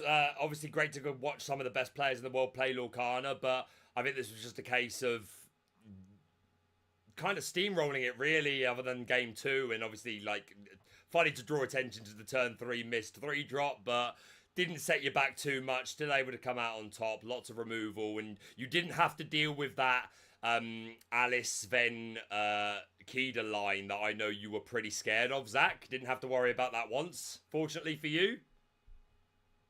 Yeah, I'm pretty happy about that for sure. Definitely. Do you think that line is still good enough to try to get you on the draw, or do you think it just doesn't matter? No, yeah, I think like it would have to be some disaster for me to lose when I'm on the play. It's just the way the matchup goes. It's like almost unlosable. Theotime, would you agree with that? Was that kind of your thoughts about this matchup coming in? If you're still here, I'm not sure if he's jumped out. I think he dropped out. He's dropped out. That's absolutely fine. But yeah, again, a huge pleasure. As much as I'd love to talk to you all day, Zach Bivens, I love you, darling. But we got more Lorcana to watch today, baby. So we're going to send you on your way. Theotime's already jumped out. If I haven't already put his links below, I will do so. And the same for Zach Bivens. But yeah, Zach, anything to finish off that you'd like to say to the community or just to send us home? Yeah, let's go NA. We're about to turn this thing around. We got this. I'll say it's got to feel good to put another notch on the victories. I mean, hey, that's absolutely fair enough. Zach Bivens, well done, my friend. Look forward to seeing your next matchup, and we will catch you soon, buddy. And there you go. And that's it.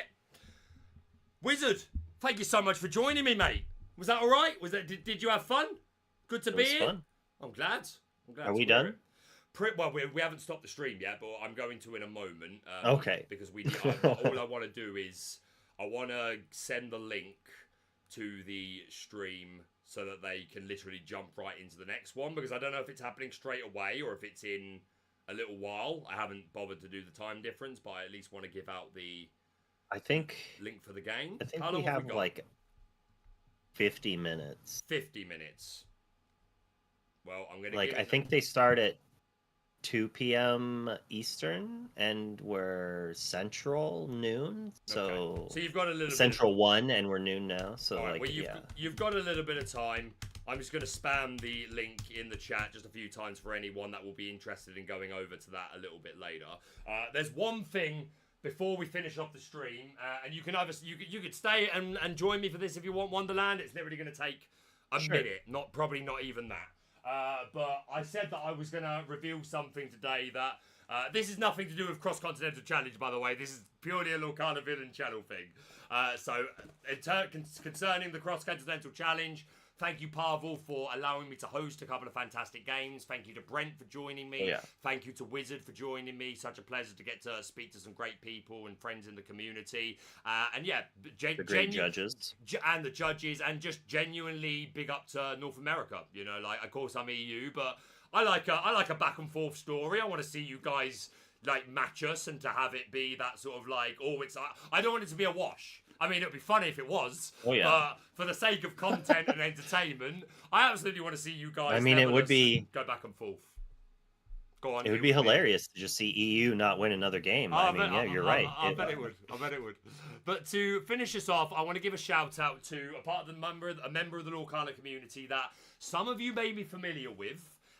Their name on Twitter is Matified, and they make custom Lorcana mats. And if you follow Lorcana Twitter, you've probably seen some of the stuff that they make. He doesn't sell any of it. Doesn't do any of it other than maybe collecting like shipping expenses or materials. But it's not a business or anything like that. It's just something he does off his own back.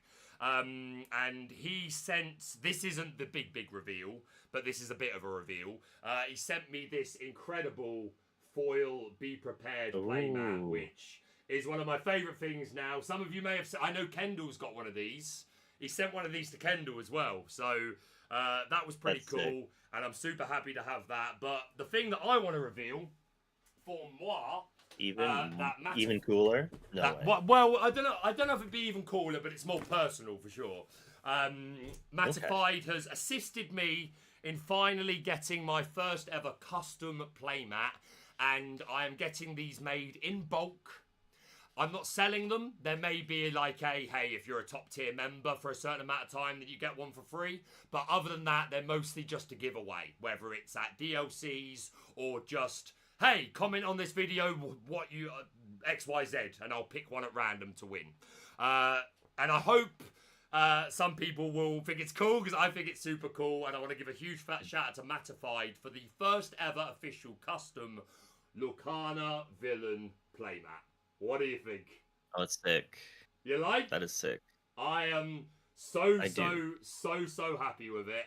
Again, a huge shout out to Matified for the time that went into it, and yeah, I'm super happy. They're going to be for my top tier members, just as a thank you for supporting the channel, and then I'm just going to have a bulk load to do is giveaways either in videos. I might take a couple with me to DLCs to just give out as and when. So yeah, just something that I wanted to show off and give a huge thank you to Matified, and yeah, let me know what you think, because I am hella excited for them.